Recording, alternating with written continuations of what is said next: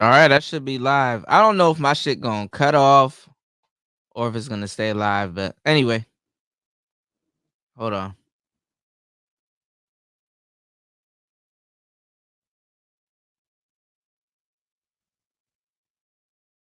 Hold on, y'all.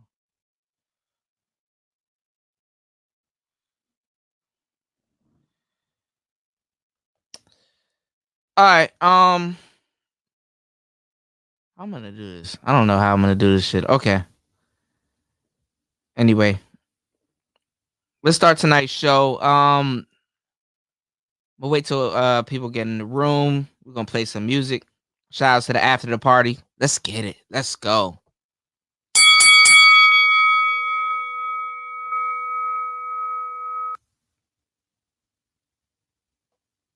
Let's get it.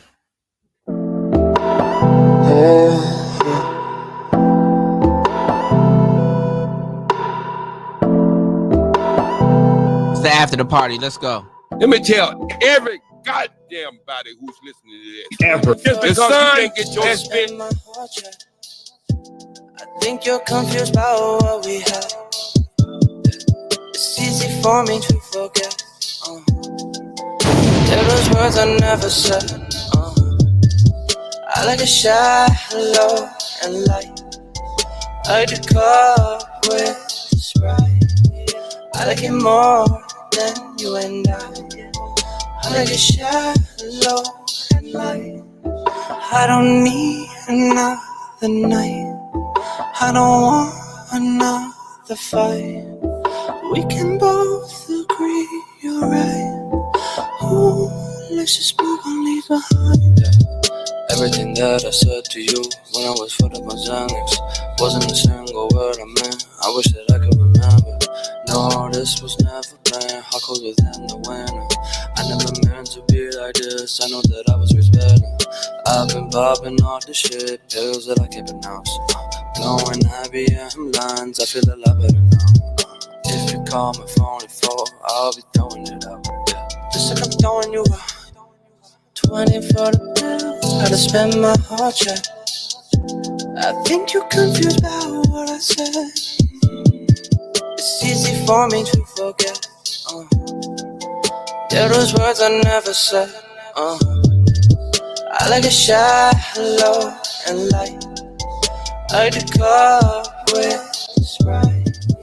I like it more than you and I like it shallow and light. I like it shallow and light. I like to cup with Sprite. I like it more than you and I. Thank you, girls. I like it shallow and light. Let me tell every goddamn body who's listening to this. The sun has been coming up for billions of years. Ain't nobody call that old. The moon has been coming up for billions of years. Ain't nobody calling that old because it works. If something works, and if it don't work, and even if it and the foundation, it. take it and retweak God it damn and make it work to your advantage. Make it work to your advantage. God damn. Zero, man. Dog. I gotta take a damn fucking dog. What is wrong with you, man? What is wrong with you?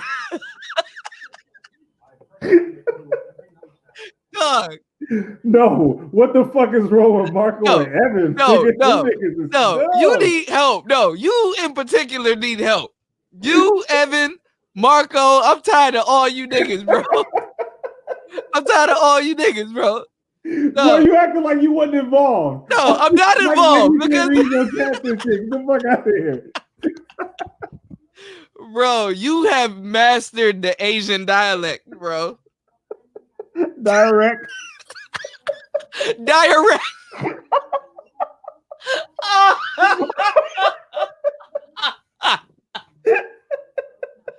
Oh shit.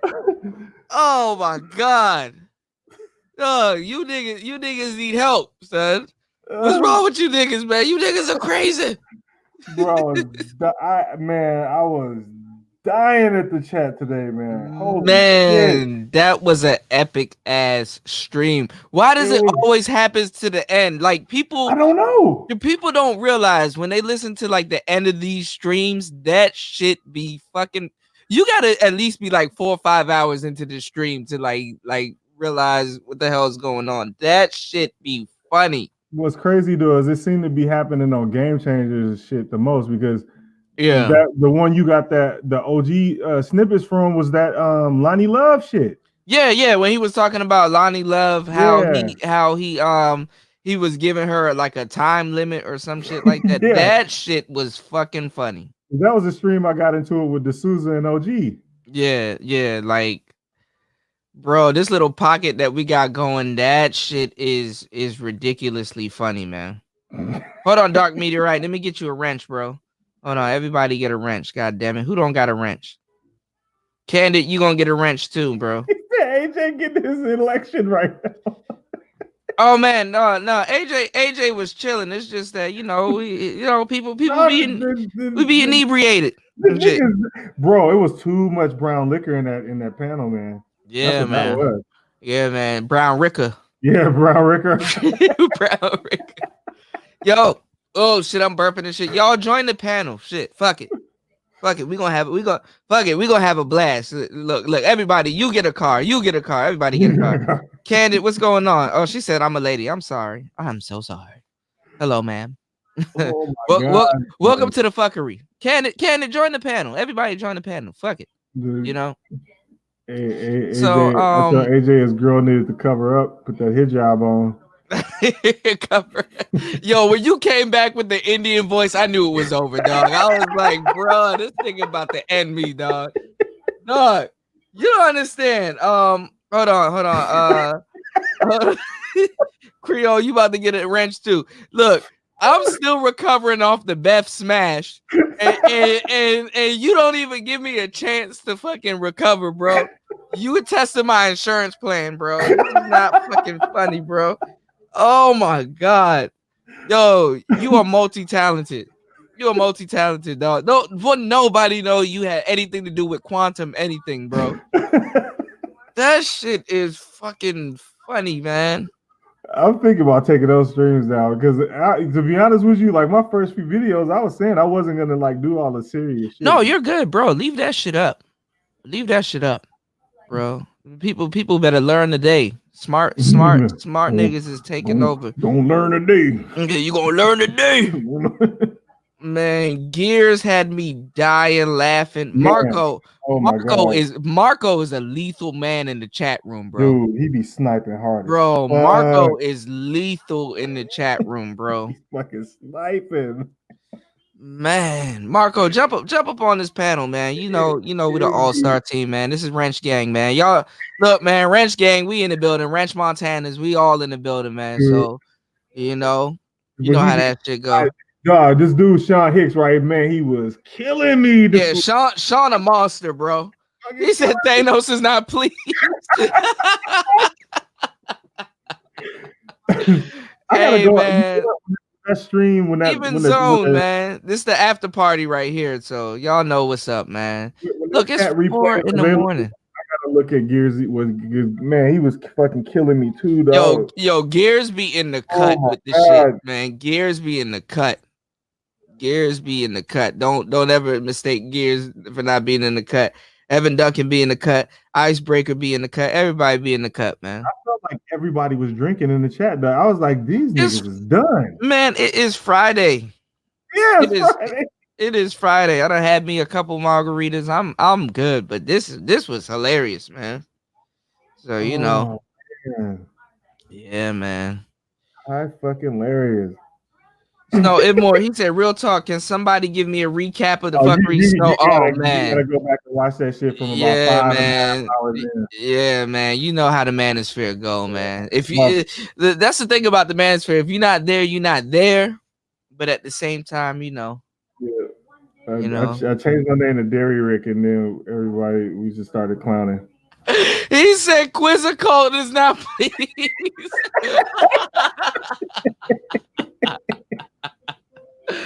Oh shit, man. Hey, look, y'all, man. tonight has been funny as hell. Tonight has been funny as hell. I've been playing a lot of Final Fantasy, man. I'm trying to get fucking Knights of the Round, and this shit is hard, man. Which Final Fantasy? Final Fantasy 7. The remake or the old one? I'm waiting for the remake. The remake should have been out next week. It was supposed to drop in March, but now I think they're saying is gonna drop in April. So I'm just playing the original game right now. I was gonna go live and play it on the stream, but I'm like, you know what? I might as well just fire up a panel, man. This is a little bit more better and I'm stuff. not gonna play that shit. I can't. I think because they monetizing the fuck out of the new one, and I'm not a fan of that. Right. A year later, when they got all of it, I think they're gonna fuck it up. I just pray they don't fuck it up, but I know they're gonna fuck it up. She was in the original game. It's like what the fuck's that about? Wait, who's the DLC? Tifa. Who? Tifa. What the fuck? Yeah, Tifa is like I know I read that she was gonna be DLC.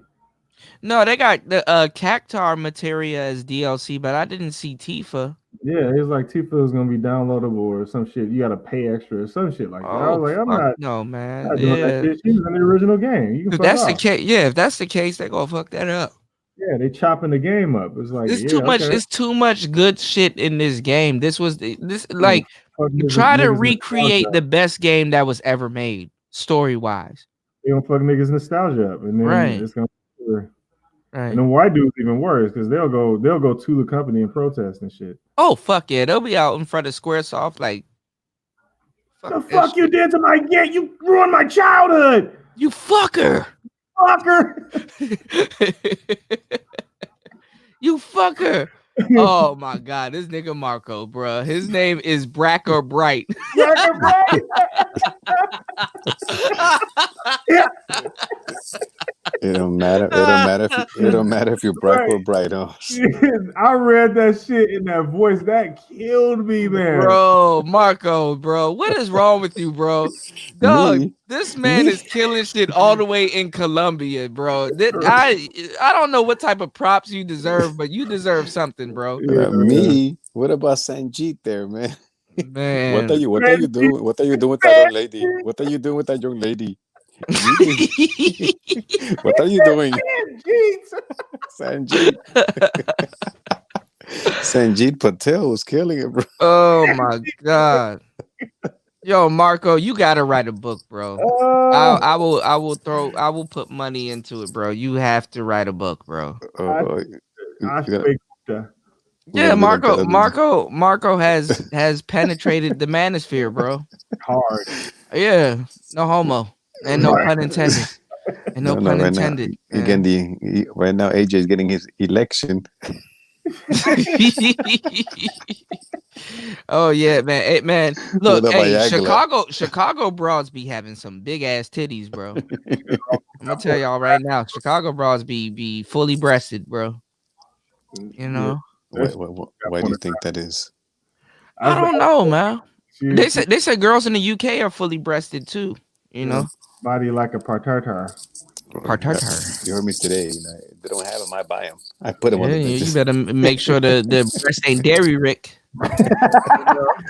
Cause all niggas be tripping, bro. Them Chicago girls be loaded, bro. They be taking Aguila. Man. Hey, man, but AJ was a good sport, man. Yeah, AJ was cool. AJ, he just passionate about his shit. That's all. He just want to have fun, man. He came in, you know, just trying to have some fun. Oh, AJ, I don't know what the fuck Zach was like. Laughing like I stepped away. I just didn't know when it turned left. But his true colors came out. He was so cool, and then he just turned into a magger. I mean, you know, look, Zero Hate. Your trolling is like A1 superb because I know on a good day I'm like, yo, that shit would get me too. What I think it was that they didn't recognize him. Well, they didn't recognize that it was him. That's what it was. They didn't really know. So no. Well, the thing is that at some point AJ thought his girl and what he was doing was being questioned, and that's the thing. Right. Yeah, it was I fucked stepped up because he away was for having a minute. fun. I stepped Yeah, but I away don't know for a what minute, I but don't know I what Zach was. What the fuck Well, was that? Zach Kept was asking. shitting on him. Yeah, exactly. I don't know was why. Zach was being a good sport. Zach. No, Zach was shitting Nah, on he was AJ, tripping. and then AJ was Oh, I like, didn't "Why know can't that. you just Okay. have fun?" And then Zach was like, "Fuck all that bullshit." Yeah, So then yeah. that's what pissed AJ off.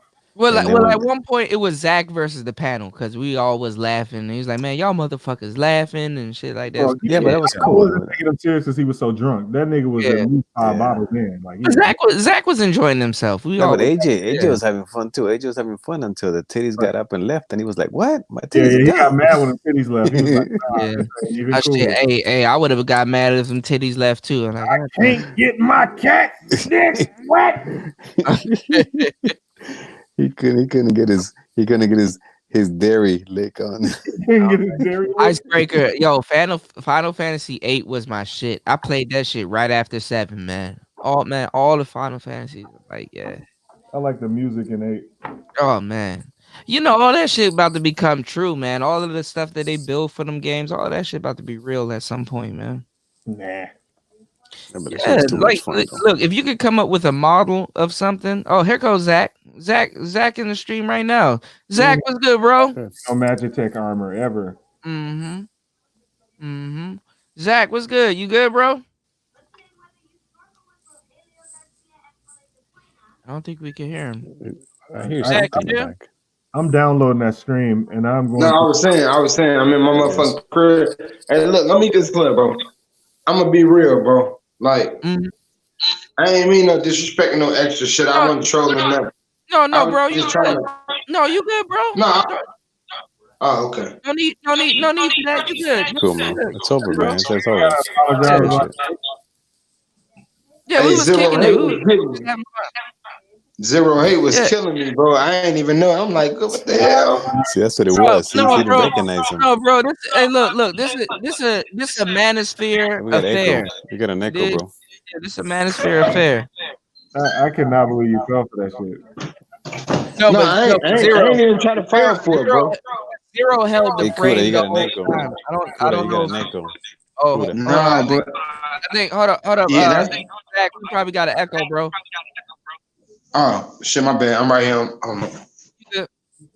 No, but Zero was holding frame the whole time. I couldn't have done that as long as he did. That shit was fucking funny. So That's you know, what it was. I think that Zach. I think he got it. That's what I mean with that accent. I think Zero. He got Zach, so he didn't know that it was Zero talking shit. I think that's what it was. I think he got lost.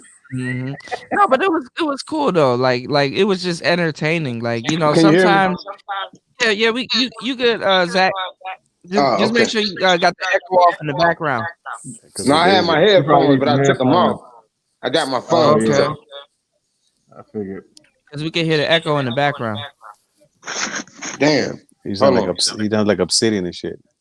But the thing is that you know sometimes you know the manosphere games are good when you know when we got a crowd and stuff like that. A lot of people like that also. So sometimes it's not really just How come Evan doesn't get on the panel, man? Why don't you get Evan? Yeah, on here, Evan, you gang. Come on, man. Evan is that boy, bro. Evan be everywhere, bro, and Evan don't even gotta do much. And this nigga be having everybody in the chat room dying between between Zero and Marco. Yeah, he's tough to keep up. I'm just following Evan. I'm just trying to keep up with Evan. That's what it is. I'm just trying to keep up with Evan and shit. This nigga done fuck people up worldwide, and he don't even realize. Did you miss it? When we were talking about It was at one point I was like, Lucky and "Yo, Blago? in your chat room, just block him, son, because you got time this nigga out, son, because this nigga about to say some shit, and he's about to fuck the whole chat room up, bro." Yo, Did you see when we had Lucky and Blago? Lucky and Blago. Bro, I'm still fucked up off the cell Rulian. I'm dog. Y'all niggas, dog. I be at work laughing and people be looking at me like I'm stupid. I'm like, dog, y'all don't understand, bro. This nigga just said some crazy shit. Oh, man, now he could be Sarah-licked too, man. Sarah-licked. Hey, but Black Caesar, man. You could just tell when they just like they. I mean, actually, Black Caesar and Ben, they both using that derelict shit. Oh my god! So tell So me what. So they've been tell me why infected. I put together a podcast, right? And all of the stuff that I was gonna be sharing on this podcast was just some old school videos from Shahrazad Ali, and basically I wanted to kill like 5 birds with one stone. Basically showing you guys how women are talking the same shit. And even back in the day, there was a whole bunch of maggles and stuff that was going against Shahrazad Ali's book, The Guide to Understanding the Black Woman. And she has another book called The Guide to Understanding the Black Man. But the Guide to Understanding the Black Woman was like a crazy ass book. And not too long ago, I was on the Prophet of Thought series, and she was on there. And this black woman called up and she was like, "You told black men to beat us." I'm sorry. I started laughing. That Yeah, shit that's funny. that shit was hilarious. She was like, "You told black men to beat us." And I was like, "Girl, are you getting your ass whooped right now?" You told black men to. Right, right. It's black women that's beating black men's ass. You told Harpo to beat me. Yeah, she was like, "You told black men to beat us." And I almost passed the fuck out. I heard that shit. And I had it at the time I was blocked on this channel and I had it shared on my other channel. That shit was fucking funny. And it's just funny what the children of what the women were talking about then have grown into, which you know what? I'll claim it. I'll just fuck it. I'll claim it. It's my generation. Like the tail end of my generation, yes. That's what it is. Just to see these girls grow up with the City Girls and Cardi B and all of these other girls in their lexicon is hilarious. It's nothing short of hilarious, man.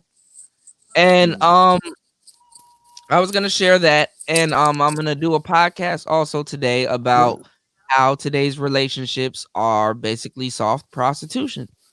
Oh, I know they're all hoes. Hey man, Yeah, wasn't that line in The Color Purple? You told him yeah, to beat me. You too hard for to beat me. Yeah. yeah. I shared it on a couple of my videos, but it seems I have to revamp it. But you told Harpo to beat me. Yeah, but I mean, that's not you like my generation, Generation X.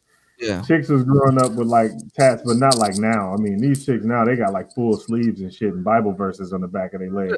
Caesar, I said Caesar. God damn it. See, I'm tripping. Zero.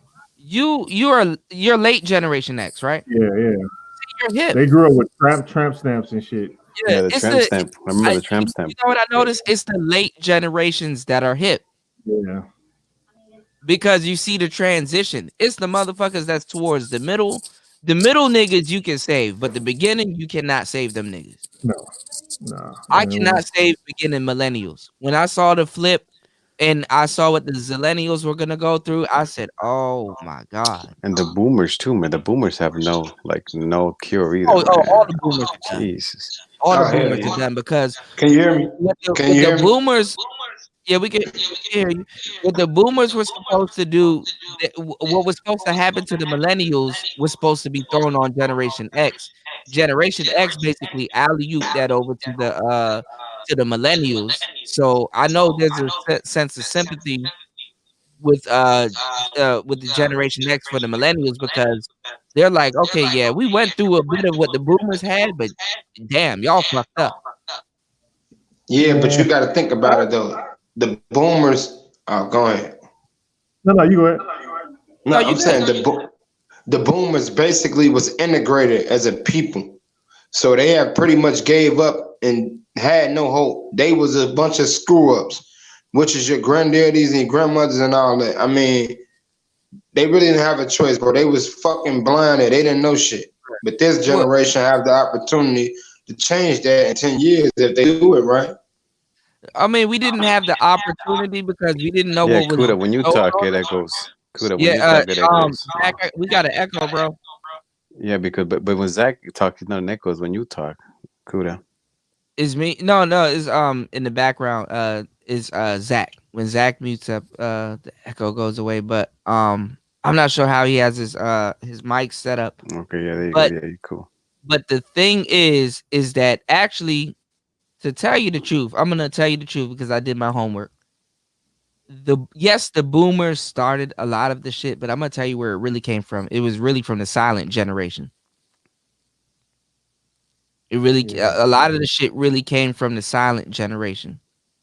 Gen X didn't really know what to do. They were latchkey kids. They were actually the freedom generation. If they wanted to go to school, they could. If they didn't, they didn't have to. Their parents were at work. And the thing is that they were bestowed what was bestowed upon them was hard work or education. They had a choice. But what was bestowed upon the millennials was like, oh, you need to get an education. You don't need to you're work. right. You don't need to work as hard if you have knowledge. I say fuck that because there was a lot of money to get in the 90s. Right. But niggas was too busy watching P. Diddy wear big ass fucking shiny TV suits. took over, yeah. Yeah, it was like, but I mean, yeah, you're right. You raised by the TV, you're gonna have like the real technological boom was that phone, that cell phone. Cell phone is way worse than the fucking before TV. that. Okay, look, in 96 when shit started going from analog to digital, there was like this big shift. Now again, white people had all the advantage as far as like it went with like computers. Because computers was as fuck. Right. But then the computer became affordable and niggas started getting them. But niggas was getting them and not doing anything with them. It was only for like entertainment and shit. We didn't utilize games and shit. Yeah, games and shit. There wasn't even bandwidth to really do shit with the porn. But niggas didn't do real work with them. Meanwhile, white dudes is learning HTML and shit. And coding is not. Yeah. So the technological boom happened, and motherfuckers was getting like these crazy high salaries before everything bust in 2001. Everything the bubble pop. The motherfuckers was getting like $150,000 to be a goddamn HTML coder, which was like the simplest in the world. But niggas didn't know nothing about it. And then if you say anything about it, nigga be like, I'll beat your ass if you say HTML again. So, let me come here with that reading. Hotmail. And you tell them, hey man, listen, man, why don't we talk about HTML? Don't be talking about him. You talk English to me, goddammit. You just called me a Hotmail, Marco. Right. You ain't no Hotmail, nigga. I'll beat your ass. But then when in 2001, when that bubble popped, all the people that didn't know what the fuck they doing lost their job, and then anybody who was trying to like get in entry level, they couldn't because they wanted everybody with experience. So all the dudes with experience had like 4 or 5 different jobs. They worked for like 4 or 5 different companies, and then they made like millions of dollars and retired, and then it was a brain drain. But they wasn't hiring new people. You have to come through the door. That's why developers, people who could write code, they had to start writing applications for free because they couldn't get in the game. Yeah. Because the bubble popped and everybody and everybody got exposed. All the people that didn't know what the fuck they were doing just bottomed out. It was and that's how all this shit happened. My generation dropped the ball just by not jumping on the internet because the internet was the biggest fucking thing to happen. They didn't do the computer, man. They didn't do the computer. Them not doing the computer. It like I was telling my friend because like he was like, oh, why you think these older niggas, not really listening to what the younger niggas are talking about nowadays? And I'm like, bro, you gotta understand, it's like Blockbuster. Blockbuster didn't think like a motherfucking Red Box or Amazon or shit would have took them over. Like you would have told them niggas a book company would have fucked you up in the future. Them niggas wouldn't believe you. If you would, dog, go to 92 right now and tell these niggas what you can do on a cell phone today. Them niggas will not believe you. Yeah, they'll lose their shit. Yeah. Not believe you. Well, you know the one that real fucked up to Go me? to 2003 and say the same shit. They won't believe you. Nah, but you remember? Do you remember the name Qualcomm? Yep. I mean, they had to jump on everything. I mean, them and Motorola. I mean, I remember Prime Code before they became Verizon. Remember voice stream and singular? Yep, voice stream singular. Yeah, but what I'm saying is, Motorola and Qualcomm, remember they had the units. Yeah. I mean, they had the heads and then everything. Then all of a sudden, you had all the LG, everybody else come out. Oh, Snow Ibmore. Netflix was a nail in the coffin, bro. Yeah. Netflix. hell yeah. Netflix was just for It some basically, for shit and giggles. Yeah, Netflix rape the it fuck out of basically black took the movie channels out of what? It took all that. You got to think about it, bro. A lot of these things, see, society elevates, bro. It moves on and it creates different markets, and people don't want to wake up with the shit, but that's what we dealing with. You got iPhones, which is a mini computer, bro. The Yeah. fucking camera is worth money, and Hell yeah. this is different from when me and you was 16, ain't it? Yeah, because they Hey, filming movies now with iPhone cameras and Galaxy y'all cameras. Oh, hell yeah. Y'all skipping hell also. yeah. Y'all skipping Napster too.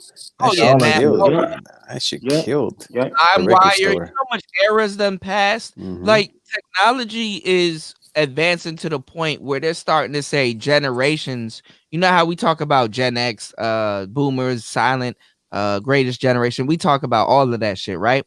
They're now about to say Yeah. generations are like every 5 years, bro. Yeah, And because they it's so might, Oh, yeah. So Oh, hell fast. yeah. Hell yeah. they might be fucking right.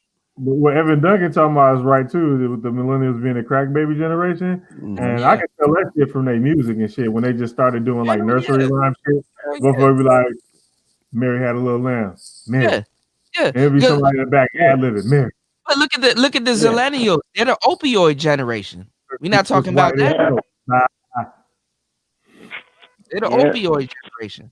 I mean, you got to think about this generation too. They do a lot of drugs and they confuse themselves. Trust me, my brother is 21, bro. You know what I'm saying? My son is 3, and I got cousins that's 18 and 19. And I try to speak all this shit from the manosphere Yeah, to him, bro. Huh? They popping pills. This generation, they popping pills like a motherfucker. Oh no, bro. yeah. See, this generation is borderline coke heads. We didn't do that when I was coming up. You mean You know, peers? we might have drunk Hennessy and smoked weed. We didn't do coke, pills, lean, Percocets, Molly. That's some other shit. This generation is fucked, bro. This nigga needs to mic up, man.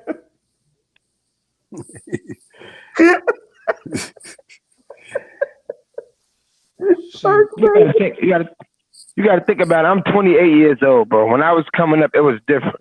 You didn't even have porn on the internet like that. You had channel 17 and 18 on HBO and shit. Hey, bro, Zach, I'm in it with you, bro. I just hit 31, bro. So I'm, you know what I'm saying? Yeah, I mean, I'm not really young, but I'm not old either. But I mean, I guess I'm in the middle. But a lot of these fucking idiots, man. When I was their age, I was cool, man. When I was their age, man, I probably was shooting hoops or some shit. I had a job. I went to school, all type of shit. Like I did the regular shit. I don't know about these little stupid niggas. These niggas is different. I don't know. Yeah, you've been through it. You've been through enough, bro. Like trust me, bro. Like this definitely ain't gonna be a panel where we gaslight nobody, bro. Because your experiences mean something too. Because like it's the same thing, bro. You know, we've all seen enough. We've seen enough. You understand what I'm saying? No matter what you've seen, we've seen enough. You know, Vision. What you got, bro?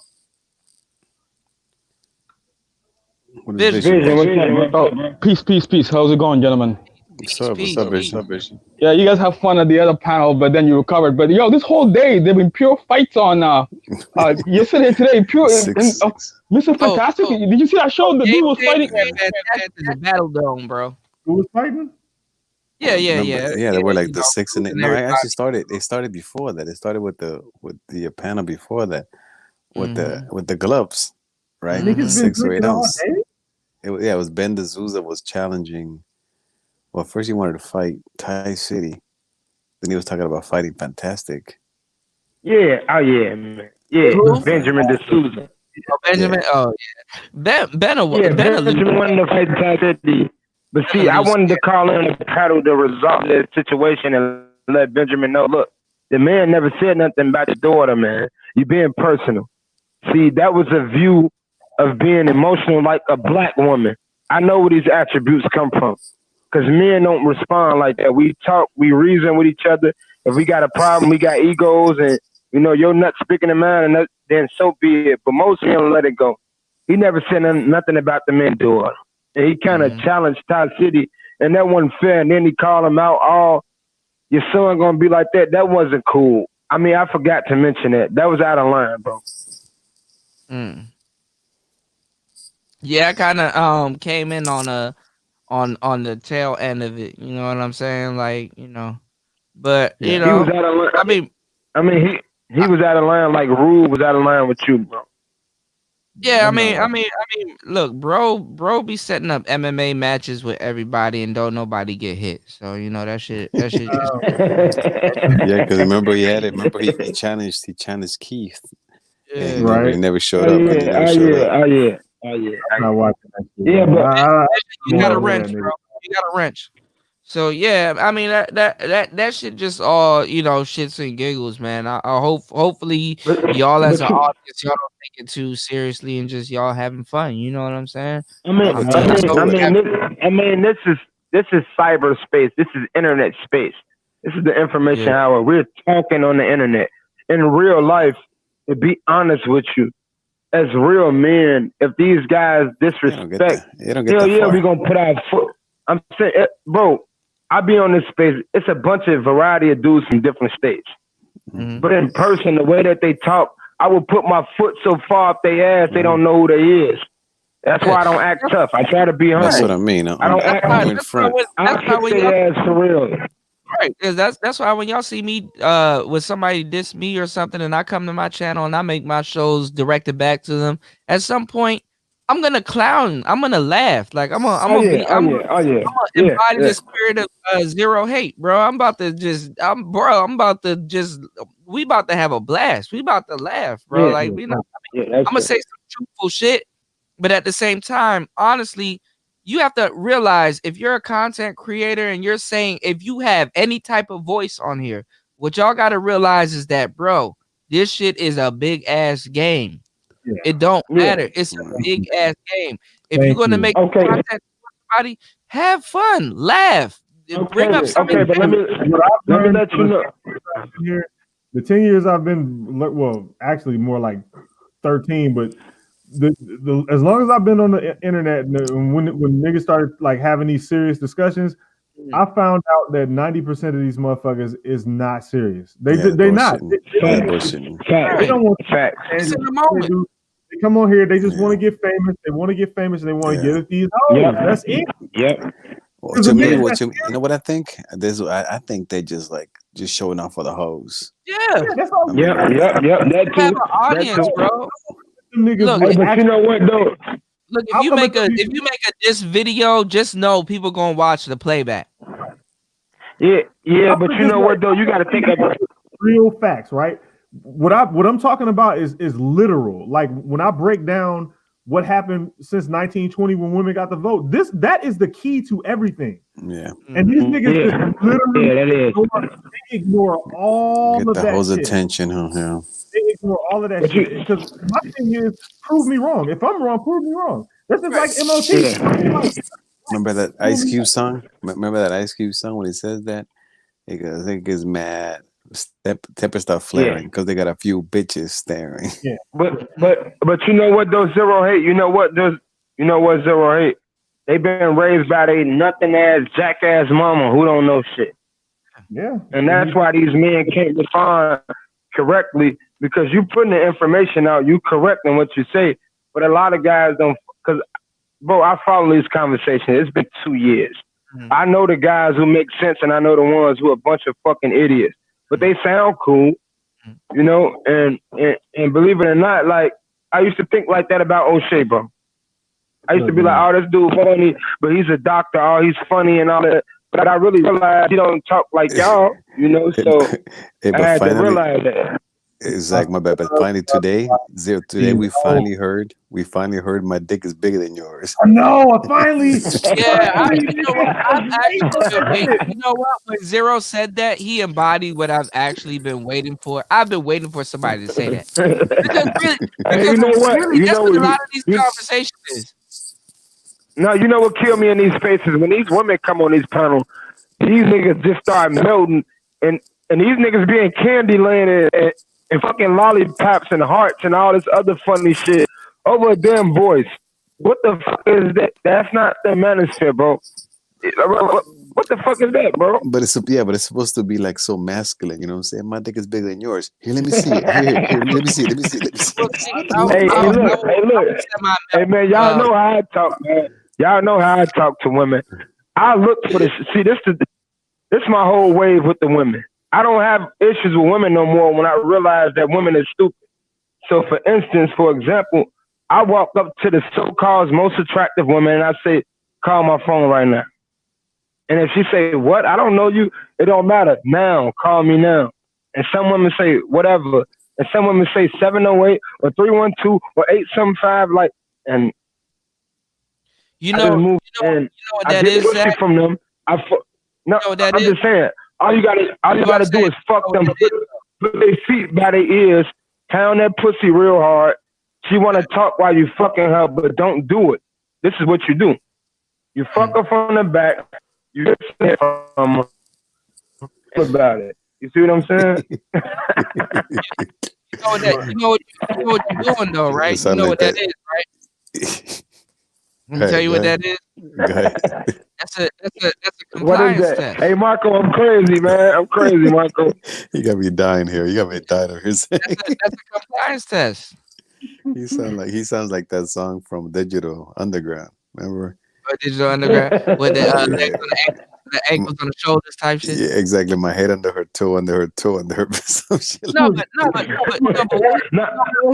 saying, we all men. We all men, bro. And what he's doing is real though, because that's called a compliance test. What he's doing, he gets full compliance with the girl that he wants, that she wants him. That's a compliance test.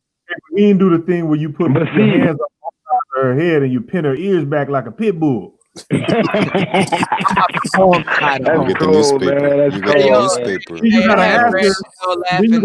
You hear me coming? You hear me coming?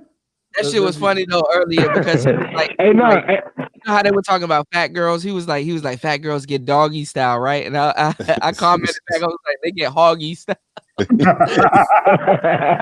Well, that was bad. I had to get it. You know what, dude? You know what the reality is? Listen, in everybody's real life on this panel, every man have their own way and have their own ego and their own opinions, bro. We know that. This is the internet. We just talking, bro. A lot of people take this shit seriously, but we just decent dudes. We down to earth, bro. We just talking, bro. There's nothing wrong with that. We all can be honest. Just some regular civilians with some game. That's all. I mean, if you got your shit together and you got stuff going, you're not a regular civilian. You're a productive man who's moving forward. But I'm saying when we have these conversations, most guys can't do this without having their emotions in that way because they've been raised by their jackass mama who ain't worth shit. And their grandmothers wasn't shit. They're a bunch of tricks and sluts. And that's the truth. You feel me? Hey, listen, a lot of women hate my guts, but they sleep with me every day. You know?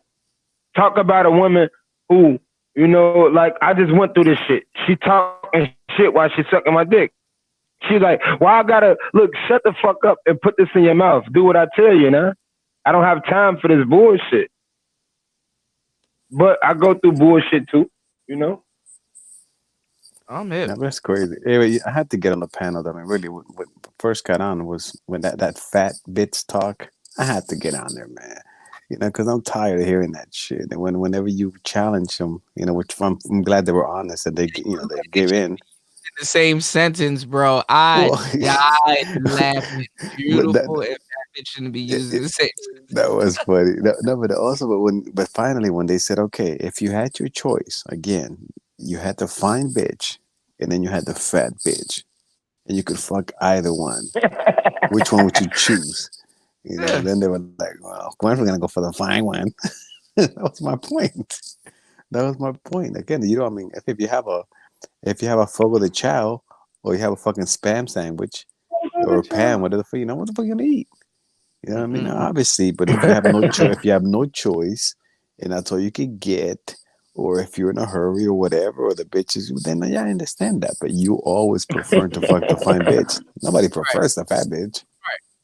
Well, you know what, though? Let me tell you something, Mark. Go ahead. If she was the if she was to go to sleep that night and wake up in the body of that skinny broad, she'd do it. Hey, but you know what? You know what though, Marco? Let me tell you something about America, Marco. What's up, This is the truth for the America. A lot of guys, bro, they don't want to accept the fact that the reality is different in their environment, even if they in a good environment, bro. So, for example, okay, I wouldn't get a super fat bitch, period, because she's not at her best and she don't look right. And people laugh at you when you walking with her and all type of shit. You know that. But when your dick get hard as a man and a fucking gorilla that you is, you're gonna, I put dick in hole. It doesn't matter what it look like. Every man do that. You get me? But to be honest, I'm with you. Go after the slim women with the slim waists and the fat ass and little titties and shit, and they wear their hair down. They wanna, go for them first. If they act stupid, then you get you a 7, 8, upgradable if it's possible. I mean, but it was funny. Marco, Also, when they said, have you ever messed with a single mother? Yes. Hell yeah. Yes, I have. Okay. And I'll tell you how. let me ask you a question though, because I asked AJ this question, and other guys on the panel, you guys can answer also. Out of all of the women that you've dated, right? And you know their names and stuff, and the women that you dealt with, which one would you had chose to be your actual mother? My mother? Like, yeah, which one would have made a good mother towards you? Like, because you've dated a whole bunch of different women, and even some of the single mothers that you've seen, and you've seen how they treated their children. Which one, if they had to be your mother, which one would you had made your mother? Oh, damn. Go ahead, Marco. Niggas don't get asked that question. Yeah, because I don't be looking at these bitches like my mama and shit. No, I mean, bro, you're not not supposed to. A lot of these, but I've only that's why I fuck with y'all, because the thing is, a lot of maggles, the type of women that they're chasing, are women that act and respond like their mother. Well, see, check this out. I gotta explain it, but I've only been with two. I've only been with two hoes. Okay. But that actually had a kid, but I knew them when they did it. Okay. I knew when they did, and we didn't see each other for like a year or two, and then they were with a kid, so I fucked them. But it wasn't like I knew him. I mean, I knew him like, it was just for all time's sake, fuck. But which one would you want to have as your actual mother? Like, I didn't know him. I didn't know him as mom's mother, and you would have her as your mother. I was still looking at them as hoes. I was still looking at my hoes. You know what I mean? I was still looking at them just like women. You wasn't paying attention. No, I wasn't. Yeah. Okay, cool. Then let me ask you this. Okay, I'm gonna answer that question. I'm gonna cut it short. Listen, that's a loaded question for the simple fact that no man wants a woman that's just like his mother. For the reason being, your mother give you orders as a kid. So, I mean, the thing about it is relatability. A woman who try to remind you of shit like your mother, that makes sense. Me personally, when I meet women, I look at them as little sex toys. And I look at women as if, you know what, I deserve to fuck your pussy real good, and you're gonna do what I tell you because I'm smarter than you. And the woman that's not on my program, they don't fuck with me. The ones that's down with it, she gonna give me some pussy, and she gonna be quiet, and you're gonna do all the things that I ask you, which is be quiet, don't think, bitch. Be quiet, please. And that's the thing with women. For your own good. No, but I'm saying, which one of the girls that you've dated would actually be proud to say, okay, that she makes a good mother. She could have been my mother. I don't know like that. I don't know like that. So my situations is different. I had a bunch of different situations with females. See, I'm 28. My life, listen, my childhood didn't mean shit only but me making enough motherfucking money. When I got like 19, then shit shaped out, I mean, I pretty much was the guy in high school that worked my ass off, bought my own clothes and all this other shit. And I mean, I met women, but I got hurt about a lot of them too. I can't lie about it. But, when my game got stronger with women, see, I went through something when I was 20 years old that fucked my head up, and I learned a lot about myself. No, you're right, because there's a period that you actually go through where you actually date somebody like your mother, and that luster actually wears off to the point where you can actually look at your mother and be like, "Oh, okay, all right, I see where you at." Yeah, but that's why I say that's a loaded question, because the man is seeing examples of his mother to see what he wanted in a woman, which is an oxymoron, because all women are unpredictable, bro. I had to learn this. I had a conversation with a chick. You know, a lot of guys talk, I got women. Look, fuck women, bro. I don't give a fuck about women. But, you know, I like to put my dick in women. That's what I do. I have a problem with that. I had to get therapy for this shit. I love fucking different women, bro. Well, and I did, bro. Yeah, I'm scared of shit. I'm scared of STDs. Bro, I'm scared of STDs, bro. But every time I see the prettiest bitch, I want to bend her over and fuck her real good. And I have a problem with that. I Let me the ones that got it too. Let me the ones. But you were going raw, Zach. No, we strap up, but sometimes after two. Yeah. Super good. Quantum gonorrhea. No, I'm saying, bro, you be responsible. But I'm saying, in my mind, I still believe that men are men, and you want to wear cute shit and be sexy around men, then you're going to give him some pussy and do what the fuck he tell you, because he's a man. Guess what? I do the fucking. I don't get fucked. And that's just the point. I have the dick. I'm sorry. Like, I mean, I don't know. I see where you have the penis. Women don't have the penis. Wait, what's his name? Of your life because you have the penis. What's his name? What's his name? What's his name? Bro, my man fucked up. I got to get. Hey, y'all let me know in the manosphere if I'm wrong, bro. If I'm wrong for thinking like this, then let me know. You're not wrong. You have the penis. You get to do what you want. Look, you know what I think, Zach? You know what I say to myself? You know what I say all the time out loud? I always say, hey, man, my dick's not gonna suck itself, so.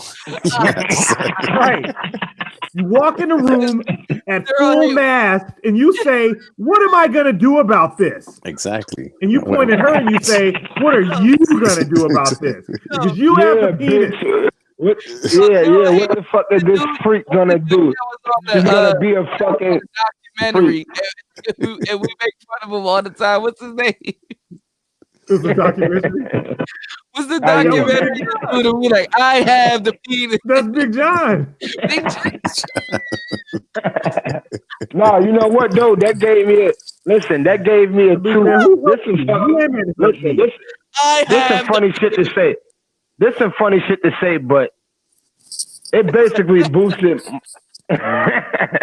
it basically boosted 2 notches of my masculinity, knowing that I have the dick and she likes to get fucked real good. They all like to get fucked. I can tell what your deal is, because your deal is damn near everybody's deal, which is a good thing, which is a woman following your instructions, bro. Yeah, man. Yeah, but guess what? At the back of my mind, all of y'all gonna do what the fuck we tell you. Y'all all gonna get that pussy up, because that's right. You know why? We get our turn. Yeah. And it ain't second itself. You know what I say to women? I walk up to women. I say, my dick is only 2 inches. But I have space, bitch. No space. You understand? No. I have a penis. No, I'm gonna tell you some crazy shit. You don't have any power. What you want to do is go in there, make me a fucking sandwich, get my shoes, and open my beer. You put it right fucking next to me so I can drink and eat in peace, okay? You shut up while I'm watching a fucking football game because I have the penis. I have the penis. No, but you know what? Think about it. If men took a more of a different approach and say, you know what? I don't have to fuck you. Get the fuck away from me. You stupid. Go over there somewhere. Then women will wake up. But since she's smiling and giggling in your face all fucking day and trying to be cute and all the seductive funny shit that you men love so much, and y'all start smiling. Yeah, you right. All of you men, yes, baby, you just right. I don't know shit. I'm just a man. That shit is pathetic. You have to look at her and say, listen. But that's the thing. That's the maggles. That's why when we talk about SYSBM, yeah, but some of your best men do that. Some of your best guys do that.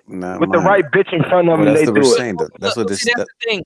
Rejection has to be in the beginning. You can't be married to no broad talk about something. Well, bitch, I'm about to do my own thing. Exactly. What's that Kuda says that all the time? But see, that's what Kuda always says, that they're one blowjob away from whatever. You know what I'm saying? Because that's what it is. Look at Marco. Look at the girl in your avatar. She will break the manosphere. Oh yeah, but just fine as that. But we looked at her Instagram. Marco, man. We looked at her Instagram. You know what, Marco, man? If she wants to get Marco, man, the cam up, she will break the manosphere. Dumb bitches ain't on the goddamn camera. Yeah, I'll get her. Yeah, but y'all gotta realize though, we overload Marco with too much in the manosphere. Unfortunately, Marco is the prime example. Hold on, listen. Marco is the prime example of what most guys want to do, which they could, but for some reason they scared of black women, and that's the issue. Like, you know, Marco, he just providing examples of lifestyle, which is nothing wrong with that. Girls, like that girl you got right there, man, she cute, man. Oh, she got an ass on it too, man. The girls that do you remember her? We looked at her. We looked at her Instagram the other day. No, but check this out. Every single girl that you had on your couch, if they all had an account and they all was to be set loose in the manosphere, I swear to God, it'll be like the 3 legendary Pokemon. It will fuck the manosphere up. Yeah, you know what? You know what though, Marco? I'm gonna tell him. You know what, Marco? Go ahead, bro. These dudes in the manosphere would have been sending money to them young chicks. Yeah. Period. Let's be real, Kuda.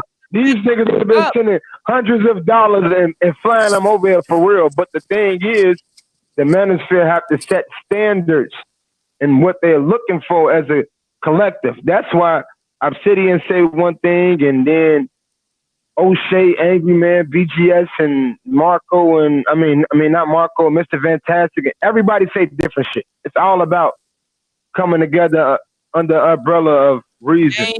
And that's hard to do. All right, back it out. I wouldn't listen. I would get her to come up, but she's actually in Brazil doing a photo shoot. Of course she is, because that's what bad bitches do. Yeah. The game is in disarray, bro. Let this motherfucker go loose on the manosphere. I'm telling you right now, it's over. Yeah, but it got to be organized, DJ Kuda. They will have to come on with Marco, answer a few questions, show a little skin, show them legs, show them hips, and niggas is gonna lose their fucking mind. All of this shit is organized. And you know what it's organized to do? It's still organized to fall at the foot of a woman, bro. The whole manosphere.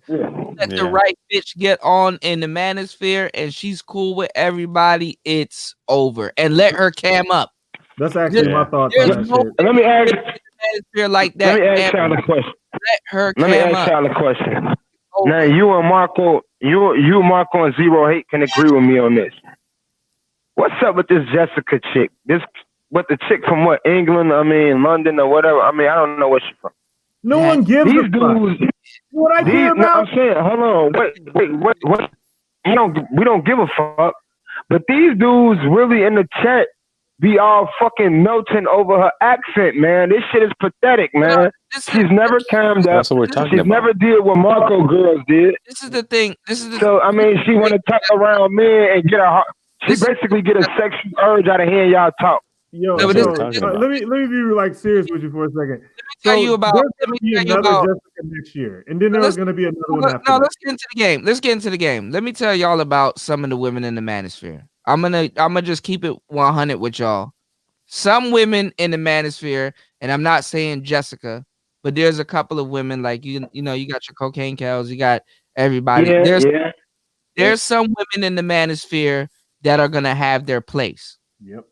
But for the majority of the women in the manosphere, there really isn't no women in the manosphere. There's a specific line of women that have listened to our shit over and over and over again that actually has a capacity to, I wouldn't say where they're established, but to a certain degree they can stay. Because to a certain degree, I'm gonna tell y'all right now, in the manosphere, we do need a certain of women, because once the heat start coming, there has to be a now they have to stand up, and they gotta do the thing is about the women that are staying in the manosphere, dudes aren't giving them a job. They need to have a job. For real. Like the Jessicas, the Cocaines, the Kendras, all of the women that are in the manosphere, they need to have a job, because once real shit start coming down, them the ones that got to be the women to report to other women to say, yo, you know what I'm saying? These That's niggas Kendra. She's the only one. they are. Yeah. And the thing is that I'm gonna tell y'all the truth. Women don't want to check other women because they think that other women's right to be free is out of their control. Same thing as a man. No, but see, listen. It go back. Let me say something. Look, let me get this out. If you want to trick with a whole bunch of bitches, for real, bro, if you come on here and explain it to me, and I'm like, okay, that's true. Like Game Changer, he explained why he bought a stove for a bitch. I understand that, because these bitches are coming from somewhere totally different. I don't give a fuck. You understand what I'm saying? But at the same time, when these broads come over into the manosphere, we need to have our women on deck to be like, yo, these niggas ain't like that. And honestly, we've been sitting up here listening to hours upon hours of manosphere content. No, these niggas ain't like that. Now, if they gonna do that, that's questionable. But let me say something. Ally with some women. Yeah, I'm gonna fuck you up. Okay, let me say something. Let me fuck you guys up real quick. I'm gonna put a couple of links on the chat. Go ahead and finish up. I'm gonna put a couple of links on the chat of the hoes that I had to let go when they expire. Okay, let me say something. When they expire. Okay, let me say something. Okay, let me say something. First off, people that's in the chat, it's a variety of people throughout the months. It's different people, even women. They don't have the guts to come on these platforms because there's too much intelligence. They can't compete. They'll get shut down and laughed at. So most people listen in the chat and they just comment. They don't say shit. They don't have the guts yet. You know, like most people, man, they can't compete, bro. This manosphere is treacherous. You will intellectually get ate alive on these platforms. It is. Right. So most women here, but the thing is, the women that is in the manosphere, the few women, they don't conclude other women because they know what it is. They want all the attention for themselves. Right. Because once you include other women, it's a variety of women that go around with ideas and opinions and conversation, and these bitches are gonna stop getting the recognition, and that's just the truth. So it's gonna be more women in due time, but right now, because you know what they're actually doing, Zach? They're actually watching the manosphere as a form of entertainment, because I even heard one girl say, yo, my girls, we together, we just watch the manosphere. Like, bitch, the fuck? This ain't no game. But the thing is, they come here for their NSA, their non-sexual attention, because they know the type of guys that they're getting with. They're not on the level or caliber or on the conversational excellence of what we talking about. Fact. That's what I was talking about, bro. That's why I say the people who have the guts to come. But see, that's the thing. The reason is that they're setting themselves up for another fool's errand, another type of fool's errand, because the thing is that they think that they can understand the lingo and stuff that we're talking about in the manosphere, and the dumb dudes that they get with that doesn't have the intellect, they think that they can control those type of dudes, and they don't realize that, okay, those guys aren't on the intellect level that we're on, because a lot of the guys that they don't know about the manosphere, but their actions, see that's another thing. See, women don't separate the brain from the actions. The dudes that they're getting with, their actions are still of the manosphere, but they think that they got them with intellect, and they still don't understand them, because the thing is that women are trying to pick their brain long enough to know that they can run their own game, and they can't. Yeah. But see, that's why I said that most women can't compete. They will literally get intellectually broke down and ate to death on these platforms by logical thinkers. This is different, bro. This not your average. I don't know. I'm just talking, nigga. These are smart men who got sense, who read books. Some of these dudes are smart, man. Shout out to Zero Hate. Shout out to you. Y'all brothers got sense, bro. It's a lot of shit y'all bring to the table. So when you be around a low class ass bitch on these panels talking about some stupid shit and make you laugh at her, bro, that's why they don't contribute to it. It's not because they don't listen. They scared, bro. They can't keep up with this shit. They could have shown some of the videos or the some of the the whole that I had to pass up because they already expired. What you mean? Go ahead and click on see that I put some links. Oh, you gotta share it in the back chat, bro. Or you can just click on the no disrespect to the LGBT, my computer is gay. I can't do the computer. What can you just go to?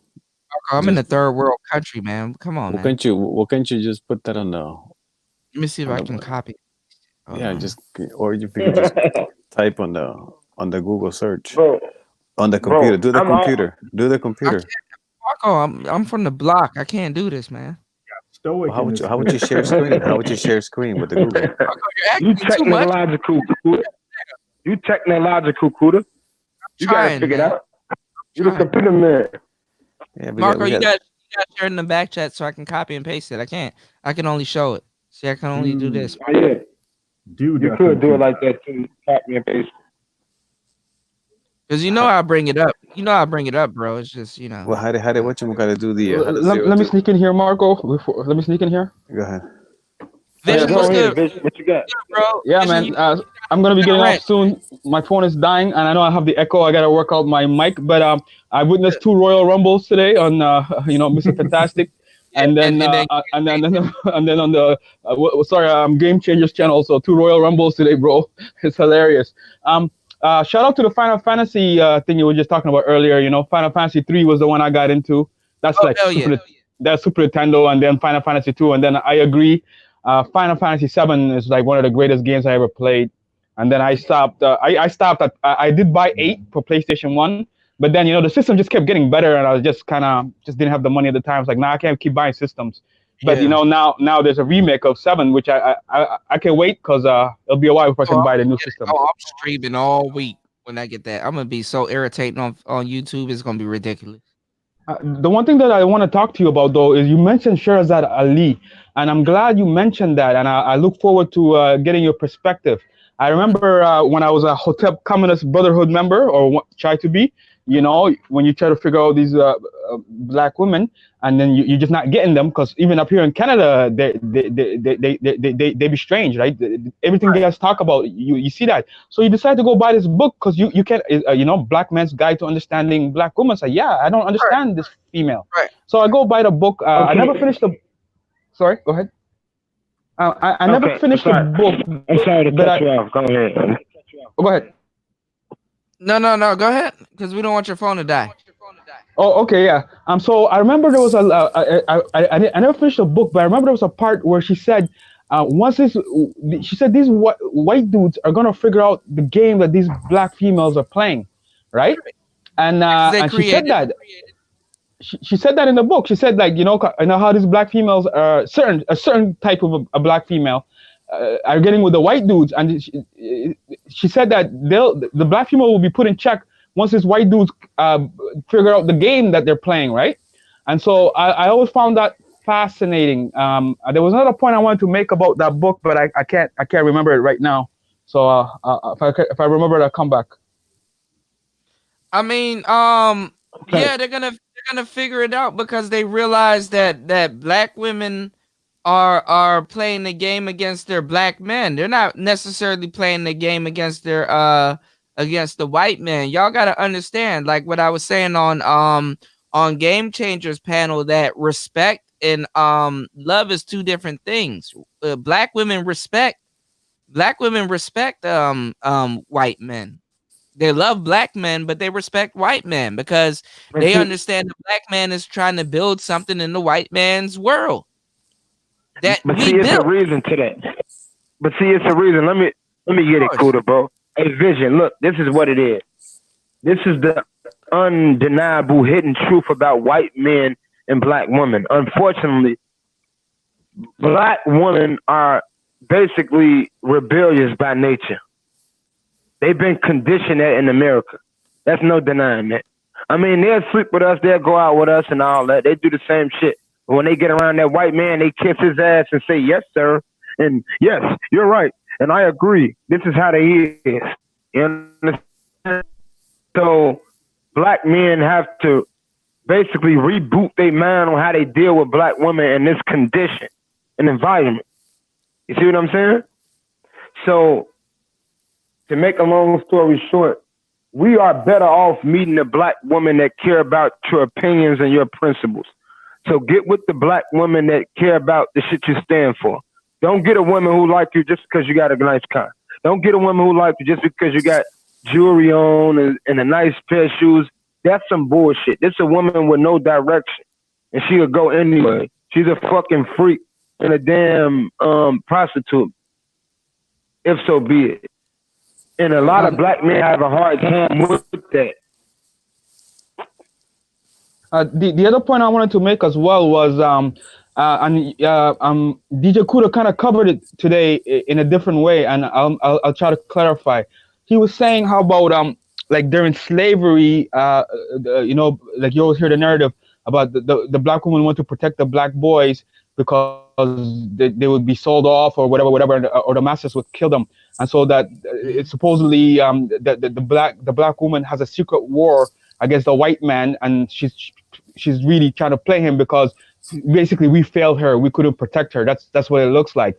Even though we fought and you know our ancestors did their best, but in her mind we didn't protect her, and so she decided to take that mantle on. So she's been conditioned to be put on the pants, right? And now it goes to the stories of the welfare system and how the men got kicked out of the house and you know what Shahrazad Ali said that I love, because you've listened to particularly the black woman, you've listened to everybody. Why don't you just start listening to the black man again?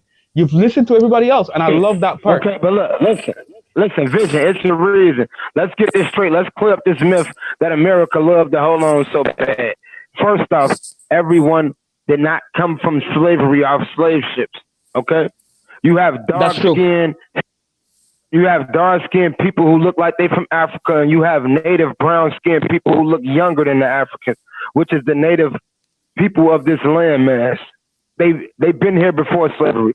These conquerors came over here on the conquest to savage their land and steal from them and murder them.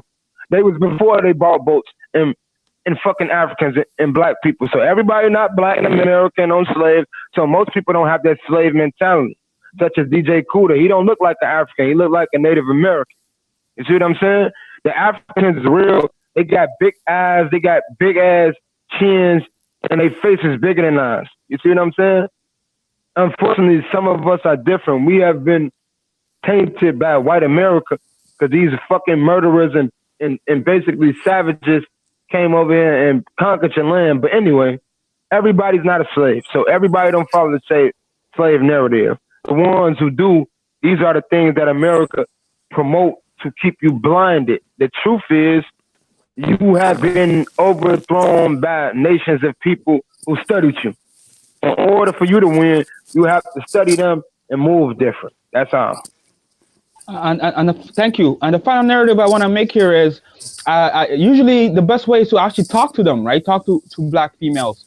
And I remember I asked one girl, like she was very highly educated, sociologist, criminology degree from university, highly educated, no kids, right? Sacrifice everything for that great job.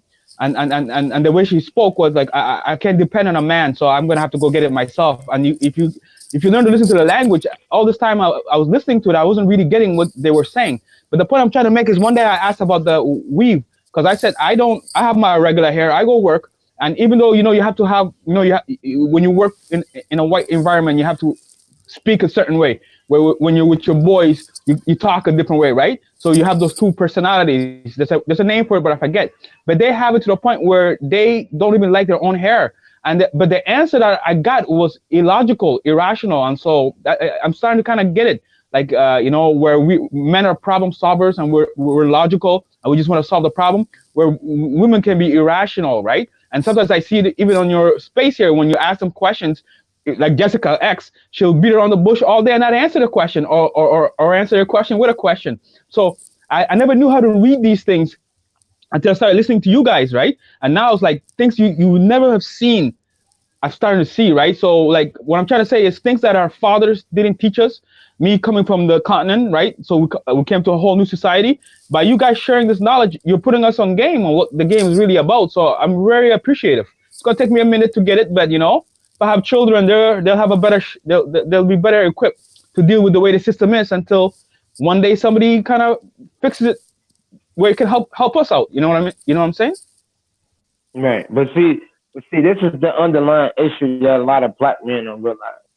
It took me 5 years to realize that black women have been compromised, and they are against you. Not all of them, not all, but most of them. They have given up their position in this society as working together with the men that look like them, basically for tangible shit that they can't even keep for years. So I meet black women every day, but I exclusively go after white, Mexican, and Asian women every day.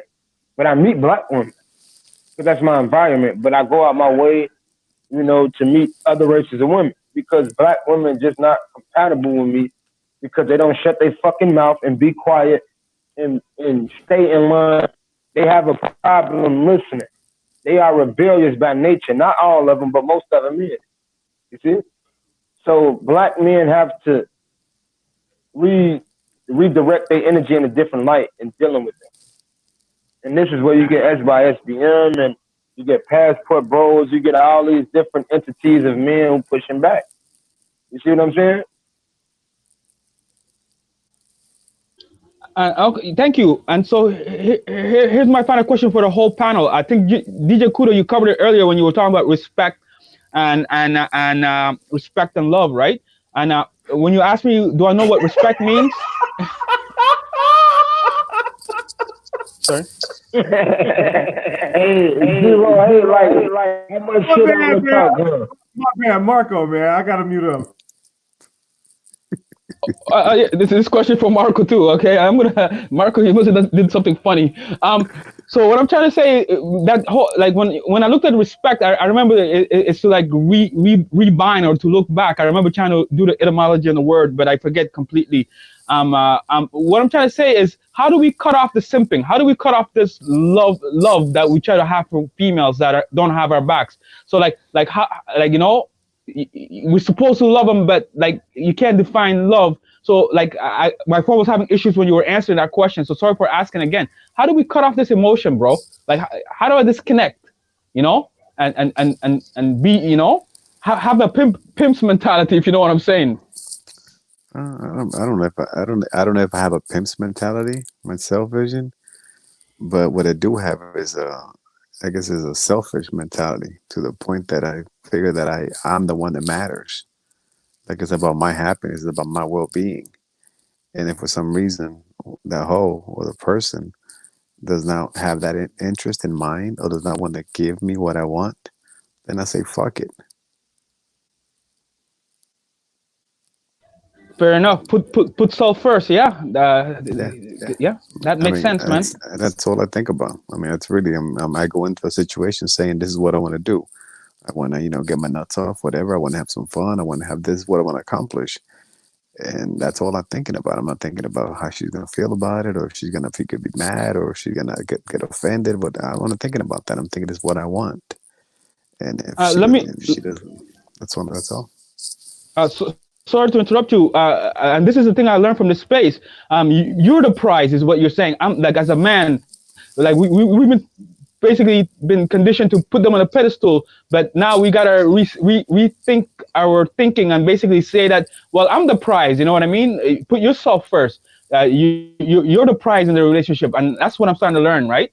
And so I'm kind of just following what you're saying, and I think that's it, guys. Thank you for answering the questions, and you carry the conversation wherever it needs to go. But keep up the great work. I appreciate it. Good luck, Vision. Good luck, brother. Right. Charge your phone. It's still good. Let me give me a second here. It's at 21%. So yeah, I'll be able to listen to the rest of the conversation. I'm just getting off work, so I'm just gonna be catching the bus home. And then if the show is still going on, I'll just finish the show there and just watch the playback and just listen to you brothers build. You know what I mean? All right, brother. Do your thing, Adrian. Thank you. So they cooled the Flintstone. Did he finally figure it out? I have no idea. That shit was funny as He's a caveman. He's Flintstone. Hold on, my bad, y'all. I'm back. Y'all hear me? Come on, Flintstone. I'm learning how to do the computer, man. Thanks, Vision. No, Vision, I was listening to you, man. Yeah, no, you're absolutely right, man, bro. You have to separate. He doing the full play on the computer first. Yeah, I'm from the block. I'm illiterate, so I had to bring up my other computer. But anyway, Vision, yeah, you definitely have to separate love from respect because they're two different things. You understand? And that's the thing about it, man. Like love and respect are two different things, man. A woman can always remember that, fellas, man. A woman can love you, but that doesn't mean that she respects you. You understand what I'm saying? And that's all. Or vice versa. Yeah, or vice versa, man. You can love her and don't respect her. That all comes. She can respect you. I mean, she can respect you and not love you. Yeah. So all our R&B singers was wrong? It's compliance test too. Wait, say that again, Zero. Sanjeet, go ahead. I said, so all of our R&B singers was wrong? Yeah, man. So you can't go with Shy. Shy was tripping? Don't listen to Keith Sweat, man. If you listen to them beggars, man, they'll have you fucked up. No, you know who's the worst? You know who the worst beggar? Levert. Yeah. Gerald. Oh yeah. No, my generation, Freddie Jackson. Oh yeah. All of them niggas, man. If you listen to a nigga from the 90s, you're done. You're done, son. You better cut it off at Brian McKnight, like shit. Wait. Do you remember that Orange Juice song where he kicked the girl out? Remember that one? Exactly. Back in the day, that's in the 80s. City Rabbit, Trace of a Kids. Don't you know that? All right, so this out the milk. This is the first one you sent me, Marco. It's called Cali, citycali.com from Lady, what's her name? Lady. Orozco. Lady Orozco Toro. That's her name, Lady. Oh, see, you gotta teach me how to speak the Spanish. Orozco. Oh shit, Toro. Modelo. Hold on. All right. Let's check it out, y'all. See, this is what when they expire, this is what I have to give up. This is what happens when you expire. Okay. You're done. Can y'all hear it? Expiration. Hold on. Y'all can hear it now, right? Yeah, we can see here. Oh, she's cute. Oh, man. Get rid of the banner. All right. Now, hold on. Let me pause it right there. She has a manly face. Is this a man? No, she's pretty handsome though, but she's no. Okay. Get rid of the banner. Get rid of the banner. It's a handsome bitch right here. Hold on. Get rid of the banner. Let me get rid of the banner, y'all, because the banner always be fucking up the actual videos, man. So we've done this a couple of times. Okay. All right. We're gonna get rid of the banner. All right. This is a handsome woman right here, Marco.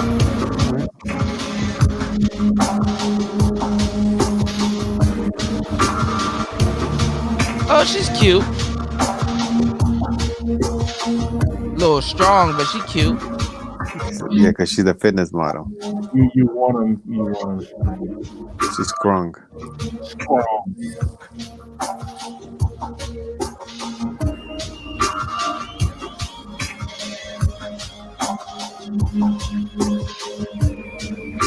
Oh wow. A little strong, but she cute. So those armpit hairs grow out.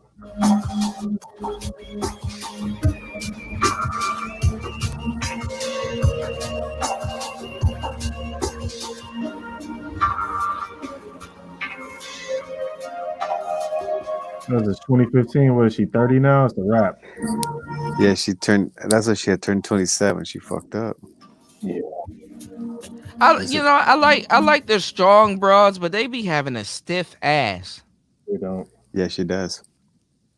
She's cute. Oh, there were some more links. Yeah. Then I show you her. Hold on. Then I got some more links. Then I show you. Then I show what she looked like before she turned 25. Sit and spin. Was that one of the girls that we had in one of the videos? No. Okay. No, this one's already expired. Okay. Damn man. She already expired, so she can't. Man. So she can't be. He said that's a damn man, bam. No, but see, no, but Slow. Hey, Evan said, "Is that Tom Wills?" what's Tom Wills? Oh shit. Okay, y'all. So look, for all the 20 people that are here, this is the part of the show where we're gonna cut up. Okay, look, all three of us, and damn it, Dwayne is not here to add in his extra commentary, but Dwayne is here in spirit. Every time that nigga talk, I just want to be like, boop, boop, boop. Every time. He sound like a Jamaican rap video every time. But you know, Dwayne is not here in spirit. But you know what? We gonna cut the fuck up in the spirit of Dwayne. So you want to come down, my brother? Yes, man. Yeah, man. All right, hold on. We got a new video from Marco. This one is Thomas Dufant et Iran Arberet What? Le Pew des All-Star. Hey, Marco. What the fuck did you say? What the fuck did you say? I just shared your link. Hold on. Let's screen share this. Let me see what the fuck. Marco, whatever you sent me, please don't get me flagged. Hold on. Let's see. Hold on, y'all. Boom. Share screen. Share audio. Let's see what this is about. Okay. We are up. All right. Let's see what it is.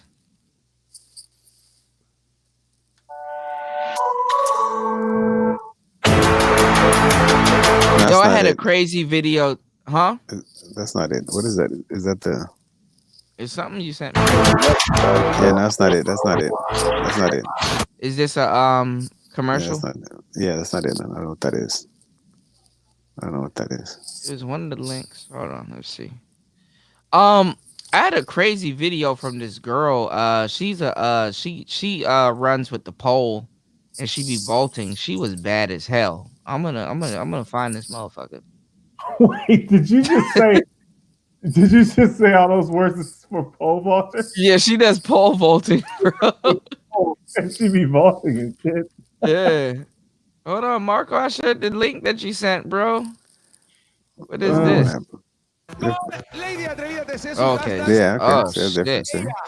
Yeah, that was a long ass commercial. That commercial was like 6 minutes. She looks happy. How can she slap?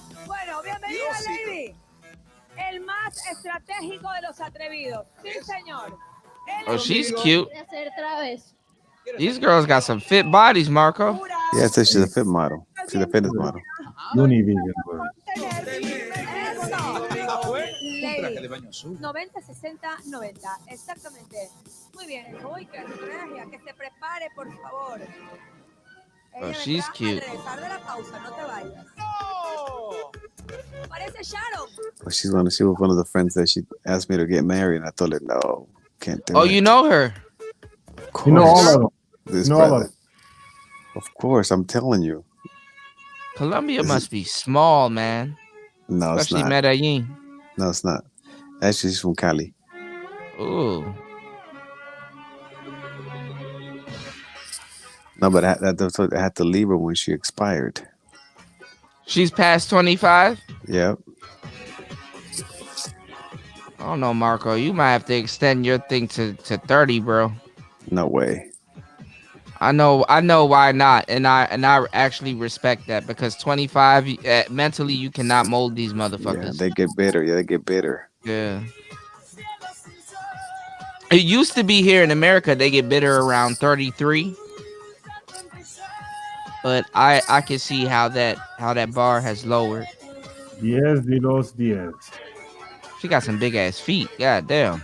You looking at her feet? Yeah. Damn. I got a foot fetish. I don't suck toes though, but I look at bitches' feet. If you want to know a woman's age, fellas, look at her neck and look at her hands. Her hands there. Thank me later. Look at her hands. Her hands is a dead giveaway.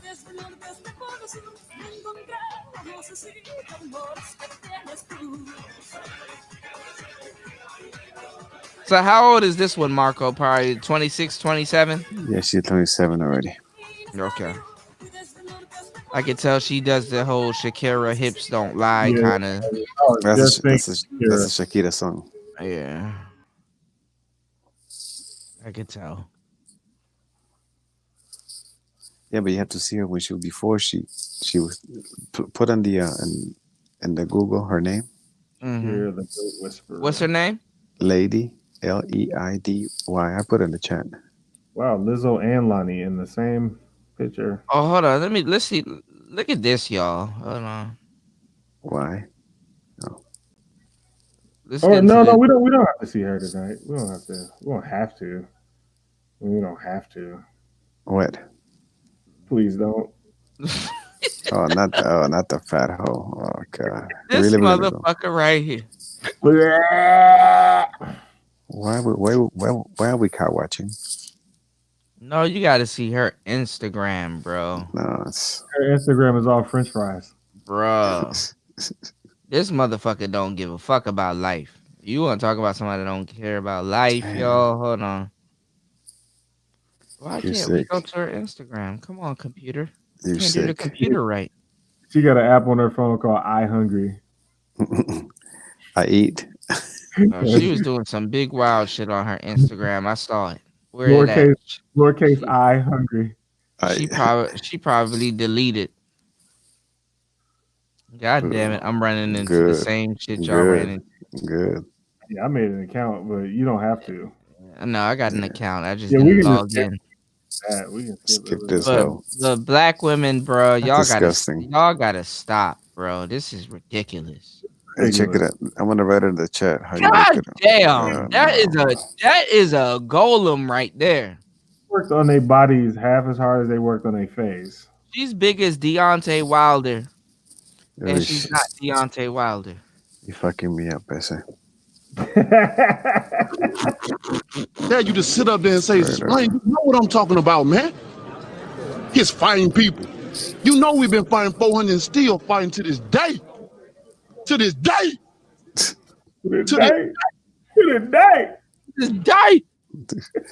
See, Evan got it. That's belly first. That is belly first. I cannot believe how angry motherfuckers was tonight. That is hilarious. I'm still thinking about that shit. What you mean? It just went left fast as fuck. I mean, yeah, it's Friday, man. People often do say, you know. The funny part is, it got to a point where the conversation was like indecipherable. Just talking. Like after a while, you didn't know who you were arguing with. You were trolling so much people, you didn't know who you were arguing with. So when I first came in, it was two dudes that sounded alike, and I couldn't tell their ass apart. And I was like, one of you niggas got to get a picture. Yeah, it was between Zach and Caesar. Yeah, I'm like, one of you niggas better upload a GIF or something. Hey, come on. Take this ugly ass bitch off the screen. Come on. Bro, she had the nerve to wear a Sakura suit. Come on, homie. That's some sick ass shit. Bro. She got the chicken wing arm, bro. That's some sick shit, man. Yeah, but what I've learned about the manosphere is somebody will be proud to be with that. They'll tap that. Fuck yeah. Be with it. Nah, man.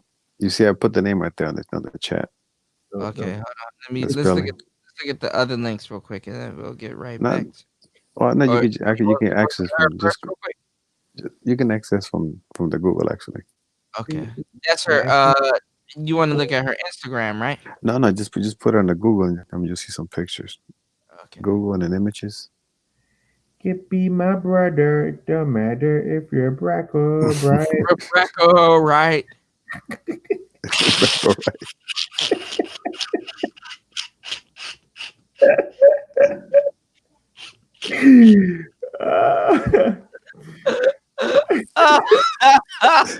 Now you see why I was laughing so hard. It's so stupid.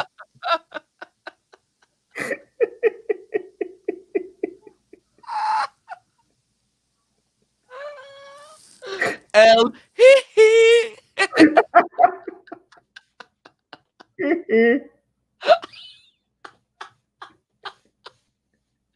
Yo, Michael Jackson was the only person that I know that can have like a front row of Asian people fainting, son. That shit was Yeah, oh, she Michael, is bad. She got big up Michael, body though, but she is bad, Marco.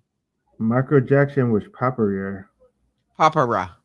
Popular. Papara. She is cute. Yeah, she in there.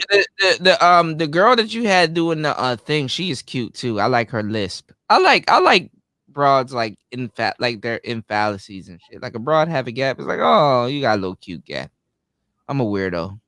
This girl is cute, Marco. God damn. Yeah, go to 26 for Yeah. But you know, bros, they work out and then they get a little ego and shit. It's like, bitch, you just a little fit bitch. You're on the same mission, but you yo, bro. Yeah, exactly, bro. That's exactly what I'm talking about. That's a lot of chicks that like if they just lost weight, they be in there. They be in the well, game first see round that draft pick. right. That's the thing with women. All they have to do is one thing. Yeah. You, on the other hand, as a nigga, you gotta be goddamn multifaceted. And shit. No, the crazy part is in Minnesota, like I'm what they call Minnesota short and shit. Okay. Because the 6 feet ain't shit in Minnesota. He's a bunch of giants Why? running around this motherfucker. What, so 6 feet is like the new 5'10" in Minnesota. Short in Minnesota, yeah. It's a bunch of giants running around this bitch. Mm. Even the girls are tall here. She's cute.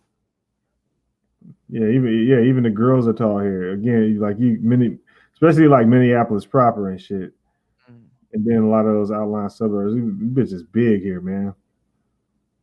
Oh But shit, Marco's backstage. It's a thing when you got the whole page up, you can't even really tell. Yeah, I got you. No, I said, but listen, but when I traded her in for her little cousin, her cousin's 23. So Her little cousin? well, I mean her younger cousin, 23. Is she actually a littler cousin? Because I mean, some pictures she's like sir.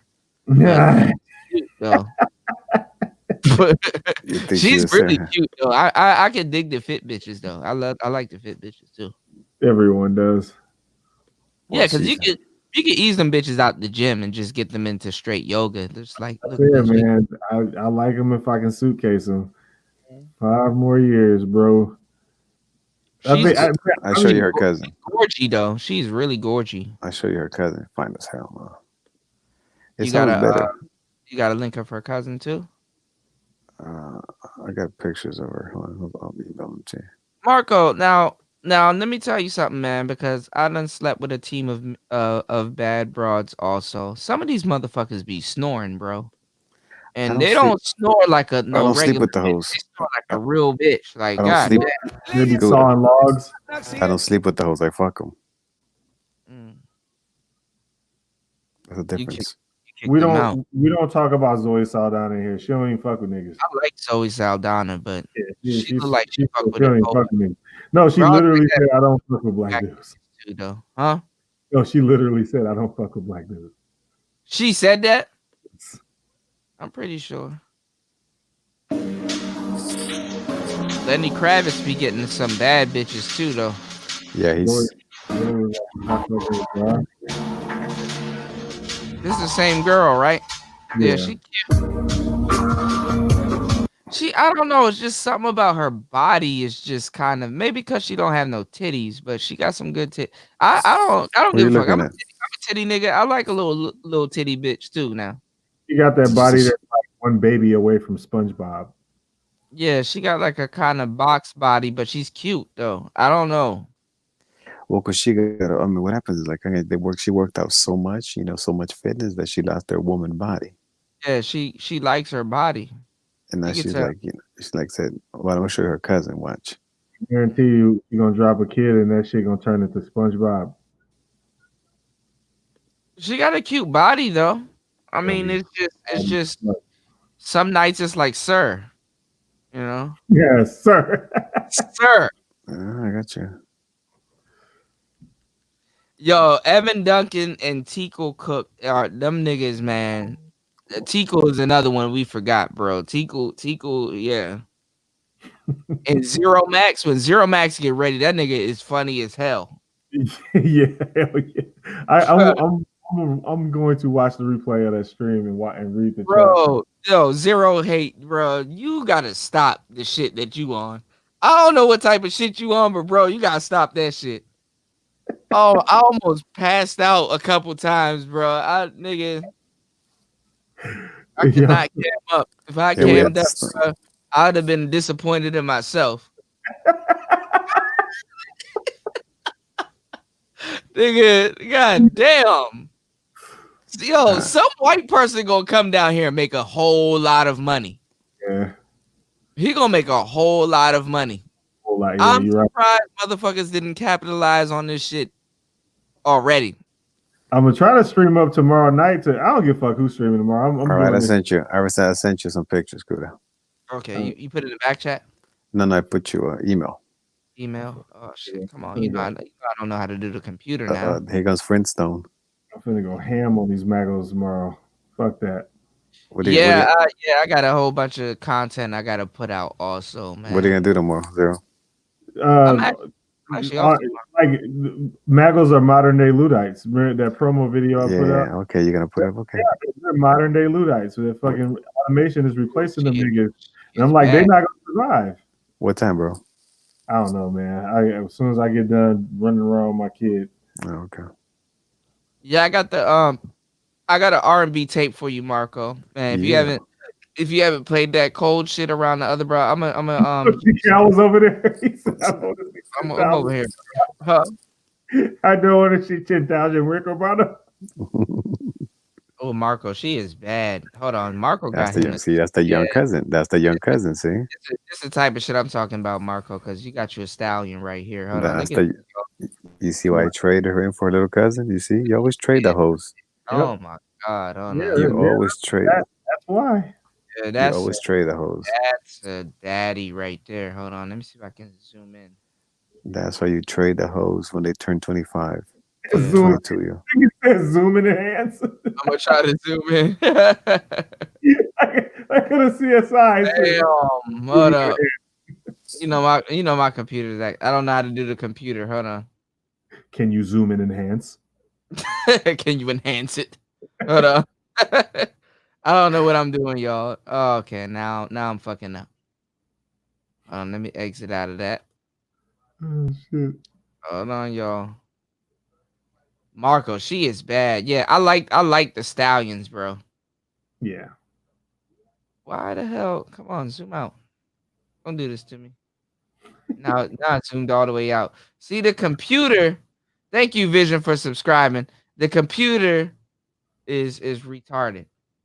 Is we taught Ed. Cocaine. She is dope. Oh, you got you a stallion, Marco. You got you a stallion. Yeah, she is. Oh yeah. Oh yeah. Oh yeah. And see, look at the arm around the waist. There is a masculine presence, which is this is called etiquette. Okay, natural feminine. God damn it. Women will feel upon you like this.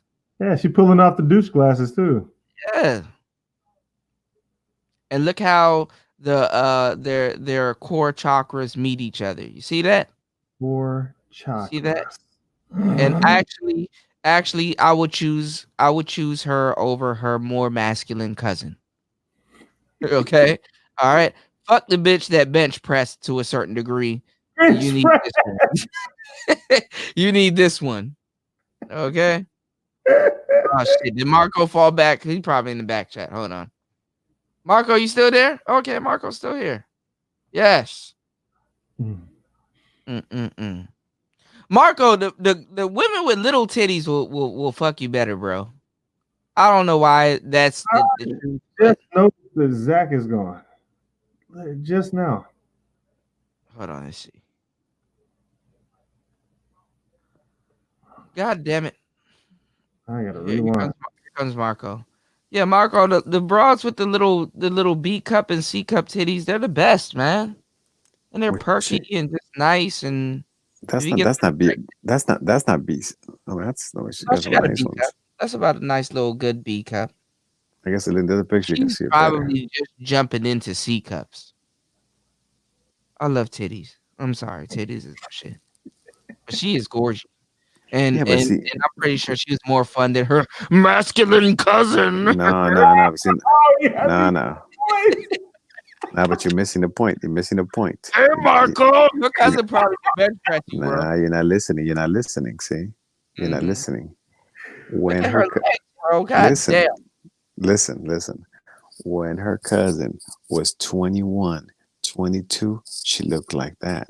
But what happens is, since she's been a fitness model, Mhm. then she gets fucking, her skin gets tighter and tighter. And then all of a sudden, the fucking years come on.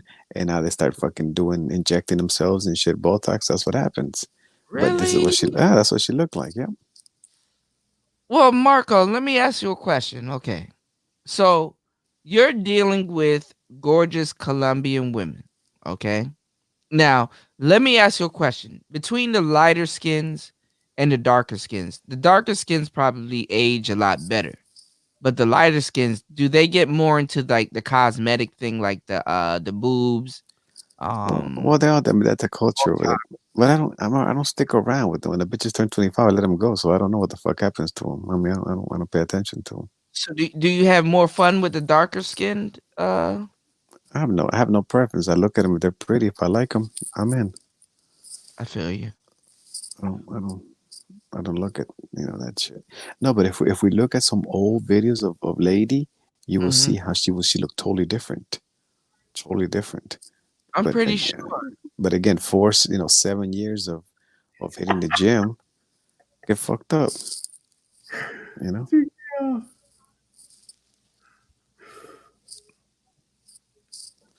Anyway, That's but wild. just don't fuck with old bitches. It ain't no fun. And You know what? imagine she ain't even I can 30. agree because even me and my boy Minister Jap, shout out to my boy Jappa. After a girl is 25, there is no imprinting. There is Nah, nothing you can literally do well, from the it's just age of 15 to 25. You're done, son. You ain't got enough game, man. When they, Even when if they you get have enough game, it's not worth it.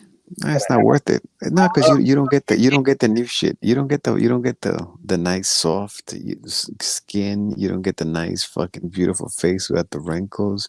You I don't gotta get, like go you said, the veins and shit. You don't get none of that bullshit on the hands. You don't do that. I mean, buy you a it's pair boring. of Timberlands and then tell that bitch, hey, like I got that. I got the dick. That's the only word you use.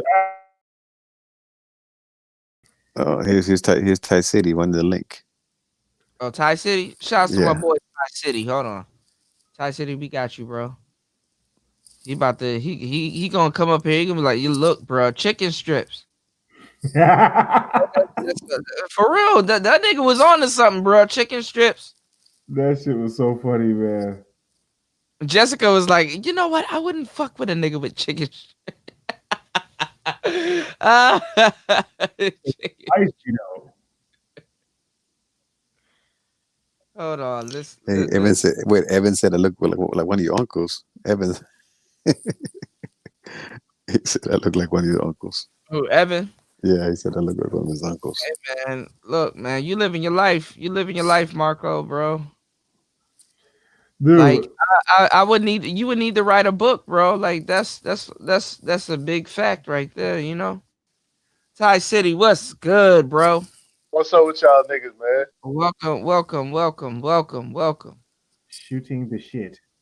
Yeah, Shoot, man. Man, I got, shit. man, what's going on out here, man? God damn. Bro, the game is in disarray, bro. I already What told the fuck is going on, my nigga? God damn, man. I got niggas want to fight me, nigga. I don't even know you, bro. you. Wait. Who set up a fight with you earlier? Because I kind of heard a little bit about it, but I wasn't, you know. Benjamin D'Souza? Oh Love shit. it. Yeah, that nigga's awesome. Bro, it's too much, man. Like, my nigga, I can't get involved with, it's YouTube, my nigga. We state our opinions, bro. Somebody call you out. You just got to deal with it, bro. Manosphere is YouTube. I'll never threaten anybody on YouTube. I'm a real live street nigga, bro. Cool, bro. Good snitch. Hey, bro. And I'm gonna tell you. I will never act tough on YouTube, though. I swear to God, bro. Ty, let me tell you some real shit, bro. I'm the same exact way, but I'm gonna tell you right now, bro. Don't take none of this shit seriously. No, I don't. That's what's funny. It's like a motherfucker wanna. But it's the thing. Ain't nobody about to pull no Draco out on no goddamn live stream. Nah, that's what I'm saying, bro. You gonna have fun. You gonna have fun. That's all you got. Nah, yeah. But that's what I'm saying, bro. I don't want anybody coming at me trying to set up a fight and all this shit. It's like, bro, come on. This is YouTube, man. I actually found things that I enjoy to keep me away from shit like that. You know what I'm saying? Like, in real life, bro, I'll burn one of these niggas, bro. I'm not finna be fucking playing around, you know what I'm saying, threatening people and shit. That's corny to me, dog. You know what I'm saying? Yeah, just have fun, bro.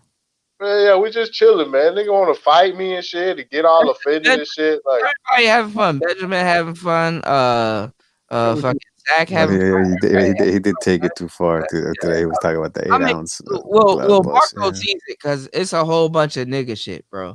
Some of the shit that go on, I'd be like, yo, Marco, bro, I apologize. That's just funny. Yeah, that's funny. But we don't have it, because you gotta write a book, Marco. You gotta write a book, bro. I'm for real. Please write a book. You know what the first chapter is gonna be, right? The first chapter is gonna be. It's not gonna be about fat bitches, but it's about to be about bitches that's under 25. I know that. Hey, what was y'all niggas talking about chicken strips earlier? Expired pussy. No, we said when you got on the panel, you were gonna say something about chicken strips, which is yeah. Like what they spicy though. Yeah. You know, I mean, I'm trying to tell y'all boys, man. Y'all, you know, y'all dealing with women who won't even eat chicken strips, man. I mean, they already got you in the pocket. That's a thought. Wow. Yeah, that's a thought meal right there, man. Shit, I'll eat some goddamn chicken strips. Fuck the bullshit. Yeah, man. Chapter 1. Stay away from niggas love a woman who's like, man, you know what? Let's just go grab some chicken strips real quick. Yeah. Let's do that. I wish a bitch would tell me chicken strips. Bitch, you already out. Oh man, zero hate, man. Thank you, man. I'm real derelict, man. Y'all ain't got no sense, you black women. Your men treat you like the dogs, like your dogs. They walk all over you. They make you pay the bills at home, and then the preachers pimp you in the churches and make you pay the bills. Y'all crazy black women buying these black men. Wait a minute. Where you get this from? $1 billion for a nigga to ride around in a private jet, and you talk about look at our pastor. What's wrong with y'all women? What's wrong with you? What's wrong with you? What's wrong? Where did you pull that from? Out of a poor neighborhood and buy himself a private jet. What's wrong with y'all niggas? What's wrong with you? Where you pull that from? Women, what's wrong with you voting for Barack Obama? What's wrong with you? Yo, RBR would have a heart attack, bro, if you played that on him, dog. Yo. Hey, cool. I do got a question though, bro. That's good, bro. Did you build your setup? What you mean? Did I build my setup? Are you streaming through a gaming PC? Yeah. I bought all my shit organically, bro. Usually when you start a YouTube channel, people are supposed to donate to you and you run your own business, bro. I built my shit from my own money. I put my own money. No. I'm thinking about doing the same thing, bro. I want to build a rig, bro. Hey, bro, holla at me. I got you, bro. I'll tell you how to do all this shit. You take. But see, this the thing, bro. Like, yeah. I hold a high level management position at a company, bro. I don't think I want to be on camera like that, bro. I'm gonna still do my thing, but man, I just after all this shit happened, bro, I'm like, man, niggas, ain't no telling how long they gonna go, bro. You got enough personality to not be on camera, bro. Hey, Ty City. What's up? Why don't you go let the man bus driver get you a big fucking metal helmet? Right. Oh, camo with the helmet on? I can't do it, bro. I'd rather be a fucking tattoo sketch. I'd rather be a tattoo sketch first. Yeah, get the 300 helmet and you good. Anybody speaking truth to power, cam up. I do not believe in doxing yourself for this shit, man. Yeah, I've been doxed myself. Check Oh, it out. you said Cool, I'm putting- what'd you say? What'd you say?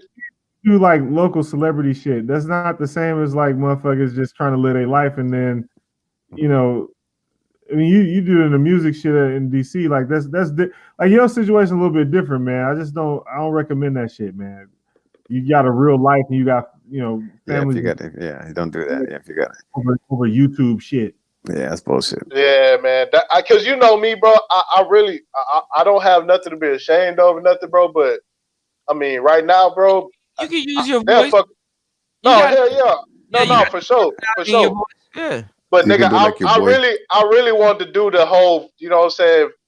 I was gonna build a whole rig, bro, and just start streaming 4K high quality shit through a mirrorless camera and shit. You know what I'm saying? Like, get you a gaming PC and get you a Brio camera. I got a Brio, but the new Brios. But I ain't camming up, fam.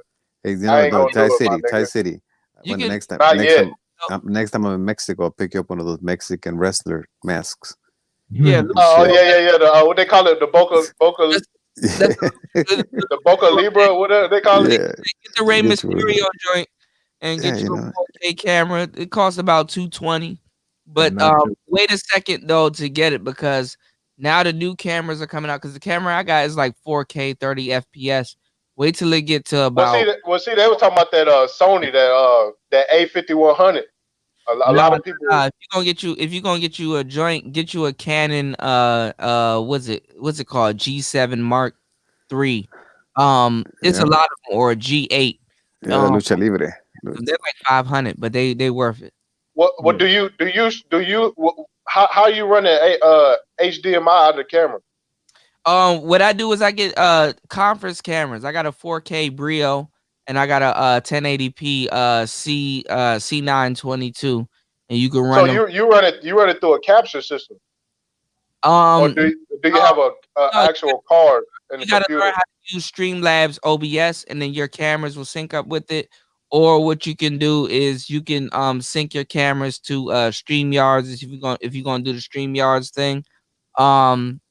If you're gonna talk about audio, that's a whole different game. You're gonna have to holler at me about the audio. You want to have better audio. Video, people will Right. put Are you running a condenser mic? No, I don't got a condenser mic. I got a dynamic mic. The mic that I'm talking on right now costs about $400. Yeah, but what I'm saying is it powered through a 48 volt? No, you have to run it through an interface. You don't have to have phantom power for a dynamic mic. It's actually better for you to get a dynamic mic, so that way if you travel around, you don't have to have a sound treated room. If you have a condenser mic, that joint gonna pick up everything, like niggas honking horns outside. yeah. Honking in the next room. Okay. Yeah. But what? Okay, so what about that? Shure U97? No, I got a Shure SM7B. This is the same microphone that you'll find at like radio stations and the Breakfast Club. Okay, yeah. That's the one I was talking about. Yeah. The 7B. Yeah. Get you another one. Another microphone that I'm about to get is about like $300 something, $450. It's a RE320, and I'm about to get the RE20, which is like a broadcasting mic. Is another mic that you'll Hey Kuda, which was the microphone that white chick had to do the blowjob for in Hustle and Flow? It's hard out here for a pimp. I got to see what microphone that joint is. I'm pretty sure that's that MXL hood mic. Yeah. I'm pretty sure that's a condenser mic though. But yeah, everybody in the hood got that MXL bitch. The blowjob mic. But I'll tell you what to get, bro. I mean, you don't have to spend a lot of money, but if you really want to give people a good audio experience, you gotta spend. Yeah, that's what I'm gonna do, bro. Because I want to get into the OBS stuff, because I want this shit to be like super like when I present this shit, man, I want this shit to be fucking lit. You know what I'm saying? Yeah, I want to be on some next level shit, bro. Yeah, I done spent more than $5,000. I done spent a couple $1,000s on my studio, man, out of my pocket type shit. You know, I wasn't waiting for nobody to really give me this shit. And I had I had to educate myself on all of this shit. So, you know, but I mean, you know, look, bro, if that's what you want to do, look, hit me up. I'll tell you how to do it from every single angle. You know what I'm saying? Yeah. I'm trying to I'm gonna get this shit together though, man, because I want to start going live on my own shit, bro. And I thought about, you know what I'm saying? I'm not gonna be on camera, bro. I got it. What's best up, thing bro? I'll tell you to do is get you a laptop and get you a USB mic, which is plug and play. A lot of people get the Blue Yeti. I would tell people to get the Hyper Quad what is it? Hyper X Hyper Quad What X. about this Rode? What about this Rode mic? I've been seeing a lot of people with this Rode mic. I got the Rode mic. You got to get a good interface. If you're gonna get an interface, you got to get the Scarlett 2i2. So it's not gonna be plug and play through the laptop though, right? Plug and play. The Rode mic that I got is called the I got that mic when it was on backstock. I did a whole show about it before the mic came out. It's $100 mic, and the mic is plug and play, but you have to have an interface which is hooked up to your computer. So that's why you got to get the Scarlett. The Scarlett has enough power to power it, but it doesn't take any type of phantom power. It just powers up, and you need to get a pop filter for it. The Rode Pod mic is $100. Is really good. Is meant to compete with the mic that I'm talking into right now, which is a $400 mic. So what their objective was to make you be able to get 4 mics for the price of one. And you have to have a pop filter for it. It has an internal pop filter, but we black and our P's are a little bit more powerful, so you got to get a pop filter for it, and you got to get a XLR cable for it, and you just plug it into your Wait a your minute. Scarlett Wait a minute. How come he can just go with those iPhone headphones like your boy? Oh, with Steve the Dean. That's Steve the Dean is derelict in his tech game. Yeah, man. I look at some of this stuff. You know, the more I learn, the more I figure out. Like, damn, niggas on this side is behind. Yeah, I'm niggas looking on at this some of side. these. Yeah. That's why I'm figuring out I'm dominating. Like I'm just now getting started, bro. Like, Yeah, me too, bro. Because you know me, bro. Like being in music and shit, a lot of videographers, photographers, web designs, graphic designs and shit. Like I'm surrounded by these people, bro. Well, see, the microphone that I'm talking into right now, I would tell you to get a pod mic because it's for podcasting, but I would tell you to get the mic that I got right now. But the thing is that I got something called the Rodecaster Pro, which is a $600 unit, and I don't have to. This mic that I'm talking into right now, you would have to get something that's like $150 called a cloud lifter. And what a cloud lifter does, or a dynamite, or is a bunch of ways around it. What it does is it add decibels to this microphone, because this microphone that I got right now, somebody like a singer like Adele or somebody that got range, they can actually yell into this mic, like yell their loudest, do whatever the fuck they want to do. They can yell their loudest and it will capture it. And if they got skill, it'll be dope. But the thing is that if you don't have an interface that can run this microphone, you're gonna have 3 problems. You're gonna have a hissing noise, and then at the same time, there'll be clipping. So if do you have a Mixer XL? No, I got a Rodecaster Pro. It's something Rodecaster. Yeah. If I want to go record a podcast and get really great audio somewhere and have it mixed down and everything, this thing will do it by itself. I don't even have to bring my laptop with me. I just did it. Oh, so it's got like a mastering type program. Yeah, it's its own thing, and it will send everything. So when I send a file to somebody, it got every single track. It's multi-tracking. It got every single track. If something you want to take out that was on the audio track, you can take that out. And are you running Pro Tools through there? I don't have to run Pro Tools. I run Reaper. I could just do it through Reaper, or I could do Pro Tools, or I can do Cakewalk. I can do a whole bunch of different DAWs. You understand? Yeah, you know what, man? I'm gonna hit you on the back end, bro. Bro, and just I know because I just want to get a simple setup, but I wanted to have good audio while I build the real shit in the background. I want to start tech shit in the background. I'll tell you exactly what to get. But if you want a budget, bro, one thing I'll tell you what to get to plug and play is to get a Yeti, or you can get the HyperX, or there's another company that that's out there right now. I just started buying microphones from them also. because I'm a microphone geek right now, bro. I started buying from this company called Neat that is another side of Blue. And I don't know why they're pricing their microphones so low, but if you get See, the I had a baby bottle, a baby bottle. okay, yeah. Yeah, I I had know. one. Yeah. But this is a microphone company called Neat. They got this condenser microphone. I just showed it on one of my live streams. It's called the King B. That's Oh, like King B. $100. Yeah. That's the big That ass. Yeah. microphone was like $350 to $450. And it's the same polar pattern and cardioid pattern as a Blue Ember, I which like is the like 400 box. something. Yeah. Fuck it. I Yeah, just buy the yeah. box. It's a beautiful microphone and it's about the same. Like, bro, you don't need that much. But but let me know, bro, because I want like a quick little plug and play shit, but I want it to sound bro, good you just going to get started, because I'm finna start live streaming on these things, man. yeah, you gonna be good, bro. But I'm gonna tell you right now, $400 seems like a lot for a microphone, but bro, it's gonna save you a lot of Nah, money. it's not, bro. Yeah, it's My gonna. niggas, my nigga got a $15,000 Newman mic, Of course, and yes, and I'm getting into Newmans right now. I'm about to get me a Newman, but I'm working my way up. I'm killing all the $400, $500 microphone price ranges right now. But what I'm So, telling you is when you get those mics are so good, you're gonna so have to your have mic. a down So treated room. you guys are mic tricking? Is that what it is? Yeah, yeah. I'm tricking the fuck off on you. When my nigga bought that microphone, there was no smoking in the Oh studio. yeah. Oh yeah. I got another joint I gotta show y'all. It's called the Rode NT1A. It's really good. And also, if you got a voice, I'm teach y'all also on my because I got a tech channel also. I post some of my tech stuff on here, but I post it on Black Avenger a lot. But I'm gonna teach y'all how to do audio books. Because if you got a really good mic setup, you'll be surprised. You can make a lot of money off of audio books. Yeah, but a lot of these niggas can't read. So. Yeah, I know because they're illiterate, but you know That's what why I'm the audiobooks. That's why you got the audiobooks. yeah. I done Hey, produced like 3 audio books.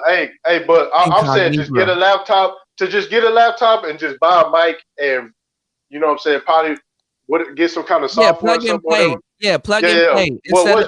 What setup is that? That's what I need right now. Yeah, just get you a laptop that's about an i5 or an i7. The reason why I got a gaming laptop is because if you got an i7, the only good thing about a gaming laptop is that you can run multiple apps at once. So when I do my podcasts and stuff, I'm running virtual DJ, I'm running Streamlabs, and I'm running like probably 1 or 2 more apps. You understand what I'm saying? So I'm mixing in everything aside from the roadcaster and aside from like I'm giving y'all the actual shit that I'm doing, but like there's a lot of things that you're running, and for everything to run smooth, you want an i7. That's a video game laptop that's meant to run great graphics, and that's meant to run multiple programs at once. But if you don't have an i7, get you an i5 laptop. So you get you an i5 laptop, you run Who 1 or 2 apps. who make those? Acer? No Asus? Oh yeah, just look for an i5 laptop. Okay. i5. Anything that's i5 or i7, you good. You understand what I'm Okay. saying? So you're running multiple apps, and you can do what you need to do. Learn how to run Streamlabs OBS. So first of all, download OBS, learn OBS, and then learn how to run Streamlabs OBS. All of these things are free. Okay. And Streamlabs is just another version of the regular OBS. If you know how to run OBS, Streamlabs is going to be a cakewalk. It's going to be good for you. And just learn how to run Streamlabs OBS. I do the whole green screen thing where I got the whole green screen behind me. You can see me. I'm talking in my background. Could be whatever. You understand what I'm saying? You're gonna Streamlabs come with chroma key. So I gotta do tutorials on all this stuff. Like black people they're not hip to all this shit, No. I know. There's Because so much shit I can get, yeah. And I follow a lot of car channels, okay, and I yeah. follow a lot of I'm a car enthusiast also. yeah. So a lot of these guys, they got setups, and you look at their subscribers and shit because it's easy on the eyes. Man, it's black dudes that's failing, bro. I seen this Twitch channel where this dude was just playing a video game. This nigga got a like over 10 grand in one stream. Yeah, they kicking it like that weekly. Yeah. Joe Rogan made 300 million off of YouTube last year. I'm like, what the fuck? YouTube paying niggas 300 million? What the fuck? Yeah, man. I think with their titties all over the damn screen, that nobody want to listen to these hoes unless they titties on the damn stream. But yet I can share all of this game with y'all. And goddamn. I follow a guy named Doug. I forgot his last name. Doug. I forgot his last name, but he making 80,000 a month on YouTube. Of course, these niggas living some unimaginable lives on YouTube. Yeah, and I'm sitting here putting my damn livelihood on the line, talking about bitches, bro. A dog. Come on, man. But at least you're not scheduling fucking boxing matches for $500. Oh yeah, bro. Like that's you know. Yeah, man. I mean, done got himself into like 5 different cage matches and shit. I've yet to see one cage match. I'm trying to put some money on some shit. I'm like, God damn it, this nigga not about to fight nobody. He was supposed to fight me. He was supposed to fight Keith. Nigga, he was supposed to fight the creator of YouTube, all kinds of people, dog. The creator of YouTube. I heard it. He was gonna like. It's like, okay, I see what this is. He was gonna fight the Streamlabs robot. And yeah, in Thai City, I done seen you in some beefs with some other people here on YouTube, bro. Because I know you frequent, bro. I got my ear to these streets. You know what I'm saying? And I know you want to act the way you want to. You don't want to be on panels and be like, yo, man, I only got to say what I got to say when I get on somebody else's panel. No, you want your own shit after a while. Yeah. You want your own shit. So, hit me up, bro. I'm gonna show you how to make that shit happen. And let me tell you something. I make a decent living giving dudes the game, but I charge people that aren't black. I give black brothers the game for free, and I'm gonna tell you right now, that's not good, bro. I'm dead serious. I done gave niggas the game. Like on this live stream alone, I done gave y'all the game. And he's only got two clients that are non-black. Yeah, dudes don't want to hear it. I done taught this Asian boy the game. This nigga bigger than me. I'm like, God, nigga, fuck you. You know what I'm saying? I'm like, damn. Like the Karate Kid, you Mr. Miyagi. Yeah, wax on, wax off. Get bigger than the nigga that told you to wax the shit on and wax it off. God damn. So it's like I'm giving people the game, but it's like niggas don't want to listen, bro. And that's something we derelict, bro. Derelict. I don't know what's going on. You know, I get mad because other people they took derelict, bro. I feel like that term was given to me, bro, by Cerulean, bro. That shit that don't belong to y'all niggas. I'm pretty sure it was. Yeah, I'm pretty sure. Niggas taking my shit. Niggas got the tongue with the milk. The tongue with, niggas out here got the tongue with the milk. Yeah. I put the tongue in the milk. Yeah. That's my shit.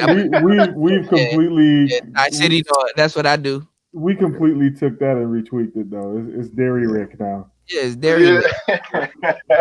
And we got the Rulian. We Asian that shit. Rulian. Yeah. Oh yeah, man. Now we're trying to do our own thing with our sector, bro. Could already got me. It could. I already got 7 chapters. Look, I got the titles of 7 chapters now. Yeah, bro. Like Marco, you gotta read them. You gotta read them right there. You gotta read them now. See, but see, Marco, your book has to be like a synopsis that's separate from the manosphere. Like the manosphere has to be a piece of what you put together. You understand what I'm saying? Like we would rather listen to your story and then how you got to the manosphere and what you observed. Like it has to be like y'all make cameos. as I go on. Now we're gonna poke shit at you. Now we're gonna talk shit about you, but That's Marco what do you think of chapter one? What do you think? They don't know what a derelict is. Well, Kuda, what do you think of the chapters? Look, go up in the chat. Chapter 1. Mm-hmm. You read it? Can you see it? Hold on, let me see. Hold on. You put it in the back chat? No, it's in the chat. It's the regular chat. Somebody give me what chapter. The back, the Brack check talk. Go up, all the way up. Go up. Hold up. Chapter 6, no powder, milk titties. Oh, that's the old bitches. Hold on. Chapter 3, 18 through 24, usable life for a woman. Oh, that's hilarious. Chapter 2, why after 25 the bitch ain't shit. Okay, hey, that's a good chapter right there. That's gonna hook the book right there. Chapter 1, stay away from expired.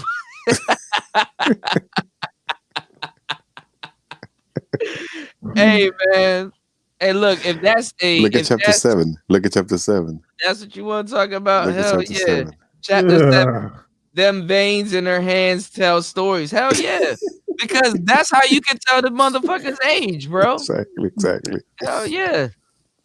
And her feet too. You're in the feet. You're in the fucking feet, man. Yeah, stuffing them feet and all them shoes and shit. I never look at the feet like that. Zone said I'm going back to sleep. What the fuck? I'm telling y'all, man, these hoes are out of line, bro. There ain't no such thing as aging gracefully no more, man. Nah, you can thank social media for that, man. I done told you guys, man. I got a podcast coming out later on today. Y'all better look out for that. How the dating game today is soft prostitution. Yep. It's soft prostitution, and I'm gonna go into the game. I'm gonna go deep into it. Y'all know how I get. Don't exactly call everybody. That's another thing. That's another conversation we had today because these fools are talking about they weren't paying for it. Oh, they don't pay for that shit. Oh, you paying, bro? You either paying in time, money, or help. Of course, man. You pay for that shit. Yeah, you paying, bro. Everybody acting like, oh yeah, I don't pay for it. Yeah, you do. Of course you do. Let me tell you something. I done hung around several pimps and word y'all could word the Rosebud, bro. Rosebud been out here on 14th and K. I done chopped it up with that nigga, man. Me and him done had some squabbles. You know what I'm saying? Me and Rosebud, American pimp, Rosebud. Yeah, is that they gotta talk real fast? Yeah. Yeah. Rosebud a real one. Rosebud a real one, bro. And I've been riding with that nigga for the longest time. You paying. Now, what pimps like to do, they like to vicariously pay for it, but they make sure their payment ain't nothing like a trick. That's why a bitch have a great time with the actual pimp, bro. Like, the pimping is a oh damn, Ty City done fell off. Yeah. The pimping is a lot different, bro.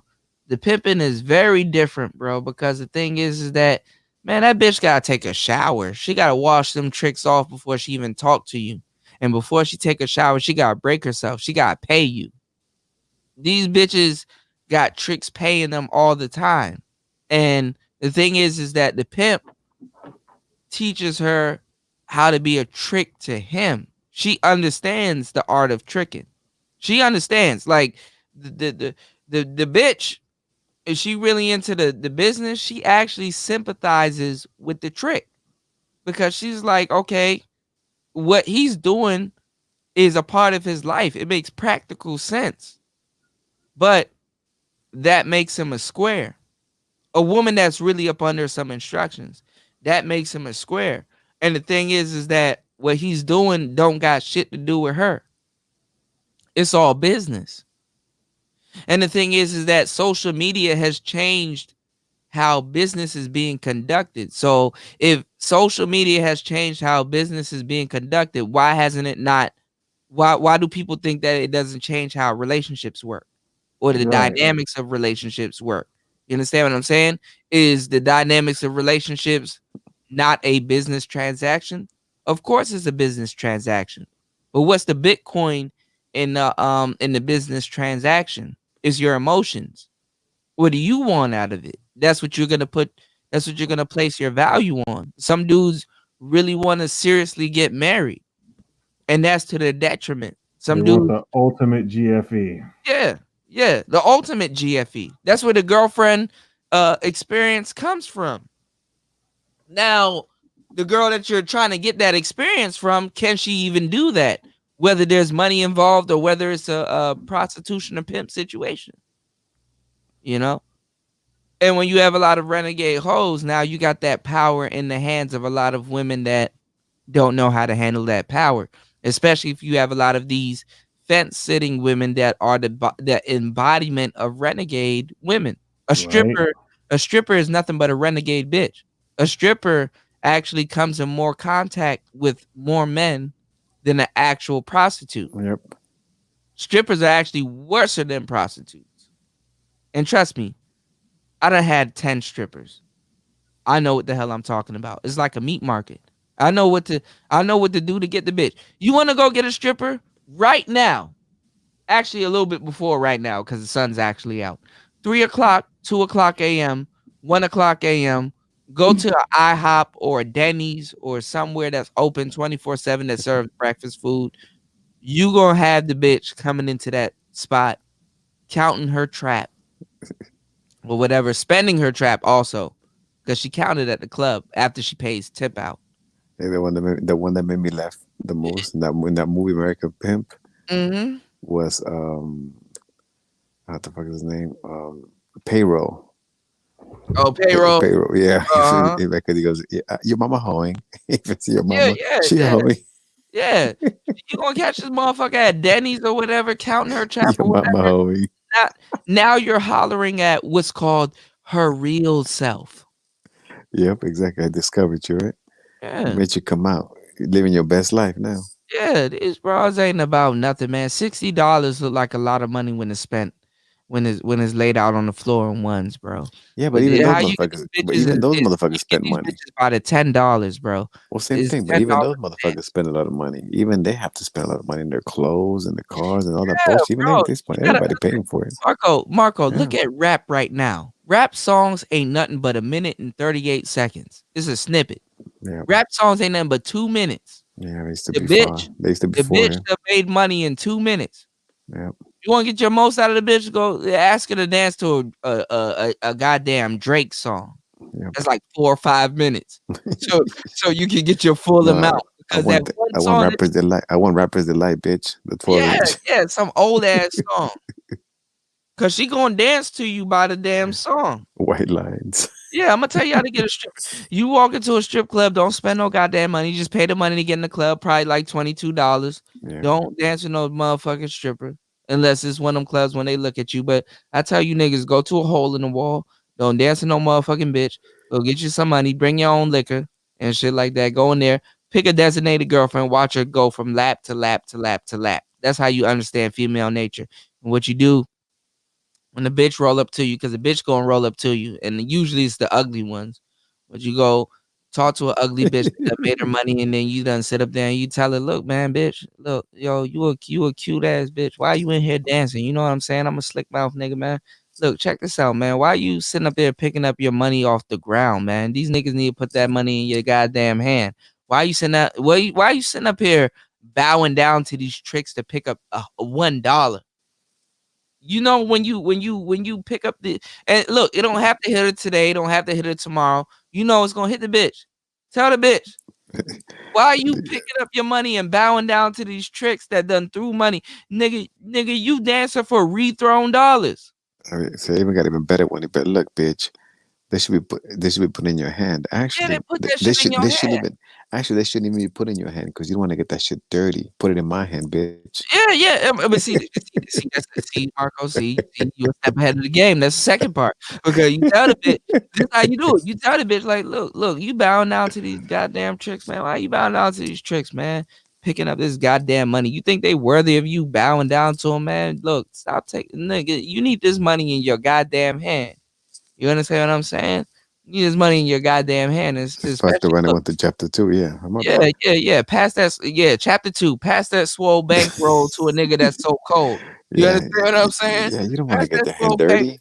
Yeah, You're too pass pretty that. for that. Your hand too Right. You beautiful to be pretty, one bro. of those germs. Look, Nah, pass baby. that swole bankroll to a nigga that's so cold. Let me show you how you get your credit swole. You know what I'm saying? You know, and I can show you how to live when you grow old. You know what I'm saying? You gotta show these the goddamn way. It's all about Bitcoin, bitch. I'm gonna give you a little bit. It's all about Bitcoin. I'm gonna give you a little bit of it. Yeah. You know what I'm saying? Let me give you a bit of this. Don't even call it Bitcoin. Call that shit Bitchcoin. Let me give you some of this Bitchcoin real quick. Let me put some of your money in this Bitchcoin real quick. Yeah, Bitcoin, come here, bitch. Yeah, bitch. Let me show you how this Bitchcoin work real quick. Let me show you how to get some more paper with this shit. You did? Let me tell you how it works. The Bitcoin works like this. Whenever you get the coin, bitch, give it to me. Yeah. And see, look, hey, and that way you get a broad invested because you show her your investment. Look, bitch, look how this shit roll. Damn, you see what little you in the club doing this, that, and the third. Now you got all the weed you can smoke. You got all the shit that you want. You understand what I'm saying? Bitch want fur coats. Bitch, you know what I'm saying? You get your other friends online with this shit. You gonna have all that shit. You just gotta Worry follow about a damn thing. Yep. and disagree with these fools. That's how you gotta do. Rule number one. Rule number one. I'm number one. Yeah, rule number 1, I'm number 1. Dog, give it to daddy, and we'll be in the caddy. You know what I'm saying? Yeah, rule number 2, bitch. See rule number 1. Yeah. So that's how you gotta work, you know. And Good and the shit, Gouda. bros, Good shit. know it because these bros buying PlayStations and all kinds of shit for these niggas, man. This shit is ridiculous. Yeah, no, that ain't shit. No, I've actually met a couple of them, so I know what you're saying. Yeah, I know this shit, exactly what you're talking about. this shit is ridiculous. But they like, hey, look, no player hating to them type of niggas though. You know what I'm saying? Man, do what they gotta do, man. Hey, them dudes do their thing. Look, if you can get it for less, get it for less. But everybody has their life, man. Tell that bitch she gotta settle for the best, bro. If you gonna pass a bankroll to a nigga, don't pass a bankroll to a nigga that's gonna pass a bankroll to another bitch. Take that motherfucking money and put her somewhere else. That's what the game is about. Yeah, get you a 401k, bitch. Yeah, get you a nice little crib, fix your credit up. Now you know the broad got credit cards and shit like that. Her shit paid off. You know what I'm saying? Because her credit is your credit. You know? Yep. When you don't have your it, calling she got card. it. And she's your calling card too, that bitch out on the street. Sure. Yeah. She's representing your ass. Yeah, when you don't got it, she got it. And honestly, look, what we're saying sounds fucked up. But even your own wife, because you got to understand, if you got a wife, you're talking about bringing the government into your shit, into your financial business, man. Broads, you got to understand, when you dating broads, they come into the game as a goddamn liability. They come into the game taken from the table, you know? So what's wrong with you having a business mindset when it comes to relationships? They come into the game taken from the table. Oh, you gotta take me out on a date. Oh, you gotta do this. They're a liability. If you're gonna have to spend time with them, you gotta have to spend time with them. Whether you got the game or not. Yeah, that host come demanding, not for sure, man. That's what I always say. You always gotta spend all kinds of shit. And most of the men that I know, like most of the guys that I know, like they don't want to leave their bitch because they're like, I gotta do this shit all over again. I gotta invest all this money. Right now, all I gotta do is Netflix and chill. Right, you gotta be in the club the next day asking this bitch what's her favorite color. Yep, exactly. And you're gonna invest, and then when these bitches now just buy some fried chicken and Netflix, and they fucking right. See when you got the game, you really understand what's going on, because the thing is that like check this out, man. You don't demand respect. You command respect. Yeah, they see it. Yep. Respect is a command, is not a demand. And you see, Marco is not where Marco is not supposed to be. Marco, he might not say it, but Marco gets game. Marco, like, yeah, yo, I went through the situation with that broad. I'm trying to figure out what it is. Yeah, that's what it is. You know, Marco gets reassurance of the shit he already knows. Oh yeah, no, And I lived it. I lived it. I lived it and I saw it, so I know what it's of like. course, Yeah. and it has a value. Yeah. You're around beautiful bitches all the time, like that, bro. I mean, look, I'm not gonna lie. There is shit that I can tell you, but it ain't no shit you don't already know. Yeah, no, it reinforces that, but you're right. It's a different way to look at it. Yeah, no, like you said, it reinforces it. But yeah, no, you're right. Yeah, shout outs to Green Machine. Doug DeMuro is my boy. If y'all didn't get a chance, go look up his latest video where he reviewed the Rolls Royce Cullinan. I love the Cullinan. Cullinan is a really good car, yeah. I like the Bentayga, but the Bentayga kind of wore off on me though. But yeah, the Cullinan's a great car. But yeah, Marco's around a whole bunch of beautiful women. Sometimes you gotta be reassured on the type of shit these beautiful broads are gonna put you through. Oh yeah, And, no, and and the let's great stop. thing about the great thing about being American also is that every broad is walking around like a dime. I don't think American men really understand the dynamics of that, but is damn true. Every broad is walking around like a dime. Well, So they have to add because you know who the TMT who just went down there. He was like, man, he was lost his mind too. He was like, fuck. oh yeah, of course he gonna lose his mind. He lost his mind. Yeah, he got no choice but to lose his mind because you want to know why? He gonna lose his mind because it's like if you bring them broads back here, they're automatically a dime. Automatically. So if you bring them and I explained to y'all on one of my last shows the loophole.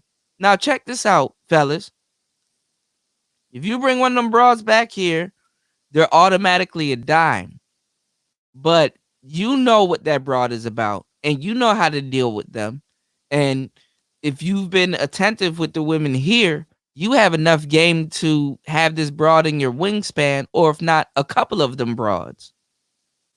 You know, the hive mindset is not just something that's pertaining to America. That's just something that's pertaining to all women. So you can literally look, we tell you in the game, there's no such thing as a dime, right?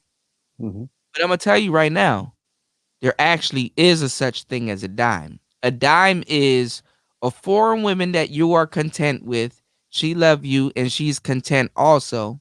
But if you know how to look beyond her beauty, you can learn to love her for the real her. But the thing is that if you bring her back to the States, them niggas upon appearance,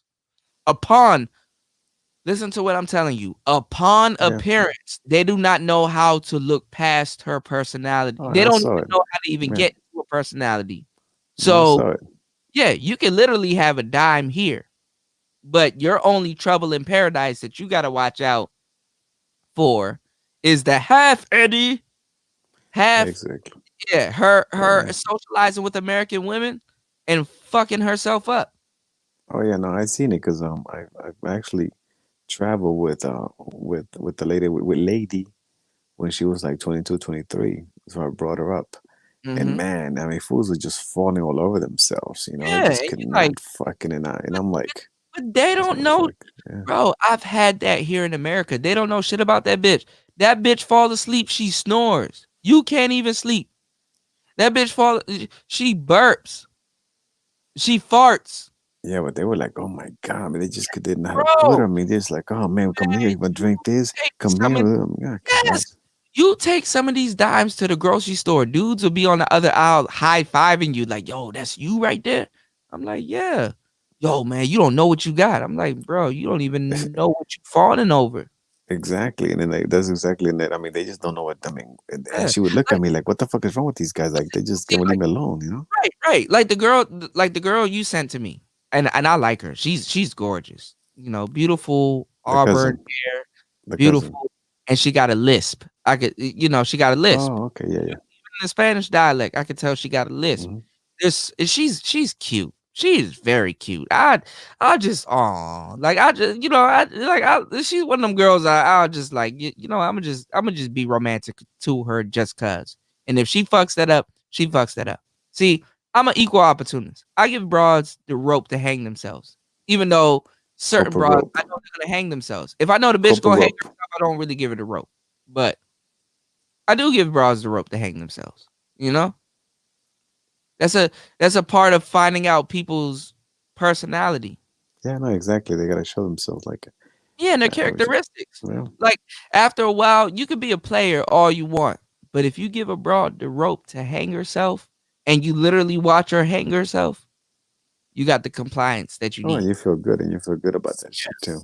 Yeah, Yeah. and some broads it takes time. Some broads they hang themselves out the jump, and some broads it takes it takes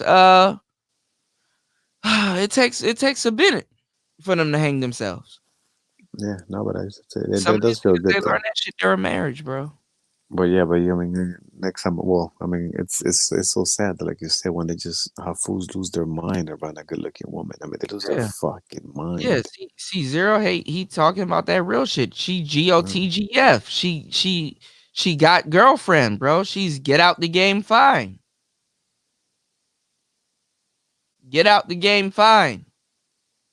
Yeah. Y'all better start learning my acronyms, man. She GOTGF. She got girlfriend. She get out the game fine. If you got a girlfriend, that motherfucker to you was get out the game fine. And the girl that you showed, she get out the game fine. She's cute. She got a little nice little body, and you know, I mean, you like niggas. After a while, niggas ain't asking for much. You know, like, oh, Yeah, and that's what it is. Like you said, it's. I just never looked at them that way. Like I just straight look at them. I just okay. This is I just mean, what I'm gonna have fun with. This yeah, shit. I I'm mean, gonna, bro, that's it. Uh, look. I understand where you coming from. You don't have to look at them that way. No, it's Honestly, for real, you give me a week in Colombia. Honestly, I'm gonna be the type to pick your brain. I'm gonna be like, okay, Marco, what's your upbringing? Why don't you look at girls that way? Because I know it's another different brand of bullshit. yeah, it is. It is. Well, come on down, man. Say Game Change is gonna come in Yeah, April, man. You should come down. but that's what I'm saying. You have all of these beautiful women willing to serve you, and something still doesn't satisfy you. I already know there's some bullshit. I'm not about to look at you like, oh, well, you're just a guy that ain't satisfied. No, niggas over here in America is thirsty as fuck because they've been deprived. And I gotta sit up here and tell these guys, yo, you know what I'm saying? Don't jump at the first broad that treats you right. That's that. Because you should have been You're gonna treated be right. the manosphere translator. Right. But this is the thing, Marco. You've probably been spoiled with being treated right, and that breeds a whole nother bullshit of not being treated right. That's it. See, that's some shit. That's some game right there niggas cannot conceptualize. Because imagine you actually being treated right, but then you get to the finish line of actually being treated right, and you realize you're not being treated right. Okay, Fuck your mind up. she's Fuck doing your this mind up. because of that. Yeah. You understand what I'm saying? Oh, no, Niggas that's that what it have is. not been, yeah, niggas that have not been treated right, they don't know what the fuck that what's Yeah, being because I'm treated right. suspect. Exactly, because I'm suspect about it. You know what I mean? I'm Right, always suspect. Like, wait a minute. right, You know, right. bitches like, you know. Well, see to the untrained eye, Mhm. you will come off as that you are being picky with something. You're being entitled. Yeah, but I'm looking at them like I don't know. Right. I'm just like I don't, I just thought one was like, Right. No, just it's don't not what trust you the think it hoes. is. Yeah, No, like you don't treat me right. You don't cook. You don't do this, that, and the third, and all this other stuff. See, American guys have been programmed to respond to regular shit. Like women will sit up here and be like, I take care of my kids. Bitch, those are your kids. yeah. That's your responsibility. Who else gonna I do it? pay all of my bills. Yeah, Bitch, you ran up them bills. Them are your bills. Being normal is praised. yeah, it's supposed to be rewarded. Yeah, fuck that. Right. You're just being normal. So where do black men have the map to being treated right? And then when they're actually getting treated right, where do they have the map to say, okay, now I can really unlock my manhood? You're kept in the position of a boy. And that's what black dudes here don't understand. You're kept in the position of a boy because you know, if you don't do basic things, or you're not a man. Like a nigga would say, yo, I pay my car note. I'm independent. I mean, look, paying your car note on time and shit like that, that feels good. Yeah, I don't owe nobody. Nobody can say that I owe them. That feels good. Zero is But stupid. He says, I I go can to the go to bathroom. the bathroom by myself. Right, right. That's exactly what the shit is. It's exactly what the shit is. So, you know, and a lot of times dudes got that from women. Yeah, Because we the gotta thing do is, we gotta do one women, of those sessions. We gotta do one of those sessions, your game sessions. That'd be cool. yeah, of course. Bring a Because whole women, other flavor. yeah, because women think that, okay, if I do this and I brag about it, that's independent. But you're actually independent as a man. You're independent as hell. So, you know, but the thing is that you're supposed to do that. You want to be rewarded for some shit that you're supposed to do. And actually, in the black community, you are rewarded for some shit that you're supposed to be doing. You know, a lot of black people, they like to fuck their lives up, and then once they start living regular lives, they're like, "Oh, I'm a square. I'm a regular human being." But you should have been that. You know. So, That's a good one, yeah, bro. paying your bills and stuff like that. Yeah, that's manly and stuff like that. But goddamn, like, Definitely, man. We gotta do one of those sessions, man. I'm down. oh yeah, oh I got, yo, we still got to do a She-Ra 7. Oh, that's right. That hoe. Yeah, she got a new joint. She does. Yeah, Sprinkle, that sprinkle. Yeah, but if we yeah, gotta do, we gotta watch it and then just clown the shit. That's what we gotta do, right? yeah. That's all we gonna do. You know. Clown that bitch. Yeah. The new one that I want to get y'all into. She released it not too long ago. Let me see. It's Hey, called is Sanjeet awake? Cynthia G. No, Sanjeet. Wait, say that again. Sanjeet. What's Sanjeet? He doesn't know your name. Man, he doesn't know your name, Zero. Oh, Oh, Zero. Sanjeet. Yeah, Sanjeet Bennerway. But Sanjeet Patel. Sanjeet Patel. I was typing in the chat. he been a rake. He been a rake. He was in the chat. He was Like jumping it. around in the chat. Sanjeet, Typing smoker. in the chat. Smoker. A lot of people in the chat.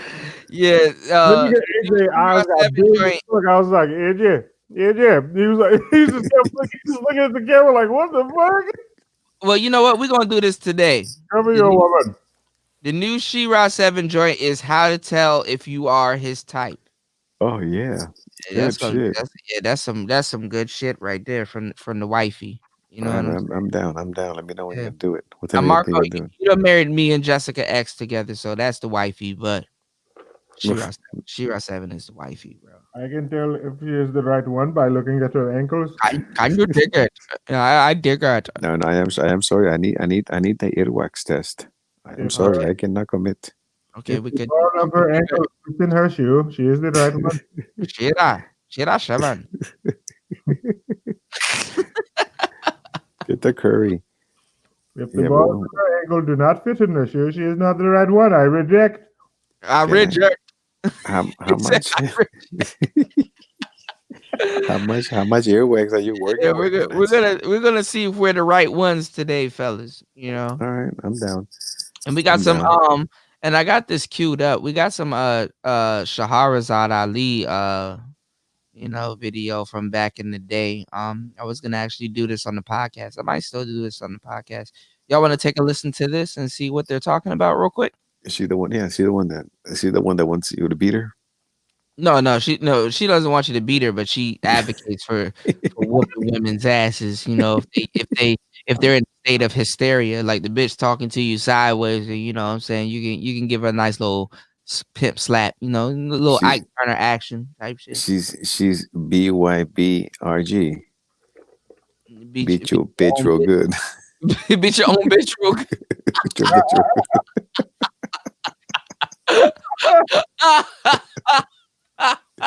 BYP. You got an acronym for beat your bitch,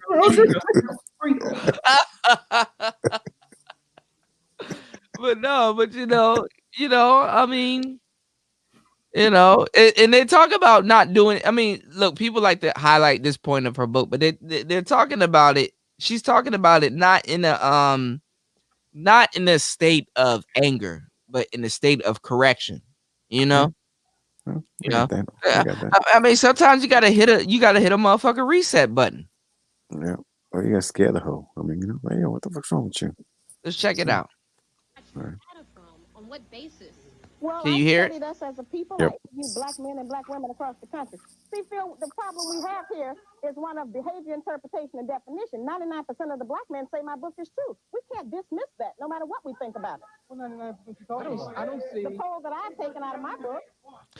And I want y'all to pay attention to these old age maggles and how their arguments are the exact same as the arguments. That's the B ones. That's the B ones. Yeah. These are the original B1s.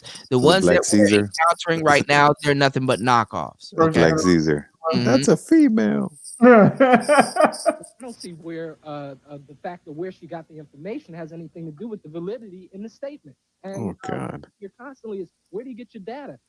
Is the information incorrect? If it's incorrect, then I think then you need to examine where it came from. But if it's not, Sounds then like why? you agree with the book. Well, I do agree with a lot of statements made in the book, but what I'm addressing now is what she said. You're upset at the challenge to her authority. Well, I mean, I don't see where the question has any importance to what's going on. Okay, hang on one second. Yes, ma'am. He's looking at the bitches for approval. See that?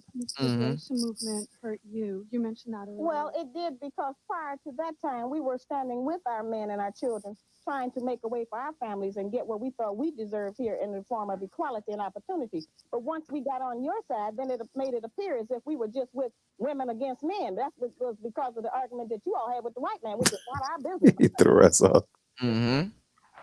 As you said, Yeah. in the 60s, a lot of black women were pulled away from the black liberation struggle by white women who said, we as women have suffered a common oppression, which is gender specific. Little attention was paid to the fact that white women have benefited and been active participants in the oppression. Is that Benjamin D'Souza? Yeah. Dad. I think that everybody has their own choice, the person, which way they want to go. As far as we had one before y'all brought us here as slaves. We used to have choices. I don't She's good. Shahrazad is cold. Yeah, she's good, man. She's good. better off, and you thought, wait, if you come to our side, you had it better off. It was, You have it better off now. You have benefited and now the the most. black women, they like the way we Well, see, live, all and of they that want to being live my the own same way. person and But it has nothing to y'all do just with tell us that would lead to separation and loneliness, and that's what it did. choice. Well, Your it was a choice choice as a where we had woman. been It's influenced. your choice as a woman. Which way you want to go? You It want to wasn't come our to our choice to side? come here. You come to our side. Sir. Just answer the question. It said that the black man was the one that was supposed to develop the black woman. Is that RBR? No matter how much Goddamn, the black woman is developed or submissive. This to the Blinken black about to woman, give me some That would epilepsy. be If I have a seizure. man This or panel. any better position than he is now. We have to rebuild our men. We have to try to help give him confidence. As a mother and the first teacher, we are in a position to do that. God made a man and a woman so that they could complement each other in each nationality. So we have to help rebuild our men. That's something that we do out of love. Over here, Miss Ali. You know, your book is very destructive. I've read Hakeem's book. I've read your book. Hakeem's book is about. All right, pause. Is that the fro hat? motherfucker What is got the her fro blood hat? coming out the top of her hat. God damn. She made a conscious decision to wear that hat. That's a Dagobrero. Yeah.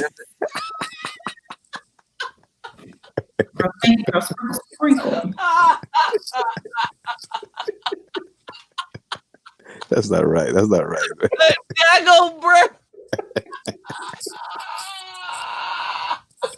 It's perfect for a night out. Or any We're a day at the beach. Or a gunfight.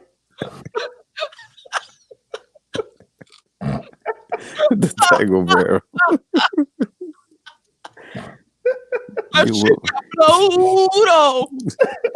Yo, hey, babe, hold on. Zero. That's a female, man. Can't talk about it like that. That's a female. That's a female, man. Oh shit! Complementary to each other, loving each other, supporting each other, dealing with the weaknesses and the strengths and the positiveness. And his book is instructional. It's not a read through, it's a study. It's not a destruction. It's a manual for African American men and women and children. All I have heard from you is negativity.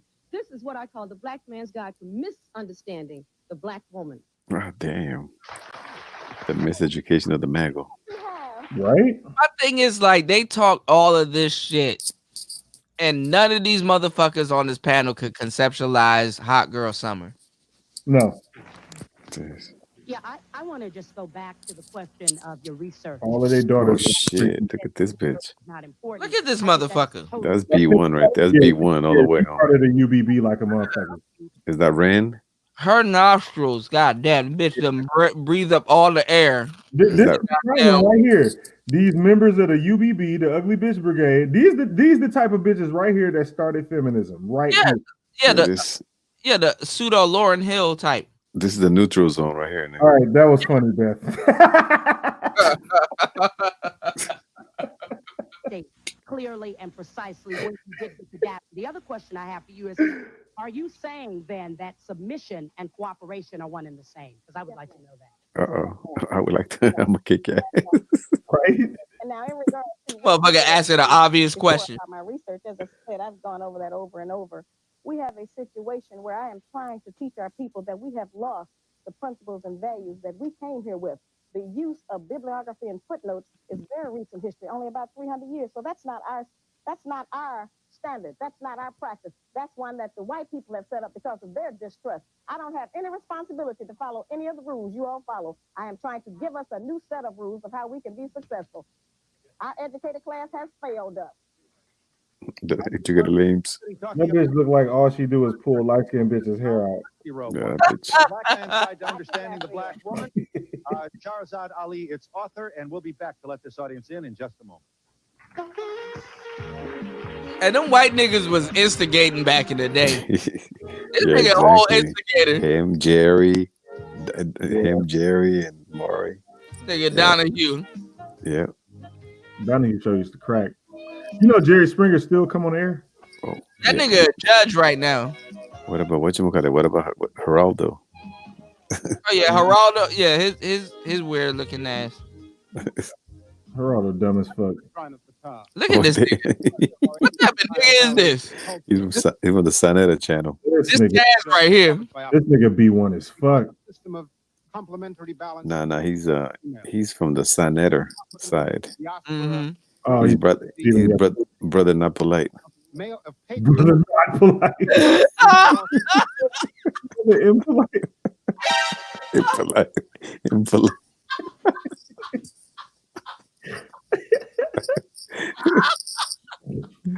We already have rude, right? We already got rude, so this is impolite. Bro, this nigga, man, he got the medical attention, man. We're tearing Kuda up tonight. Brother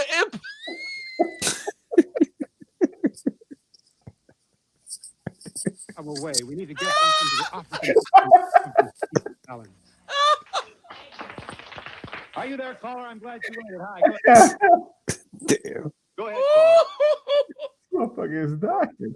Yes, please go ahead. I don't have a lot of time. The fact that I believe that this book has become a more divisive tool between the black man and the black woman than more of making a black man understand. Michael Barrow. Where she's got the data from. I like to ask Sister Ali, where did you get your data? They're doing too much. What cities did you go to? We still haven't had that question answered. Where'd you get your data from?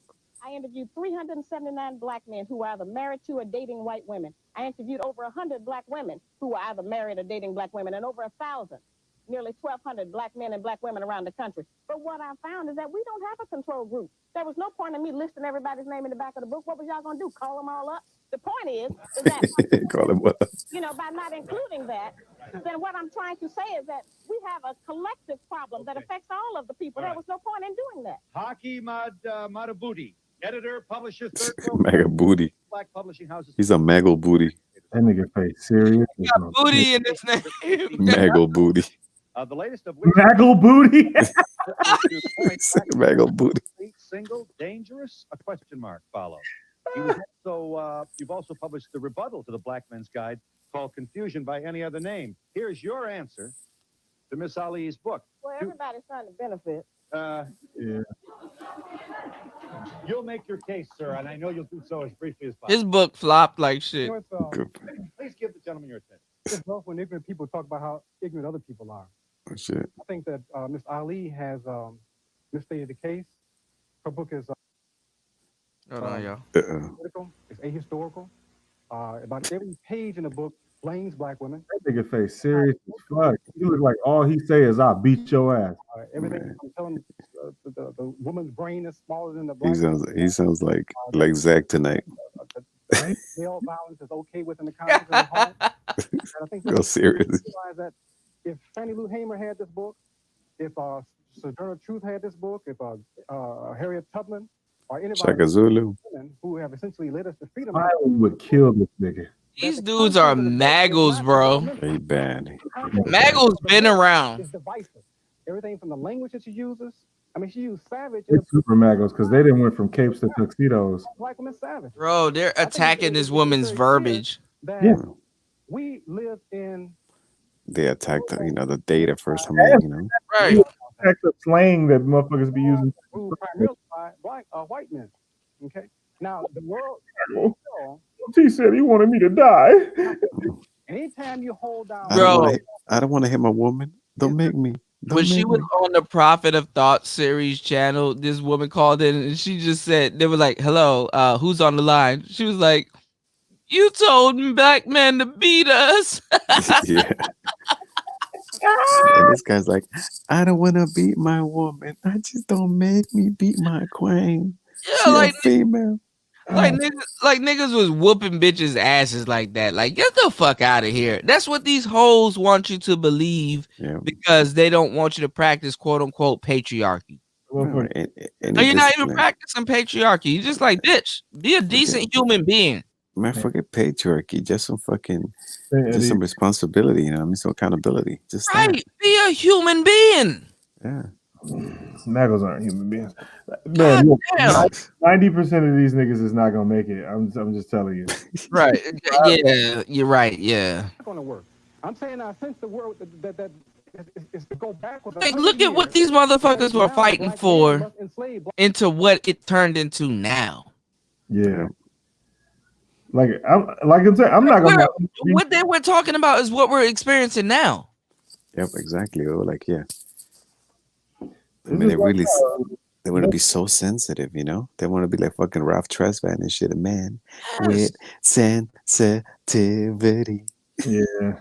Hey, look, that shit between me and D'Souza, I don't even give a fuck no more. I'm done. I'm just gonna clown. Sir. Look, I don't mean to give y'all no more gasoline, but when y'all hear these maggles now, I want y'all to know what it was like in like 1990. Black women in order for us to develop. It's absolutely, that's what you're talking about. Talking slavery. May I share with you got the slavery talk? Oh, hell no. Right. You have to go there. Yeah, he brought the slave shit. Well, I know what you're gonna do. Now, I know by now. I know what you'll do. You know that nigga instigator. That's why. His white ass. Read from the book. Go ahead. Be yourself. Be yourself. Analyzing the options available to the black man when the black woman's mouth becomes uncontrollably disrespectful. They total only a few. 1, he can walk away, leave the house, get drunk. 2, he can go out, go to his other woman and complain. 3, he can quit the relationship, leave the woman. 4, he can try to argue back and lose.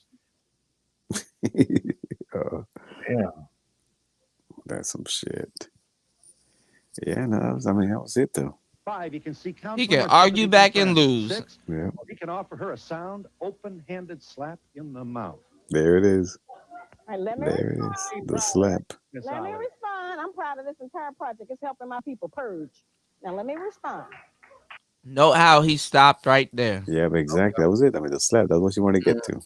That's where he want to end it off. Yeah, Yep. like he doing something. Man, get Explain your ass that. out of here with Yeah, that old explain shit. that. Yep. Right. Okay. I really expected more creativity. I'm so tired of that one. But initially, when black women were upset about that remark, certainly we know that domestic violence is at an all-time high in the black community. I would never advocate that. But currently, the black man is stabbing us. He is kicking us. He is murdering us. He's dragging us through the street. I mean, he's doing everything to us. I'm trying to put some direction and restriction on that. There's not a black man in the world who can read my book up to page 180 and think that I am telling him to be violent against a black woman. That's impossible. Yeah. That's impossible. That's all the hoes gonna hear though. Impolite, like he's really looking. We have bullied our men. Impolite. Terrorized him. The black women in the media have bullied the black man. Yes. And they have called a media blackout on my project. And they have bullied him. The major problem. Well, look here. Wait a minute. What we gonna do? Sir. Anytime someone Sir. with him, if he's a man, he becomes a wimp. If a woman, wait a minute. No, wait a minute. If a woman doesn't agree with him, then she doesn't have a man. Don't let that nigga beard distract you from the fact that he gay. Then it's not. It's no way to develop. No, let me just finish. You can't have unity and separation at the same time. The major point. Notice also the Maggle has nowhere to parlay his argument. No. Keep in mind about that. That's what I want y'all to understand. Because I know all 22 people in this chat is not interacting. Notice that the Maggle has nowhere. All he knows is that he disagrees with her, but he has nowhere to parlay his statements. Watch and learn. The point that she misses in the book, other than blaming the black woman, is she let the white man off the hook. No, he did. We have been blaming the white man. We can't change white people. We don't spend 30 years trying to do that. Trying to change ourselves. But you cannot blame black niggas sitting up there trying to derail the conversation. Exactly. See what he did? You see what he did? We hear that shit in the B1. What about the white man? You were talking about him. Right. He pulling the a Jay Shine. Oh, we gotta stop this cracker. Oh, we gotta stop this cracker. That Jay Shine. Gonna stop this cracker. You're not even together. He sound like Anthony Brown. Crack ass cracker. Yeah. Come on, man. Antonio Brown. I'm blaming us for one half of the responsibility, and you all have the other half. You don't say that in the book. I don't have to say that. You all talk about what I didn't do. Y'all didn't do nothing. I'm glad you waited. Hi. Let me get this call on. Yes, go ahead, please. Yes, I'd like to say to Miss Lee that I've read your book from cover to cover. And, hello? Yes, ma'am, go ahead. Yes, I read your book from cover to cover, and I'd like to say that you brought up a few points in the book that may apply to a few people. And you took that and you built a whole house of cards around it. And we as the black people have to come together. These house of cards will not weather the storm in our years to come. We have so much, we're facing so much. In the political arena, so many derisive things are facing us. This will not bring us together. We have to come together. Not him walking behind me or I'm walking behind him. We have to join hands and work together. All this conscious talk. Oh, we gotta come together. All black people. Oh, we gotta come. These motherfuckers didn't even think we're gonna have a black president at this point. Kumbaya, right? Right. Bitch. Oh, we gotta come together. All black people. B1. Oh, but what she said. What did she said? I don't want to be led and I don't want to lead. Just it's the same. That's what she was trying to get at. This fucking bitch. Yeah. Double think. Oh, B1. Really? To get through the things that are going to be that are facing us. I'm a young black woman. Together started after I wrote this book. She's good, man. She's good. New now.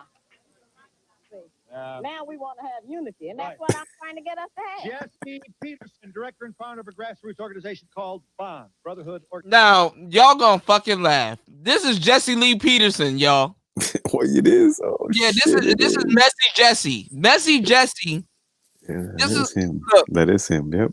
Now, the fallen state, brother, right? Yeah, the fallen state. Go look him up. Y'all gonna laugh. Yeah. Let me give y'all some game. He was black first. Yeah, he was down for the cause back in the day. Now, I'm gonna tell y'all right now. He's a conservative big time now. No, he's still the same nigga. But the thing is that black people think he turned his back on them. Jesse Lee Peterson is actually a big ass troll. For real. Yeah, I've seen him. I've seen him. Yeah, he looks a little bit more slower now. But he's spending his elderly years trolling white people. Are you a Christian? Are you a Christian? Right. Oh, what do you think about? He's not dumb. Yeah, people nowadays think this nigga is dumb. This nigga is not dumb. This nigga is sharper than learned. Yeah, he learned. This nigga sharper than a razor, bro. So I fucks with Messy Jesse. He's actually a big troll and he's making money off of it. And I can't get mad at the brother. Like Derek Jackson. I already know what Derek Jackson is on. Yeah, this nigga is a big ass troll. Yeah. I know once he turns his camera off, he starts laughing. Yeah. I know he laughs. Well, the last one wasn't. He did one a couple of days ago. That the women at 40. That's right. Yeah, I'm gonna do a show on that. Bro, the fact that he does that shit with a straight face is hilarious. And he killing. Yeah, he's murdering it. Yeah, that's why. I'm not gonna lie to y'all. I'm actually mad. If I didn't figure out what Derek Jackson was doing, that's what I would do. And I'd make so much goddamn money. The Mega Whisper. Is that what it is? Yeah, the Mega Whisper, bro. Go the fuck up. I'd blow the hell up. That should be a magger. And no homo, Messy Jesse doesn't look that bad. He doesn't had a young, nice pro-black career, right? No, you know. Suited up, booted up on Donahue. This is like 30 years ago, right? So yeah, just about. So y'all heard it here. No, exactly. 1990. That's 30 years. Yeah, 30 years. All right, that's it. I'm changing my channel. Yeah, I'm about to turn into Messy Jesse, bro. The fallen state. It's gonna be all MAGA topics all the time. Yeah. my first video gonna be called "That's a Female."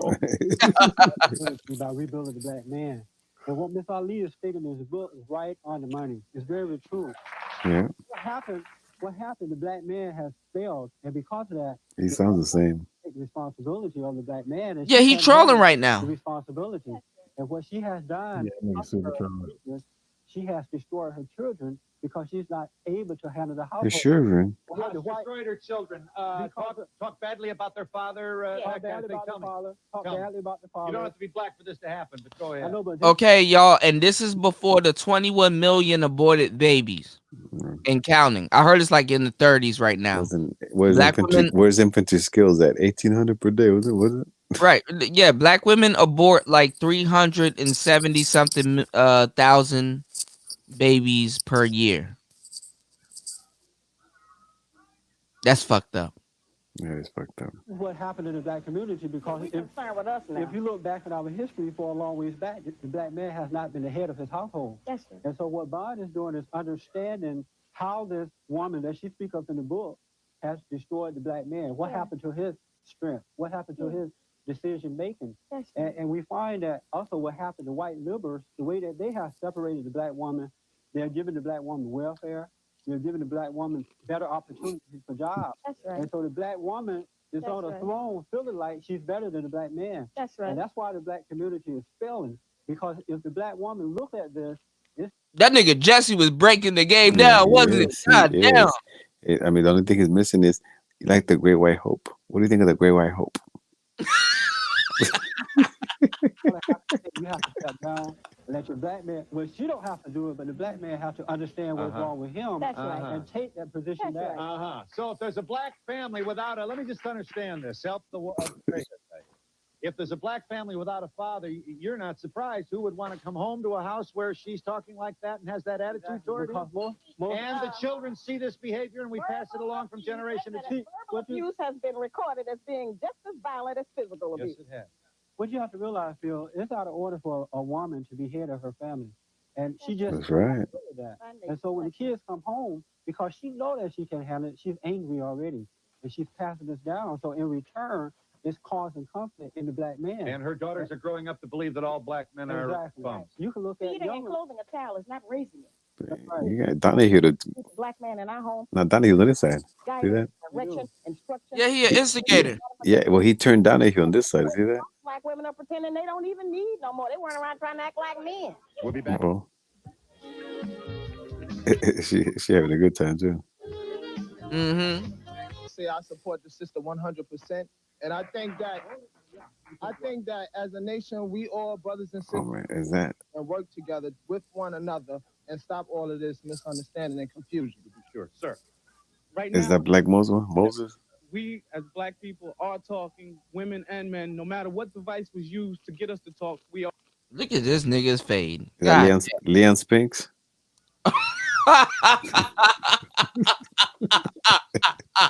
Or Michael, whichever. Leon or Michael, either one works.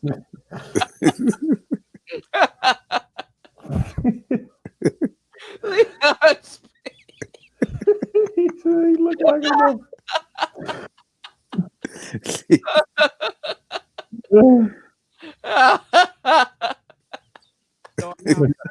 Leon. That's another name, Leon. Miss Ali, Yeah. Leonard. To attitudes, Oh, damn.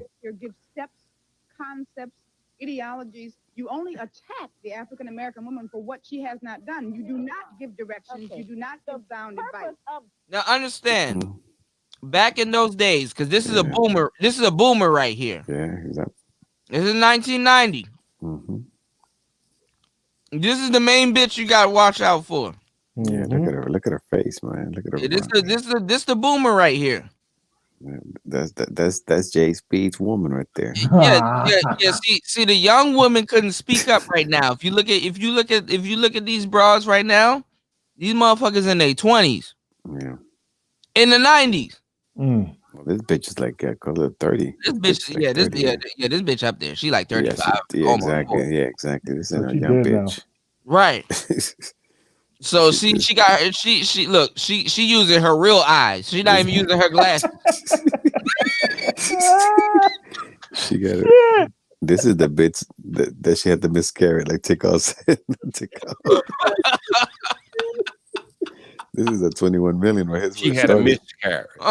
And she told everybody that she had a miscarriage. This is where the 21 million started right here. This is bitch number one. Yeah, this motherfucker using her real eyes. Bitch, I see you. This ain't that artificial glasses. She trying to get a little dick got wet. Mm-hmm. Her kufi leaning to the left. All right. So she telling you something like she like, look, bitch. You know what I'm saying? Right. She telling every goddamn body. Yeah, she's telling every look. Let me tell every goddamn body who's listening to this. She's telling you, look, this ain't no game. Bitch, you better stop telling these niggas what we trying to do behind the scenes. And she a buttermilk too. Yeah. Oh yeah. She a dairy lick. She a pecan. All right. No idea how long billions is years is. She a bazillions is years. I gotta put that into like a rap somewhere. Bazillions is years. I've been at these hoes for billions of years. Bro. Tico Cook said her hat leaning like Young Jeezy. This bitch look like Young Pharaohs. Bro. Yeah, that Fez, man. Got a lot of Fez. I mean, what I'm trying to say was this was your real conscious class. You understand what I'm saying? This was the Shahrazad Ali of her time. Oh, the other side, yeah. That was full of shit. This motherfucker right here was full of shit. For what bitches are today, this is what she was defending, y'all. Make no mistake. Gotta defend them. Yeah. All right, I gotta go be a dad. My son is up. Is this Didi or Mella? Oh, this Mella right here. This is straight box wine, unadulterated pay-per-view shit. Right here. I'm gonna check y'all out tonight. All right, Zero Hate, bro. I know you gotta be a dad, bro. Thanks for hanging out. No problem. See you later, Marco. Peace out, Zero. We're gonna be up for a little while, so you know. But Marco, This right here, this the motherfucker that yeah. She got all four eyes in that motherfucker. Hell yeah. This the motherfucker right here that started all the bullshit. Let's see what she got to say. Let's see if it's educational. The book was to describe our collective behavior of the negative patterns of behavior that your affect us. concept of And I could do it any way I want to. Bitch already interrupting. Look, already talking over. And people clapping. Yeah. Look at this motherfucker. Because we are different. Listen, I'm very upset and I didn't want to get emotional about this, but I'm a mother. What the? All right, first of all, mother, her hair, bro. I hope she didn't get her money back on that bullshit. What was that? A conch? I don't know. A perm? That was like a punk. It was a punk. Between a conch and a perm. That's some Donald Trump shit, and her eyebrows puts her in a state of of surprise. 24/7. She got that look from that bitch. What that light skin bitch from? That's right. And she pointing, bitch, you wrong. That's the Amanda. That's the Amanda Seals look. Oh, see, and let me tell y'all something too. These motherfuckers that before they even realized what the cell phone was gonna be. This motherfucker didn't realize you're gonna look at the cell phone and be like, oh damn, there's a lot of attention I could be getting right now. That's what this is. All right. This young man and yourself, some of the statements you make in there, you're saying all the derogatory things we do. Look at this motherfucker's hair. Hold on. I think Marco dropped off. Hold on, y'all. Marco dropped off. God damn it. I'm winging this show by myself. All right, let's go a little bit. Hopefully you guys get back on. Hold on. I can tell Marco dropped off. Look at this motherfucker. He said Bulbasaur. I've raised 2 boys by myself. My husband is dead. I work, I go to school, I raise my 2 sons. One of them in college right now. The other one is in high school. They're nice, young, balanced men. And they don't have any. I have never said a bad thing about a black man. And one of the things is that you say in your book, you don't say anything that. She talking about she work and go to school. This bitch looks stressed out. Yo, any motherfucker that go to a show and be on TV like this, you know they stressed out. Nurture. I work in the community. I work in the church. So what you should be, if you're going to bring out grievances, you should bring out 2 sides to a topic. The book is to explain. And wait a minute. What we have the problem we have is that when we as black women raise our children along, especially our boy children, they take on the emotional mechanism of the black female. And we can't help but get emotional because we are emotional. Our emotions are out of control, sister. See, this here runs the temperature up. But it's all right. This is going to be okay. Just try to handle it. Read the book slow. Don't read it fast. Excuse me. Yeah. Yes, New York Times, y'all get it, page 36. Look at this Time nigga. Magazine, I'm sorry. Shows on page 36. This nigga got a whole dress on. Watch this. Says the decline of New York. A picture is worth 1,000 words. You see a man here attacking a black woman, a black man attacking a black woman with 2 white cops trying to save her life. And right next to it, you look at it, you see 2 white people. This looks like what's his name? Dr. Claude Anderson. You never know. It be some older niggas in the chat. This look like Dr. Claude Anderson, Mr. Powernomics himself. Never know. Sunbathing supposedly on a depraved and see the dilapidated dock. Now, if you watch this particular scenario about attack, sister, we are like Dr. Claude Anderson attacked by the kind of rhetoric that you see in the media. And the media now has been part and parcel responsible for giving us or engendering us with this type of yeah, that look like Phil Valentine. Actually, yeah, you're right. Tight end, you got it right. Phil Valentine. Oh, that's him. Okay, yeah, I knew he looked familiar. One of them dudes. Let me add you as a moderator. Yeah, what's up? Hell yeah. Marco said Maxi Priest. Scenario to what you're having right here now. Yeah. And right now, the African, but you see, every time we look at the African woman, we see her as the victim and the black man as the one inflicting. So now we're talking about the victim is constantly being the one, not the fact that the person we're talking about who's trying to. That's Phil Valentine. I knew he looked familiar. This nigga Marco said Maxi Priest. Life is part and parcel of the conspiracy. Okay, we have a situation where our men have always been. I'm a social worker from New Jersey, and I read the book, and I believe in the book personally and professionally. And I just want to say that I'm a black woman with a black man, and I am in agreement, and I am appalled that we are here today trying to discuss black men and black women relationship, and all you black women that are sitting here in opposition are not thinking about coming together. Well, it's hard to do that. Just stay with me for a second. Show him number 40. Show him number 40, Brian. Now, Ms. Ali thanks you for the support of your book. We need monitors here. Disrespectful language the black woman uses to address the black man. Shut up, you don't know what you're talking about. You're such a mama's boy. You ain't nothing, and you ain't never gonna be. All right, y'all, hold on. And Smooth, you got a wrench, bro. Jamil, you got a wrench, bro, too. Yes, yeah, that nigga did look like Shang Tsung. look at these old ass shaming tactics. Like, listen, this is 30 years ago. We could at least laugh at this right now. Look at this shit. Black woman uses to address black man. Shut up, you don't know what you're talking about. Old. You're such a mama's boy. Old. You ain't nothing and you ain't never gonna be nothing. Oh, look how old these shaming tactics are. Nothing. You don't tell me what to do.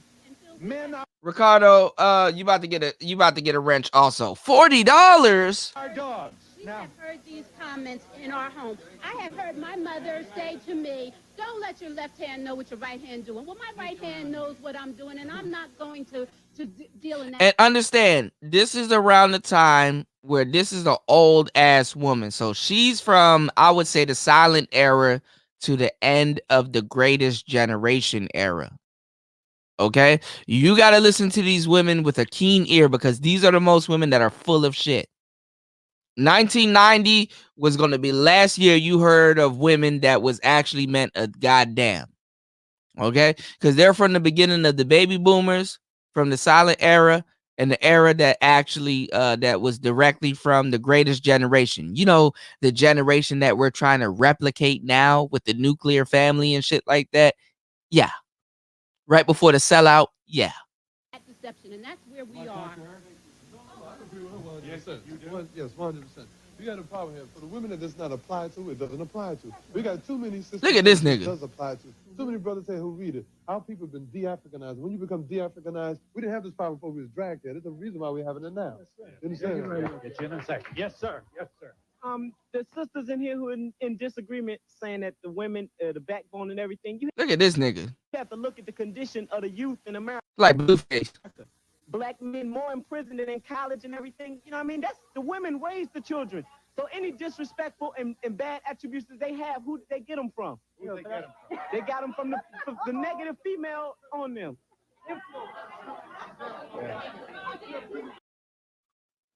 Ain't that shit funny? And these are the new age maggles. Maggles think what they're Maggles nowadays think what they're saying is so fucking brand new. Okay. Please. I think one of the problems that we're having discussing this is a problem of balance.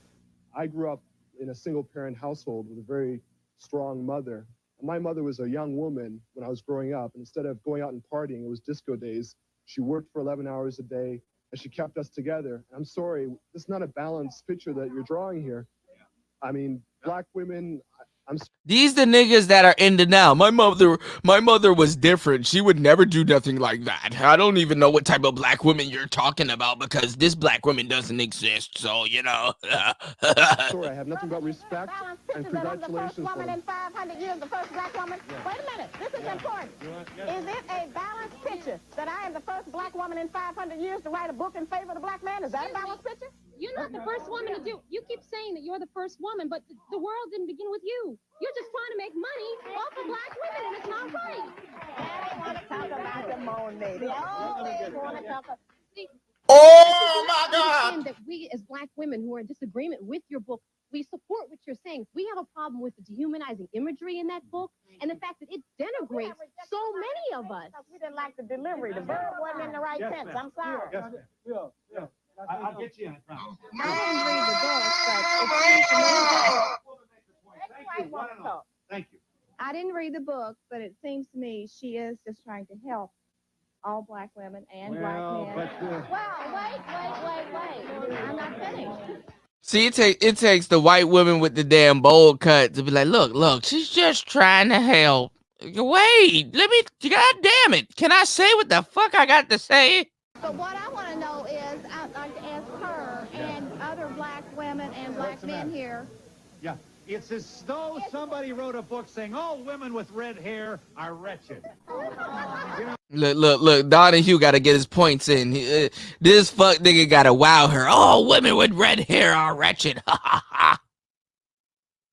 Boy, if you don't get your little dumb ass.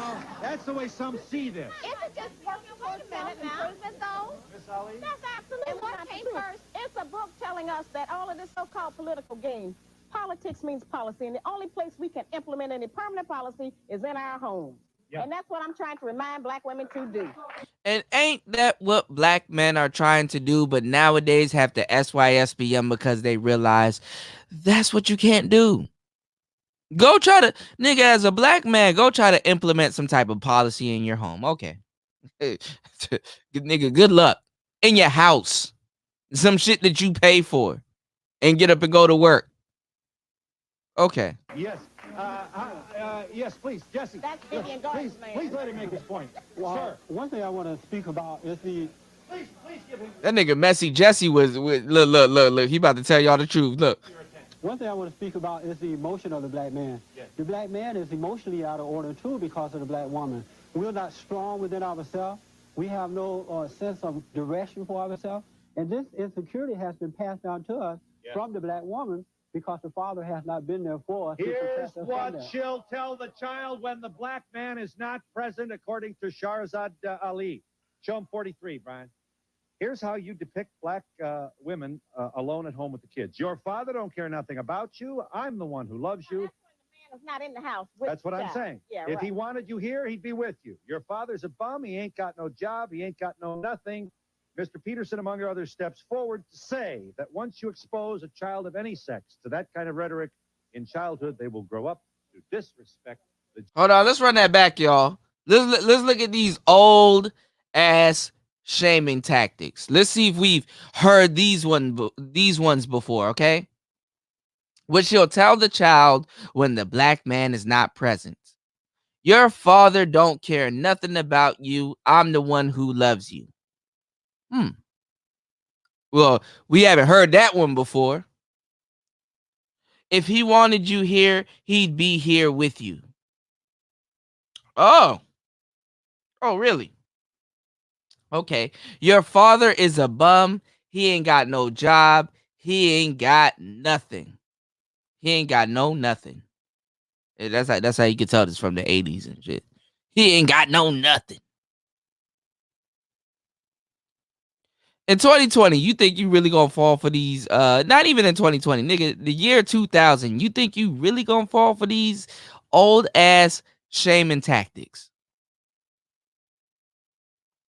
Hilarious. Mr. Peterson, among others, steps forward to say that once you expose a child of any sex to that kind of rhetoric in childhood, they will grow up to disrespect the gender of the person against whom it's directed. Disrespecting our men in front of our children, and usually it's based upon because he does not give us money. We can't raise a child with just money. You have to have some guidance and some direction from the father. We must return to parental coalition. It shouldn't have anything to do with money. We use our children as a weapon against our men, and if they don't give us money, we don't even let them see And it. you're saying in a large section of the black community, the black woman is emotionally beating up the male. Yes. We'll be back in just a minute.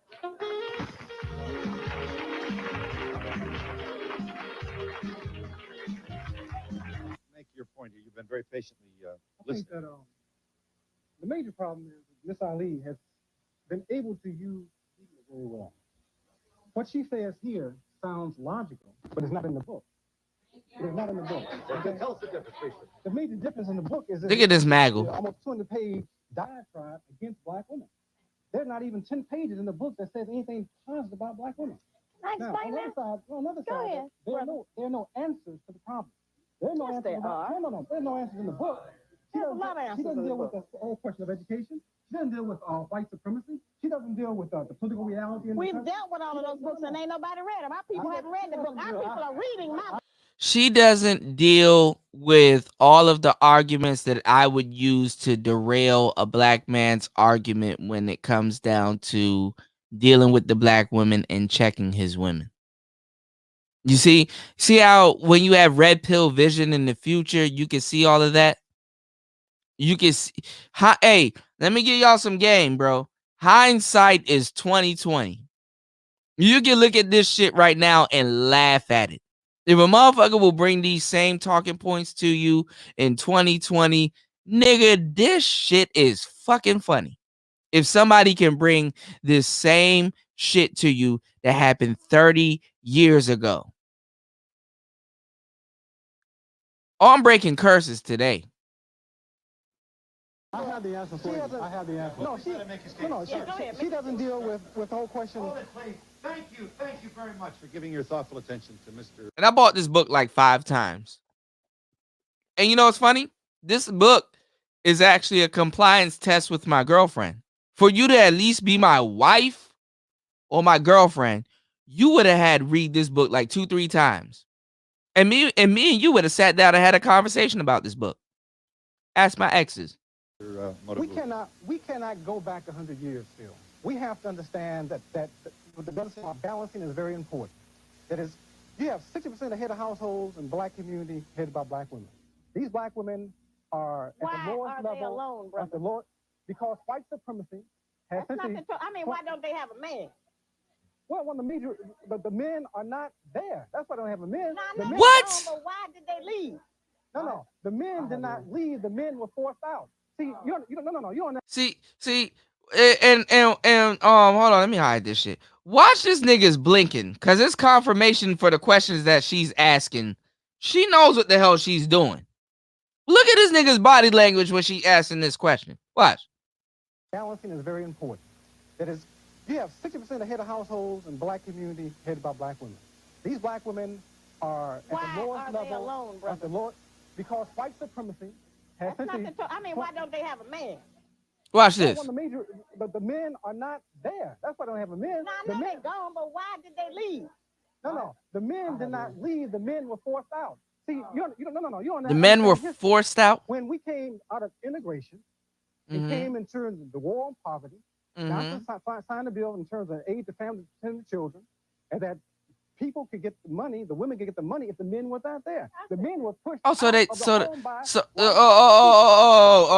hold on. Stop right there. So they took the money, but you were saying that the women took the money and the men were forced out. No, don't speed past that. They took the money. Watch that again. In terms of aid to families and children, and that people could get the money, the women could get the money if the men were not there. The men were pushed out of the home by white people, not by black women. All right? Now, we must understand that this country has gone from, say, around 1900 to an agrarian-based, industrial-based economy to an economy today based upon services, information gathering, and new technology. White women came back into the economy in 1968, 1969, pushing black men out. An underground economy began to develop. The point I'm trying to make is that we cannot take a victim's view of our condition. And the victim blames the victim rather than recognizing... That's white folk psychology. We're not dealing with that anymore, brother. The time is up for that. We're on another whole different program now. No, we're not into that anymore. I have the answer to our problem. What the black man gonna have to do is stop looking to the black woman for the answer. He's gonna have to look at himself and overcome that problem that he has, and then take charge of... Now, Jesse doesn't sound like this today because I know he's trolling under the banner of Christianity. Tell him what he hasn't known about us. This is so he'll know what he's dealing with. Is the caller there? Thank you for waiting. Go ahead, caller. Yes, hello. I want to know whether or not Miss Ali is holding black women responsible for the failure of black men to stay in high school and college and to perform well and put themselves in a position to be economically independent and to take care of their families. I'm not against the black woman taking care of her family. Certainly, we have some responsibility to help raise our children. I'm not saying that. See, the point is that this was not intended to be a book of balance to show the good points and the bad points of the black woman. This is to show that we are strong black women. But I'm saying we have used our strength in the wrong direction. We're using it against I didn't have to show it in that. You wrote your book the way you wanted to.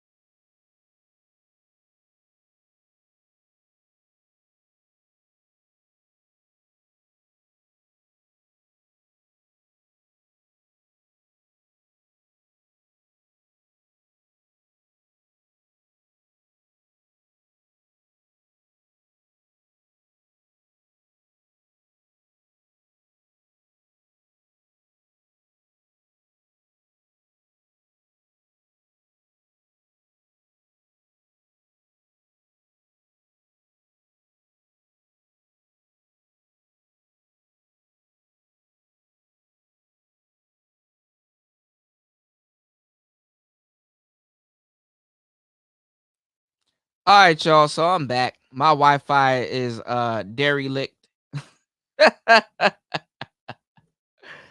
But yeah, I'm back. My bad, y'all. So yeah, that's what the white man does, man. They lock me out of my own shit. But I'm back. Hold on. Let's get back to where we was at. Hold on. Hold on, y'all. Nigga, my Wi-Fi was reinstalled by fucking El Chapo like shit. Hold on, y'all. Let me go back to where I was. Hold up.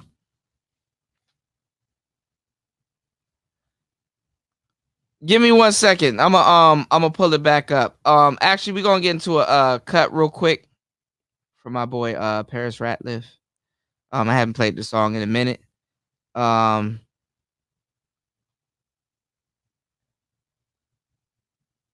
It's called Blessings in Your Cash App. Give me a second, y'all. 1 second. Let's go. 1 second, y'all. I'll be right back. Fucking white man done got my goddamn Wi-Fi. Wait a minute. So that's your man right there. I seen your last post, thirst trapping on the gram with your bad ass. And these niggas ain't shit, what's the hashtag?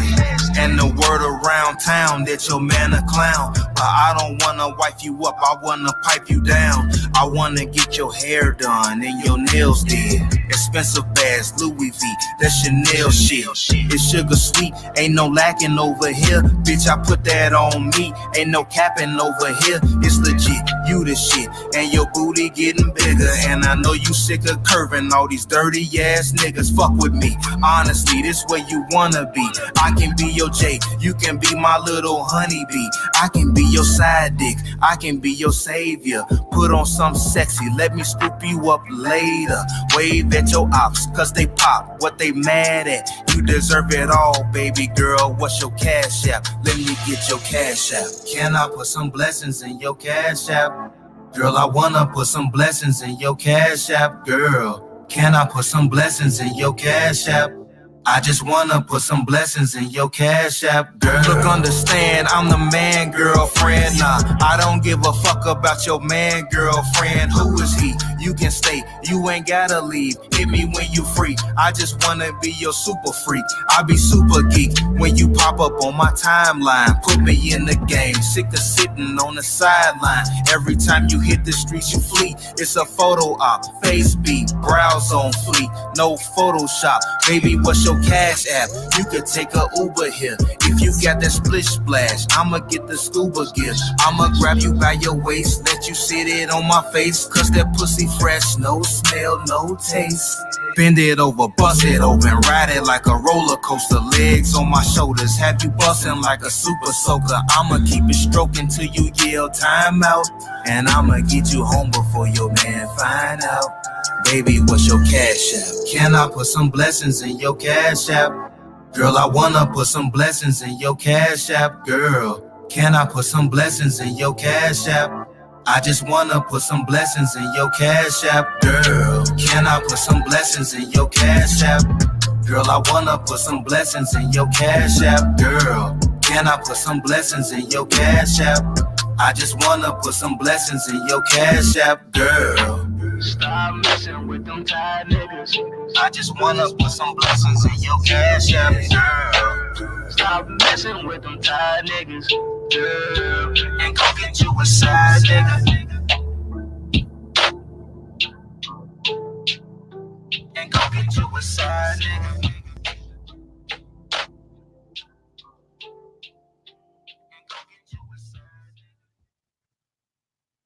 All right. Hopefully, y'all put some blessings some blessings in the cash app. Beth, see, even Beth know this shit is fire. That shit is fire. Here we go. All right, I'm gonna put the link back in the chat room. I'm gonna be up for a little bit because like the fucking sun done came up. The sun is up. Like I like that shit shining bright. All right, y'all. So look, let's get back into what we was getting into, which was motherfucking. Y'all be up 24/7. Y'all be on YouTube 24/7, and don't say y'all don't, because I be seeing that shit. Y'all be in everybody's chat room and shit like that. I see it. All right, let's get back into it. Avenues that the black man can do when Who is this nigga? God damn. This is Terry Crews. he's upset with his woman. So you can't just take that point. Identify yourself and tell me if you believe it's an option that's viable. Washington, senior writer at Essence Magazine. No one has the option to hit me in the mouth or anything else. Like I said, these are some old ass bitches, bro. Senior writer at Essence Magazine. Really? Really? And where the shit is at right now? Really? Hot girl summer, all that shit. Really?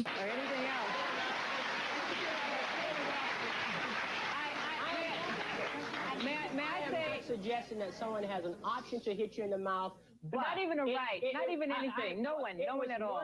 Look at this nigga's hand. That the black man could take in his address. Now, that doesn't mean that he has to take it, but I'd like to say And these are some well old bitches, bro. Look, y'all, I'm not bullshitting. It's 1990, bro. Come on, son. These motherfuckers right here, they in their 40s, bro.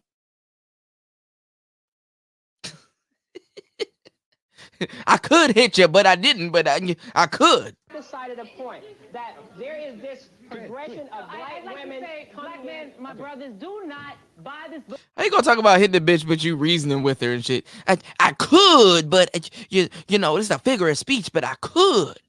And think that you're going to use this as a blueprint for healing our nation. Talk to us. Don't read this book. Talk to us. I think most of the problem is that most of the sisters has not read the book. Yeah, I think many have. Yes. I think many have. My name is It's Saint misguided. and I like to say thank you for writing the book. And with my encounters, experiences with women, I have not found most of what you have depicted, but I don't pre-conclude that it does not exist. And what I would like to say to you is that we are all victims of white supremacy in some shape, form, or fashion. And somehow, as we move toward the 21st century, dealing with conspiracies of AIDS and all the types of devices that are out there, we have to have a forum where we come together and talk out our differences. And we're not going to be able to solve this in this 1 hour. I believe that Sherazade Ali specifically, if not exculpate, says enough of blaming whites. Let's deal with the problem ourselves. And I think in that sense, wait, stand up and tell me, and identify yourself and tell me why you're good. My name's Geraldo, ooh, baby. Oh, baby, your pants, nigga. Goddamn, son. This nigga pants below his chest. Nigga, goddamn.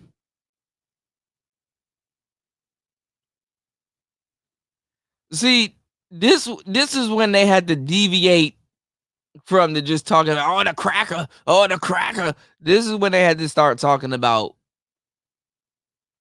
families and relationships and shit. But I don't give a fuck what they were talking about. Geraldo, don't nothing excuse your goddamn pants. Goddamn. That was, nigga, talking about consciousness. That was a conscious decision, dog. This nigga tie goes below his belt buckle. Smooth Vision Media said Geraldo looked like a background dancer for Kwame and the polka. Nigga, your pants all the way up your shit. Calvin Gooding, I listen all the time about. Nigga, you could tuck your tie in. Who is Wesley Snipes looking nigga? I just want to just explain because people talking about white folks have done this to us. This is what we do continually when we talk about what white folks have done to us. This nigga got a pose to get his wedgie out. This nigga pulling out a wedgie right now, bro. Look, nigga, you ain't fooling nobody. Empower them to continue to control our situation. What we have to cease doing is empowering them and saying we will have self-determination. That is, in any forum. And let me say this: I don't agree with everything you have to say, but if your intention was to create a forum where we could talk about our differences, I salute you. Okay? All right. Yes, my name is Gloria Doolin Wilson, and I'm the statewide coordinator for the New York State African American Political Action Committee. And notice how these broads have all of these intellectual names for what the fuck they do. I am the head director of the State of the African Political Community. Bitch, a random motherfucker on YouTube got more prestige than you do today. Like a nigga with it. This is the fucked up part that y'all don't understand. A motherfucker like a Nicole Michelle got more clout than she does. A Paris Milan got more clout than she. It don't matter what she went to school for, what the fuck she did. We don't give a fuck. We don't know you, bitch. Some nigga on a live stream, right? Nigga, I got more clout than this bitch. I'm a science political African American, blah blah blah blah blah blah, and I just want to let you know that I'm gonna feed into some feminist movement, like bitch. Okay. I would like to say, first of all, black men and black women have to be complementary to each other. There cannot be this kind of antagonism that you've engendered as a result of your book. I have to compliment your publicist for getting this out here because it's the biggest publicist. I'm my publicist. Well, then congratulations, my dear. He had to wipe his mouth. Like, bitch, what? First of all, look. Black women have to be complementary to each other. There cannot be this kind of antagonism that you've engendered bitch, what the fuck? As a result of your book. I have to compliment your publicist for getting this out here because it's the biggest publicist. I'm my publicist. Well, then congratulations, my dear, because you have perpetrated a wonderful hoax, but you have gotten us to talk.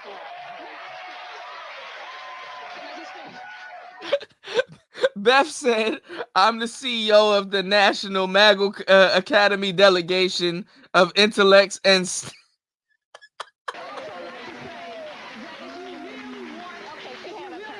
educate your mind and deal with black familyhood, can get the book by Hakeem Madhubuti.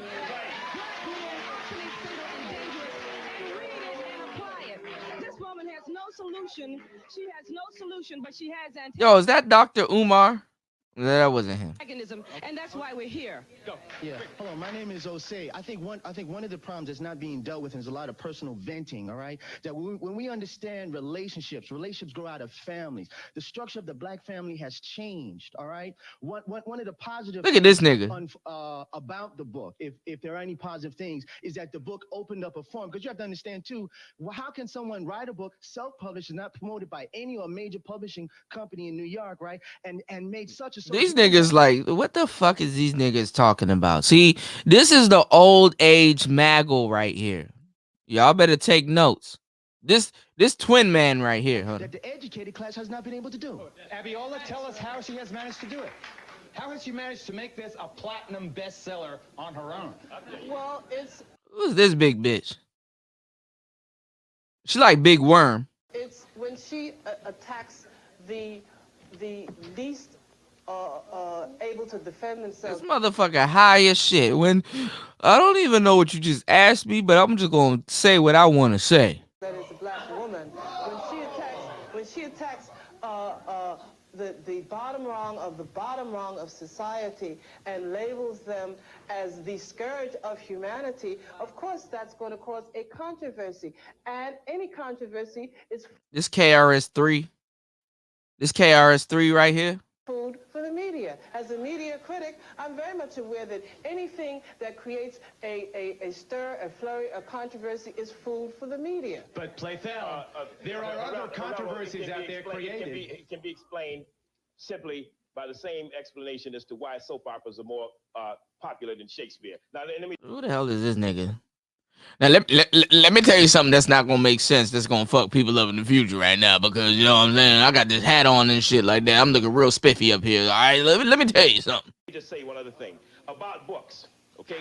And what the explanation for that is that it doesn't require much intellectual engagement to watch a soap opera, but to watch Shakespeare. I'm not James Harden. I'm James Softon. You've got to bring something to it. You've got to be reasonably literate. Now, this is a soap opera. About books, let me just say this. She made the comment earlier that this is the first book that's dealt with the experience of black women in America. That comment, hold on a minute, that comment in and of itself shows an astonishing ignorance of the literature on black studies in this country. For instance, You see, black studies in this country, I'm just about to set us back 45 years. if you all want to read a real book that will teach you something about the heroism, the greatness, the true role of This nigga got his glasses. This nigga got his glasses in his hands. black women, read Paula Giddings' book, Where and When I Entered. Read Margaret Walker. Read Dr. Margaret Walker, who for 30 years, listen.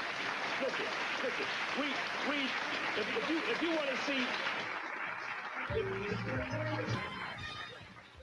They went to commercial on his ass. Wait. Let me finish real quick. You should also remember that we have never had a book that all of the people agree with, the Bible, the Torah, the Quran. You take what you can use and you reject the rest. But this book talks about our collective contribution. Do not forget that. This is not all of us, but this is all of us sometime on some level. Okay. There's Sir, no point in going into denial. Sam, please identify yourself. My name is Jesse Peterson, and I am the founder director of Bond. First, I want to say to your producer, if you are all right, this the fallen state right here, y'all.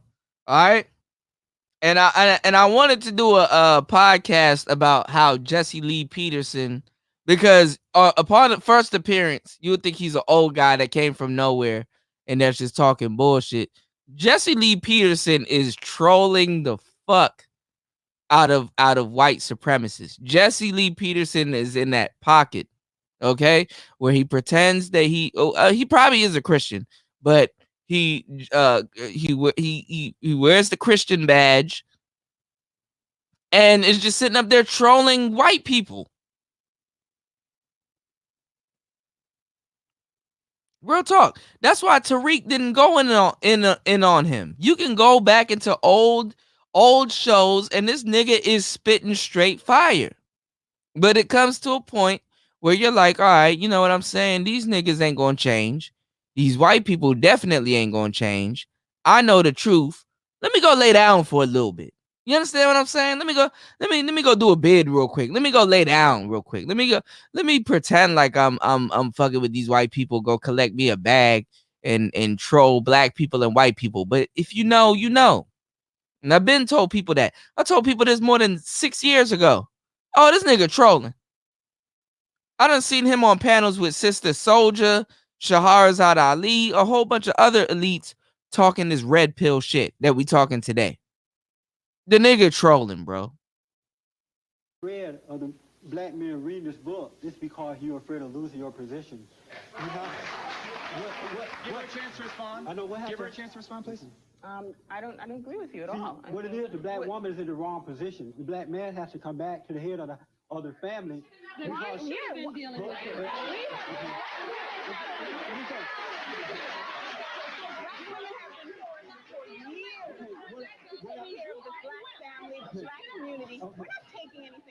The fuck are these sisters arguing about?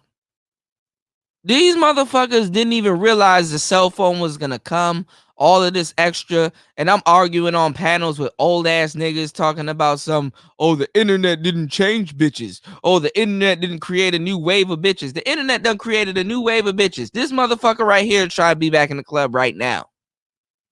What are you talking about?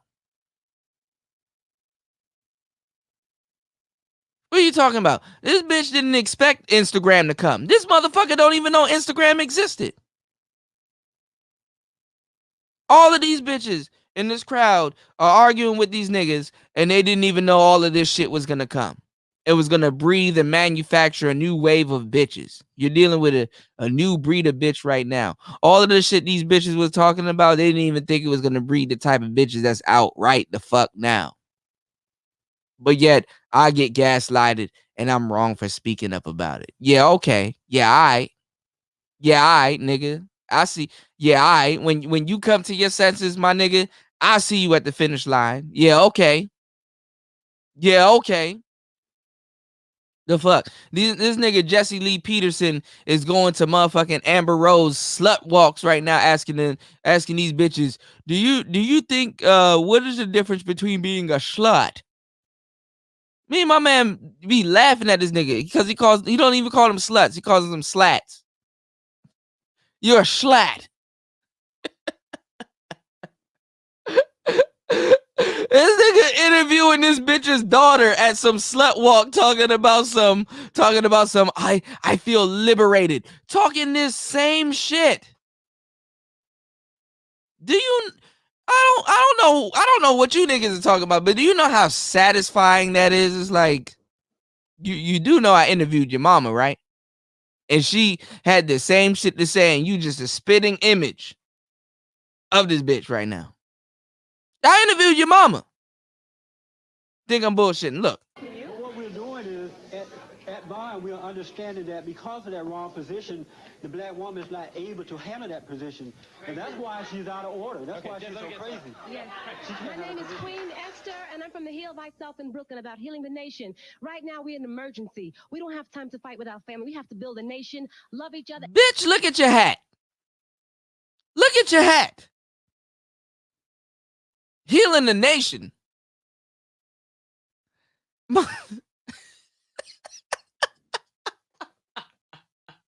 Let me tell every goddamn body who's listening to this. Look at this motherfucker's hat.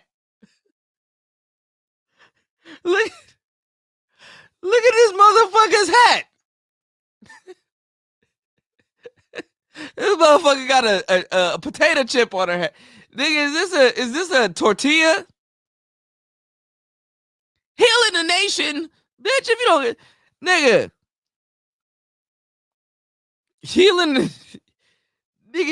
healing the what? And start building. We don't have time for hitting our family. We have to come to one unity right now. All we have time to do is love and build in the truth. We're in an emergency. Let me run over here. Sorry. We in emergency. Geraldo about to catch a heart attack running with his tight ass shirt and his goddamn tight ass pants. Look at this nigga.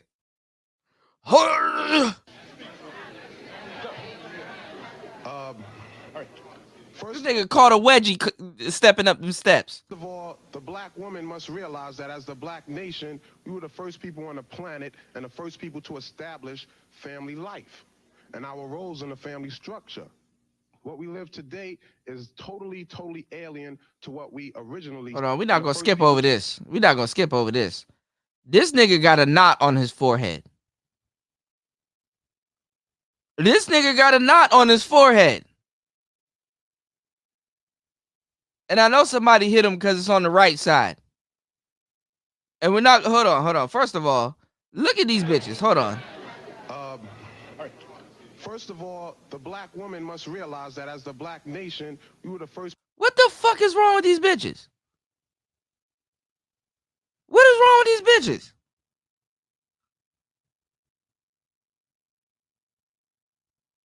Hey, look. Hey, y'all go subscribe to my bro, Auto Chris. If you in the building, let me tell you something. And if you a trucker, go subscribe to him. He about to take over the whole trucking. Look, y'all been waiting for a trucker that's a YouTuber that's big on this shit.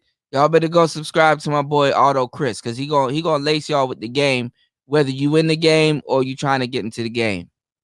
So y'all go subscribe to my big bro Auto Chris. Look at these bitches.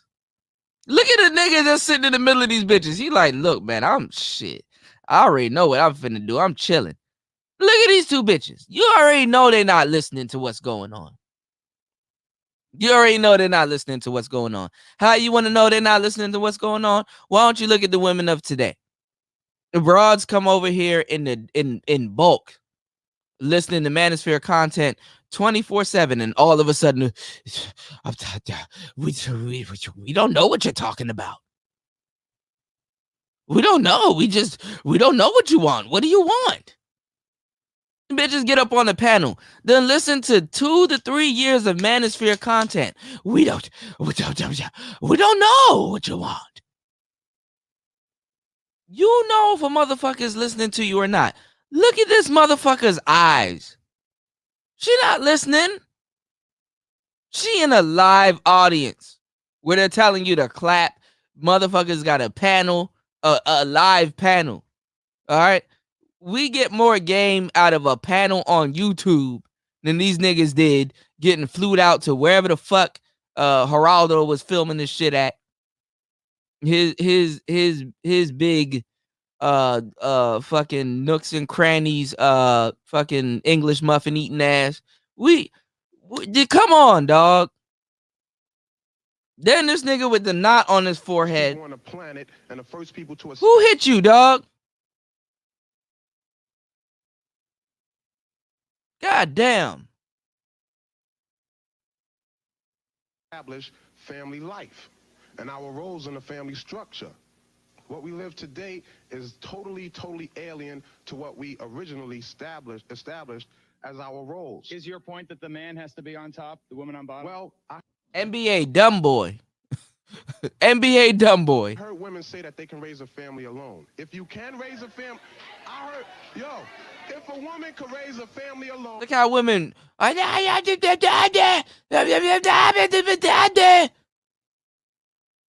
Because he said, I heard a woman can raise a family on her own. Yo, this Maggle shit and this matriarchy go deeper than you think. Then she has had the opportunity and has the opportunity today to correct the problem of the man and her male children. But she has been unsuccessful and will continue to be unsuccessful until she gets the problem in her mind. Stand please. Over here. Identify yourself. Look at all the fellas clapping. My name is Dr. LaFrancis Rogers Rose, and I teach African American studies and I'm just some old bitch with some kente cloth on that really don't mean shit and some bags under my eyes. I almost look like a nigga. I smoked crack before I came here. You keep in mind, bro, this is in 1990. So this bitch right here, she is one of the early silents, if not the end of the generation, which is referred to as the greatest generation. Okay? If you niggas live under a rock, the greatest generation is the generation that we're trying to emulate when we talk about family structure and the nuclear family. Okay? The bullshit ass generation that we were told that we were promised. That is not about to fucking happen. It's not gonna happen. Just nigga, now more than ever, it's not going to fucking happen. Okay, so let's stop gaslighting Generation Z and let's just get this shit together. Look, bitch, this shit ain't gonna happen. This is how it used to be. This is what it was. This is what we're talking about. But guess what? This is not what it's gonna be in the future. It's not gonna happen. It's not gonna happen. And it's in these old bitches have been fucking up the community, okay? And if you think I'm bullshitting, go look at the old bitches of today. The Oprahs and the Gayle Kings. They are the same age as these bitches right here. And guess what they're doing? Fucking up the community. Fuck it up. Fuck it up. Fuck it up. And you know what these young bitches do? They're not even smart enough to say, yo, look, hey, look, I don't know what that old bitch talking about. I don't think that way. No, they follow the hive mindset. Gayle King to this day still hasn't apologized to the shit she said about Kobe. Yet Snoop Dogg has to record a fucking apology. Oh, I'm sorry. I didn't mean, we about to go get this bitch. You know what I'm saying? All this other shit. You come on, dog. Come on, dog. Come on, dog. I feel like Boosie. Don't cut his dick off, man. Don't cut his dick off. Nigga, Gayle King hasn't even said, hey, she hasn't even said, you know what, I could have said something different. No. She stood beside her words, yeah, Snoop Dogg got to apologize. She couldn't even cam up and say, you know what, Snoop, I accept your apology. It's the old bitches that are fucking up the community, bro. And it's always been the old bitches that are fucking up the community because these bitches right now, for a hot girl summer to occur and all the Cardi B's and the reality TV shows and all the shit that was going to happen after 1990 that happened, it makes all of these bitches fucking talking points invalid. And then y'all niggas sitting up here in 2020 listening to bitches talk this same shit over and over and over again. Like it's something new. Like she thought of it herself. Like this shit has not been said before. Then motherfuckers got a reason to be mad at SYSBM. Yo, we need to get back to source. We need to be back in the consciousness. What? So we can look like this motherfucker right here? Been teaching a course on the Black family for the last 15 years, and I would like the author to know that I have a book on strategy. On the past 15 years. You like the Crypt Keeper. Get the fuck out of Just here. for resolving conflict in black male-female relationships that's been out since 1985.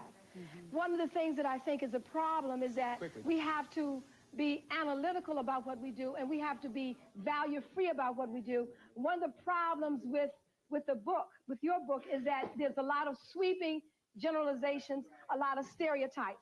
And stereotypes are half-truths. And half-truths is what has put us in the position that we're in now about our relationship. Oh, and let me tell y'all something too. I want you to pay attention to this crowd, okay? Because y'all are under the impression that this B1 shit is something new. No, this B1 shit is in its fourth wave, okay? Don't be confused about these motherfuckers in the crowd wearing kente cloth and all this other stuff. At some point, motherfuckers got bored, and that was a part of quote unquote black culture. These motherfuckers were not talking to Africans. They didn't give a fuck about Africans. They did not give a shit about none of that shit. Okay? There was a fake conscious wave boom in the 80s that happened right before the crack era. There was a fake conscious wave boom that happened in the 80s right before the crack era. Okay? This happened after the 70s, and we'll get into the game and talk about it after disco and all of that shit was taken down, because disco was taken down because basically that music was uniting black people and gay people and all kinds of shit. And this is why you have the lesbian and LGBT community right now. Nigga, if disco had went along, it would be all kinds of weird shit going on right now. And there is all kinds of weird shit going on right now. That's where funk came from. And the breakup of disco and all that other stuff split itself into sectors. When we talk about music, I'm a DJ. I know this, okay? Don't argue with me. This is my job.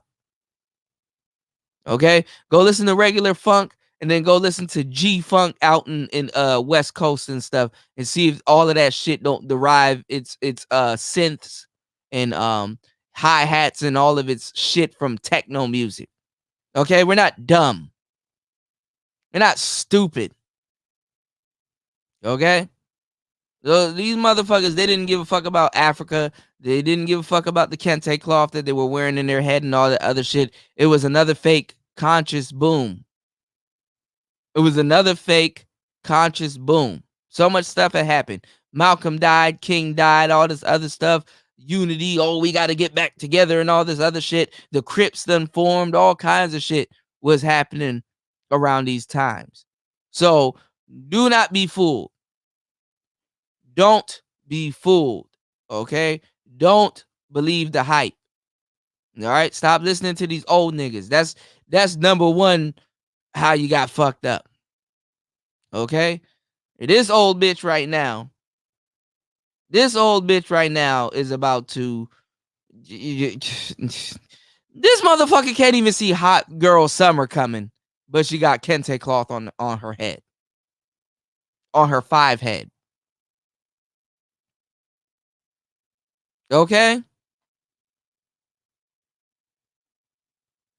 But niggas want to tell you, oh, the internet didn't create no new bitches. Okay, yeah. Yeah, okay. Yeah, all right. Yeah, all right. Yeah, all right. Hold on right there. I'm going to go to Sherazad. Wait, no, I have to get a response. Sherazad, is it not true that your book does indeed contain what the previous speaker characterized as sweeping stereotypes? No, I don't think so. Absolutely. See, we're talking about. Oh, she's lying. We are talking about a condition of our people where we have been programmed with the wrong ideas. So all of us are doing many of the same things. And we're talking about a situation where our man has been judged on the wrong standards. Okay. Yeah, okay, go. You're asking the wrong people about this. That's the right. People to ask are not employed. They're in the armory. You need to ask the masses of black men who are unemployed in Bedford Avenue Armory in 120th. Your point being? Our point being that the black man pardon me? The black man is in the armory. He is unemployed. You are an exception to the rule about this book. He is the criteria of judgment, not you. Stand up. All right. I don't really agree with this brother, but what he's saying is actually true. Not this nigga with the hat on. He's talking about Ask Pookie and Ray Ray, the unemployed nigga. This a nigga with a tie. So it would insinuate that he's a Bluetooth nigga. I said Bluetooth. A blue collared nigga. Go ask the niggas that don't have a job what they feel about and shit like that. Cause them the ones you sleeping with. Smart man right here. He probably nigga don't nobody probably give a fuck about him, but fuck it. We giving a fuck about him now. Over on Player Talk Radio. This nigga right here said, go ask the unemployed niggas. Go ask the Pookie and Ray Ray. People to ask are not employed. They're in the armory. You need to ask the masses of black men who are unemployed in Bedford Avenue Armory in 125th. Your point being? Our point being that the black man pardon me? The black man is in the armory. He is unemployed. You are an exception to the rule. And she talking about some no. Look, see, I tell y'all right now, gold diggers are totally different. Gold diggers, see, they'll smile. So your little bitch nowadays, that's a little scammer and shit, she'll guilty giggle. Y'all done see me made broads on panels guilty giggle several times. That guilty giggle tells you a lot. This motherfucker, look. Look at this motherfucker. Ugly ass motherfucker talk about some She know damn well that's the niggas you gotta ask. Go ask the niggas that are unemployed that y'all are sleeping with what they think. Go ask them niggas. Yeah, you ain't think the internet was coming, huh? To the rule about this book. He is the criteria of judgment, not you. Stand up, please. Excuse me. My name is Yanla Van Zandt, and I am. Oh, who is this, y'all? I am a Yanla Van Zandt, standing it. This is her. That bullshit on her head. What the fuck do you gotta say? Hey, Yanla Van Zandt. Oh yeah. This how she got a show. This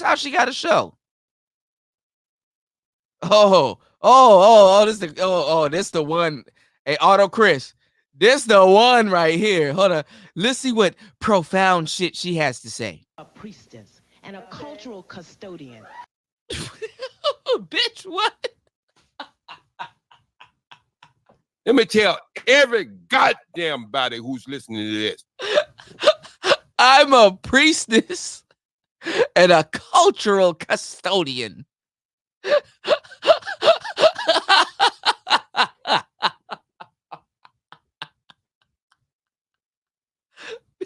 what you about to say? This is not our culture. This book is anti-cultural, anti-African, and anti-historical. Wait a minute. Because our ancestors have said that our key to our growth is love. This book contains no love. It doesn't encourage love. It doesn't support love. And it dismisses... Not on my watch. Look, Shahrazad Ali like this bitch right here. Poor Shahrazad Ali. This Shahrazad Ali looking like this bitch right here, man. I'm not even gonna look at this hoe. This is not love. This is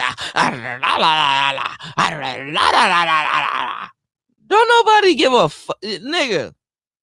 Ayanna Van Zandt couldn't stop Hot Girl Summer.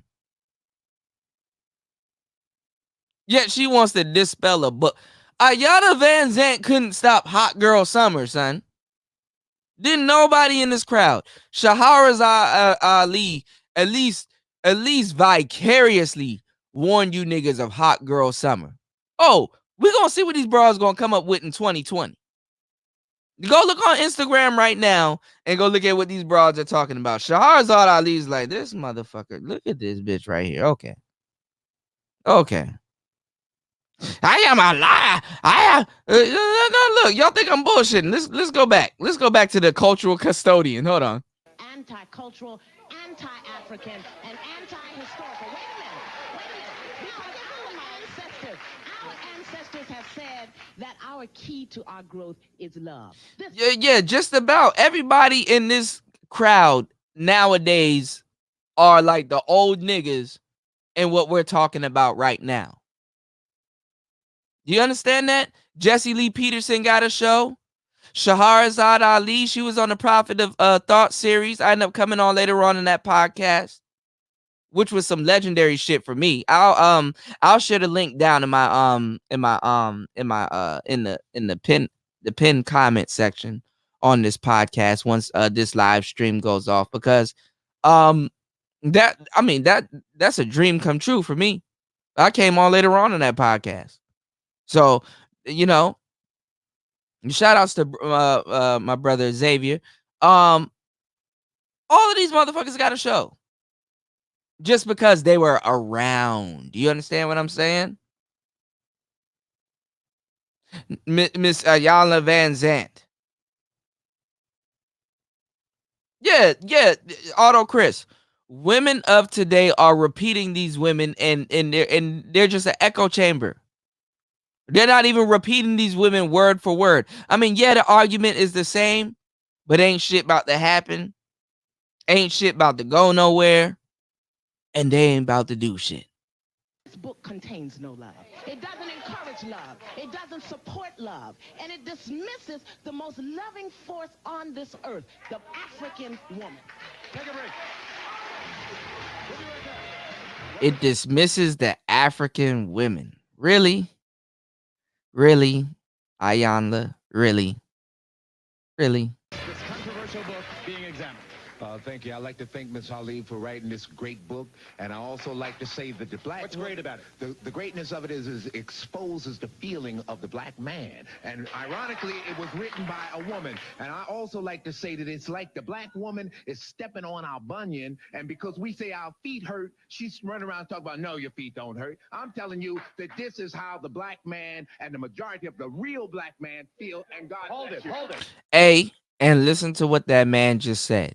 Because what he just explained was a term that wasn't around back in the day, because they didn't have certain things like the internet and different things to point out what was going on. That's called gaslighting. I have a bunion on my toe that's being stepped on by my woman. Oh, but when you ask my woman, no, he doesn't have a bunion on his toe at all. And as a matter of fact, I'm not stepping on his toe when I'm actually stepping on his toe, crushing a bunion that I'm telling you that he does not have, because I'm using my foot to cover it up. Yet you motherfuckers can't handle 5 years of niggas talking, not even doing shit, talking shit on the internet in something that's their own space, not even your space. Because remember, you weren't on the internet. Remember, you didn't create the internet. But now that you're on social media and now that you get to see these guys, all of a sudden, I own Facebook. I own Instagram. I own YouTube. Why are you on YouTube talking shit about us on YouTube? Why? Let me come into your space and get upset and then start flagging your videos because I got upset because I didn't go to a spot that was designated for me to hear about bullshit that I feed into my own life.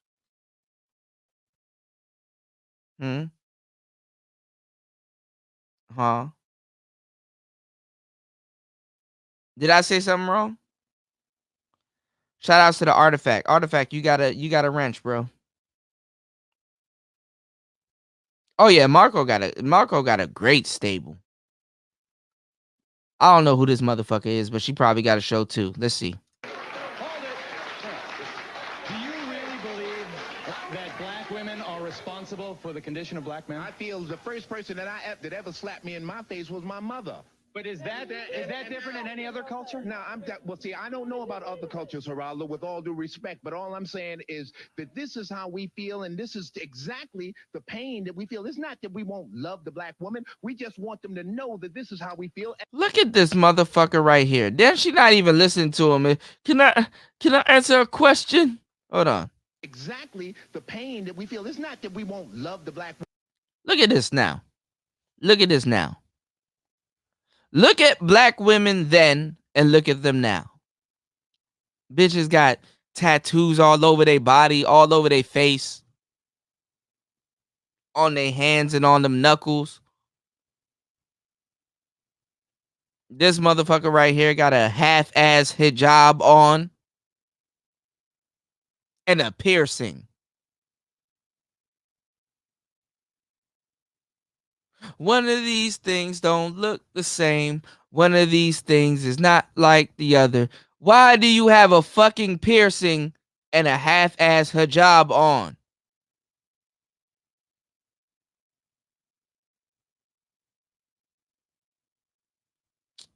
Woman, we just want them to know that this is how we feel, and it's not about we're going to alienate ourselves. Tinkle said a half job. You date white women? I have. I've dated white women. I've dated white women. I've dated all sorts of women. Listen, I have dated all but see what black women don't realize is sometimes we're actually forced to date other women because of that situation. Oh, see, hold on. Let me run that back. Run that back, Turbo.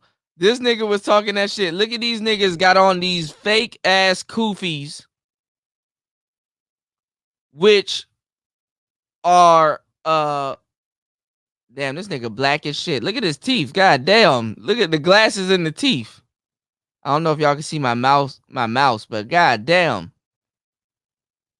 That's as black as it get right there, bro. Can't even make fun of niggas making caricatures of us. But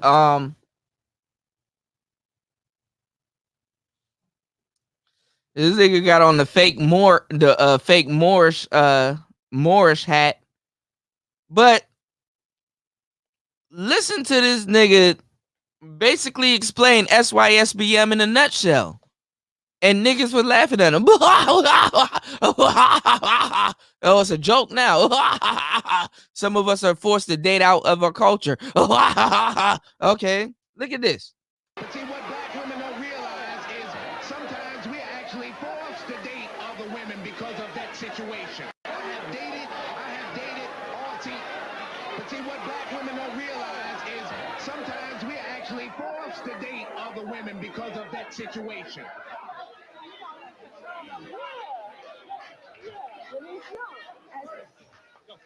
She said, yeah, and he's young. Come on, y'all don't see this nigga? These millennials right now are dating the hell out. Okay, let's listen to this delusional asshole. Listen to I'd like to, as the only woman here, say thank you, Shahrazad Ali, for writing this book. She's great. My bad about my comments that I just said. I'd also like to ask this audience to please calm down. Let's have some dignity. White America is watching.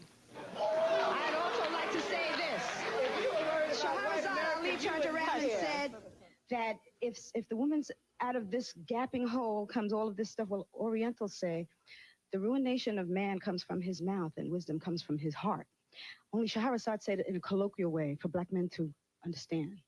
Thank you for being the catalyst that we need. I got a question for you. Quote from the book. To the black man, the black woman's problems represent a challenge and a responsibility. The challenge is to subdue her and put her in her rightful place, end quote the book. You agree with that statement? Not only do I understand the context. Wait a minute. And look at this woman. She don't have all that funny ass shit on. Look at the bitch in the background. Look at the two hoes in the background. Just stop this for 2 seconds right here. All right, the one to her the one to her right, I don't know if that's a devil's lock or that's a bang or what's going on. I don't know what that is, but she got some shit going down the middle of her forehead and she's confused and don't know what the hell is going on. All right. The one to her left is like,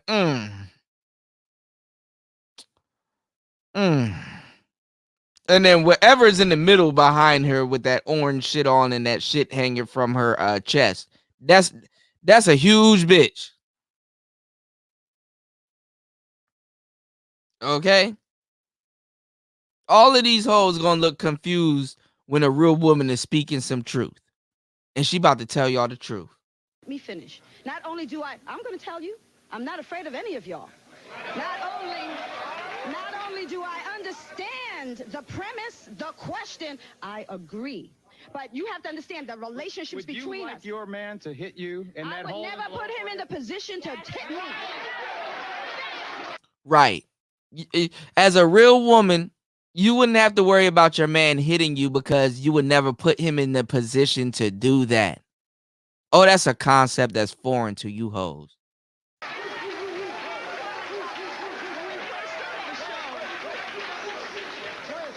When we first started the show, Miss Ali said that the black woman had benefits that the black man hadn't had. I want to know what those benefits are.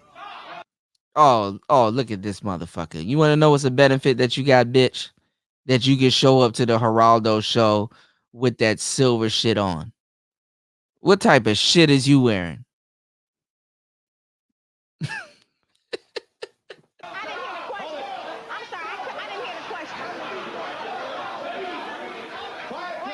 Wait, I'm going to ask a question. I didn't hear the question. What were the benefits? What were the so-called benefits the black woman has had that the black man has not? The black woman's fault that the black man cannot get a job. Well, let me explain.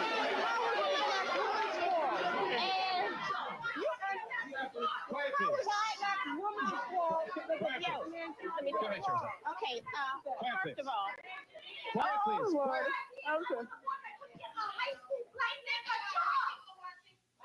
Okay. See, she representing.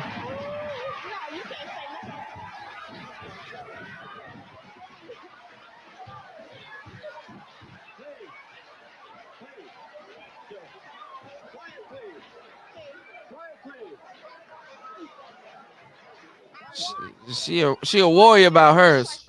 However, if we look at the situation of just what this book has done for literacy in the black community, the other thing is that if in any relationship when there's a breakdown, it's the responsibility of the man and the woman. So if you black women say you are not 50% responsible, what percentage do you accept and how does that behavior manifest?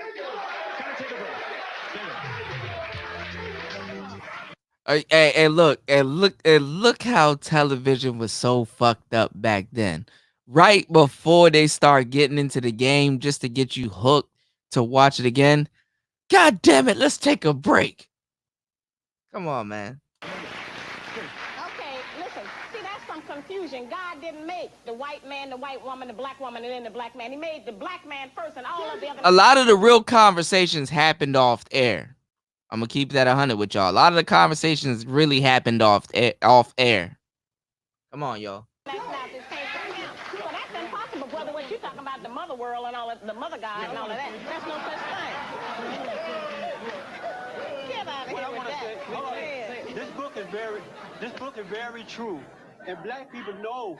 Yo, the artifact, you're absolutely correct. No pink blonde hair, no tattoos in sight. Just yet. Just yet. You understand? And look at Jesse Lee Peterson with the high top with the little fade and shit. About to drop some game. Black people know that this book is true, but what it is, young black man we are embarrassed by it. And we need to go beyond the embarrassment of it to deal with it. Yes, sir. I want to represent a young black male in America that read the book. The book seems to be positive to me because it gives me a look into building a relationship with a female that'll help. Yeah. It gives a peek into some of the things that her mother has taught her that I'm not around. Some things I can see as negative in her makeup. I want to thank you for writing. And keep in mind, a lot of these niggas got on suits. Keep that in mind. A lot of these niggas got on suits. The book, and I would say that most of the people who are opposed to this book have not read it. If you read it and you understand us, if you understand our history, where we came from, and where we have to go, then you appreciate this book. Stand. Good. Stand. Hurry. Sally, you said that. Go quick. You said that the black woman's intelligence is smaller, or her mind is smaller than the black man's, but yet you are a black woman and you're writing a book telling them about themselves and telling us about ourselves. It's all right. I'm a black woman. Well, wait a minute. Let me respond. What we have is a situation where I'm not working for me. All I'm building all of these black people's career. If they wasn't for my book, wouldn't nobody know who none of these people were.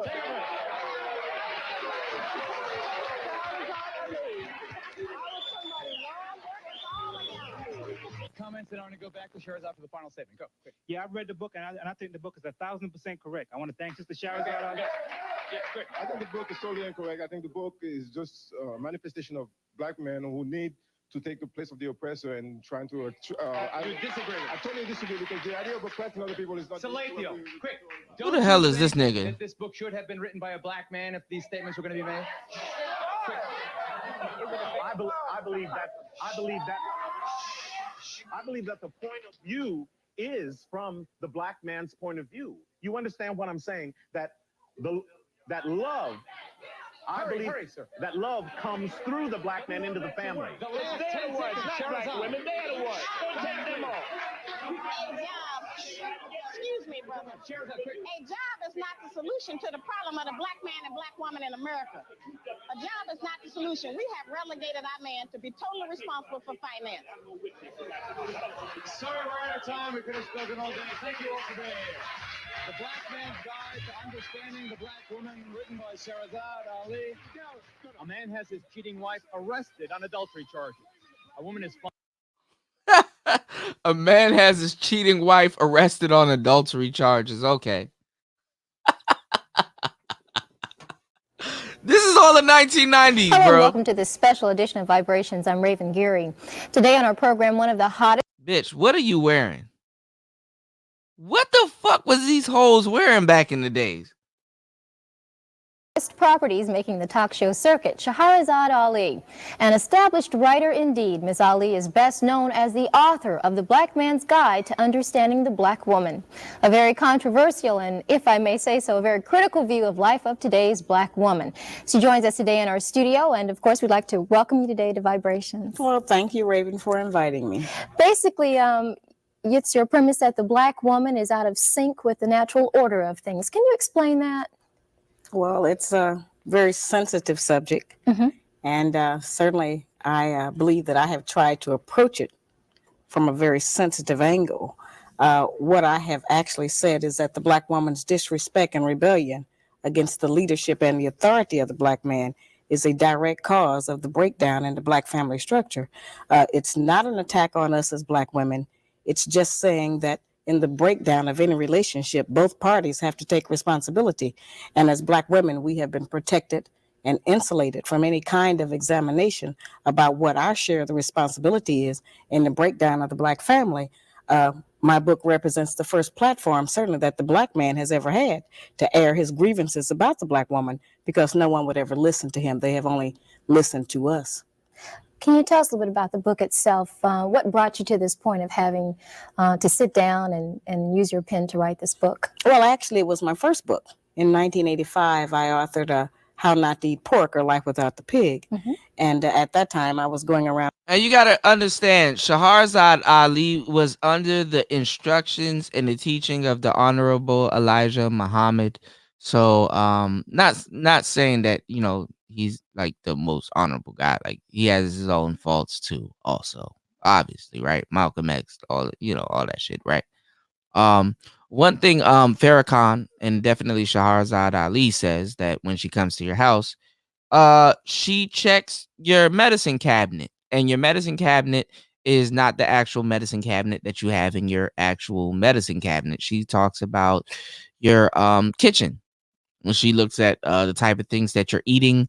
And she is, you know, she lives a very clean, healthy lifestyle. Now, she's a more heavier set sister. She's eating well, but she also partakes in, you know, Ramadan and things like that.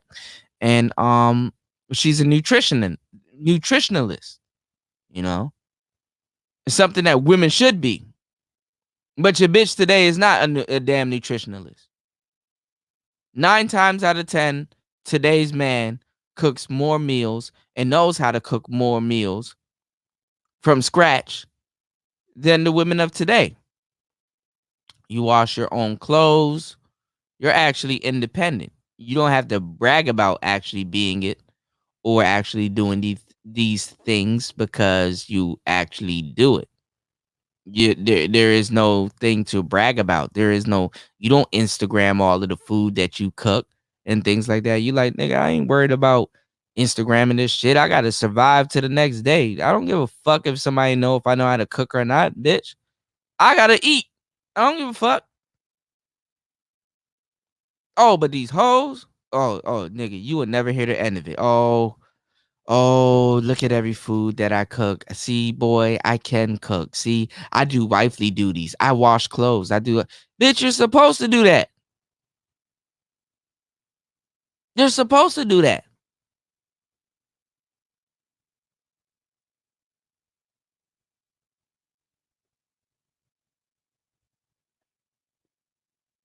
Anyway. I'm doing what I was calling get off that hog lectures. And during my travels, I noted that I would take the microscope and show people how you can't kill the trichina worm in pork by cooking it. Heat was not destroying the worm, and I would show them, the difference, and demonstrate how FDA was now using radiation to try to kill the worms in pork because cooking was not working, which is what we had always been told.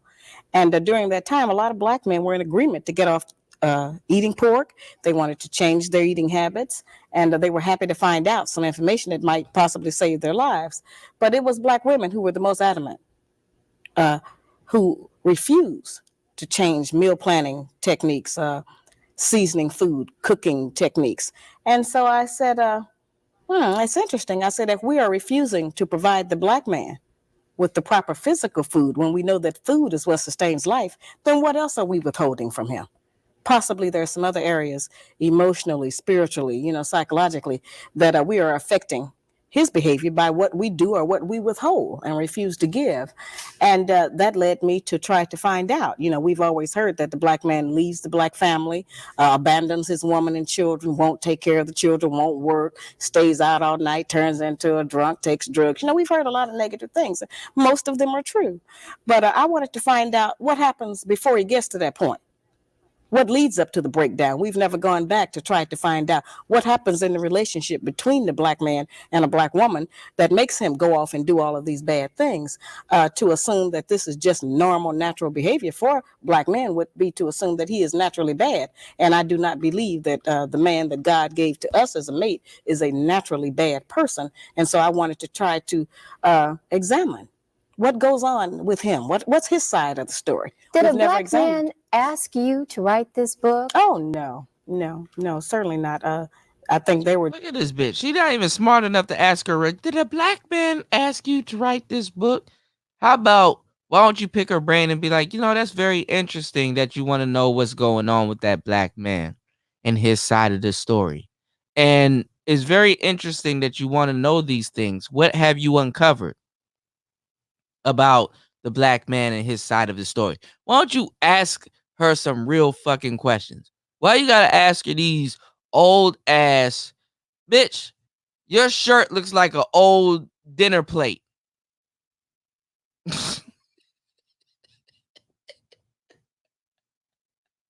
Were just as surprised as black women.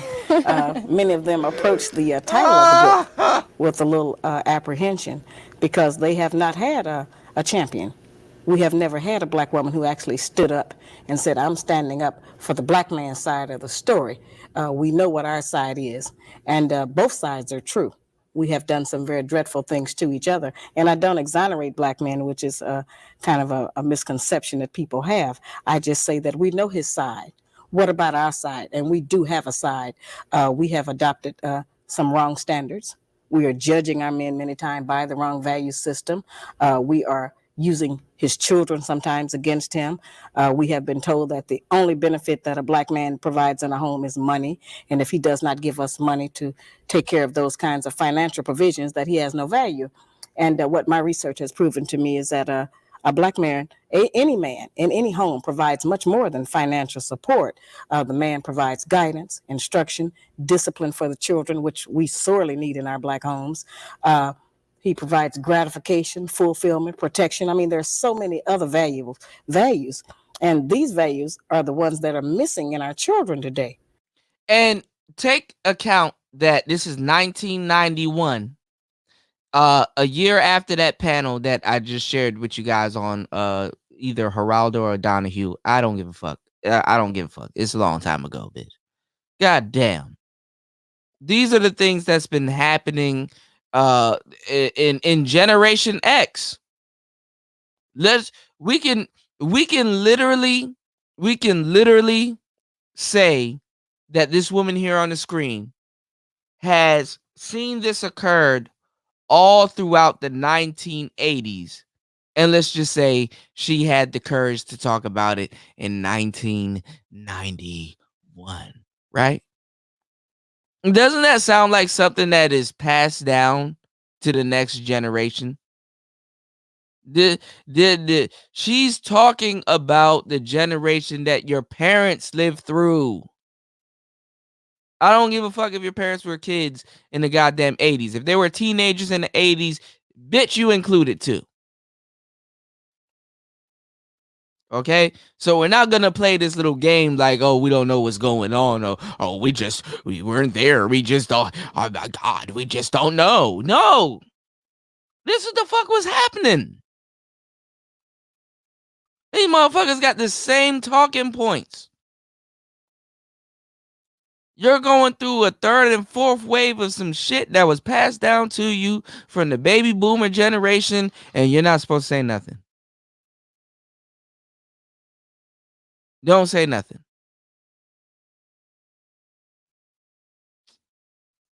Which is why many black children are in the street, out of control themselves, disrespectful, don't have any regard for anyone.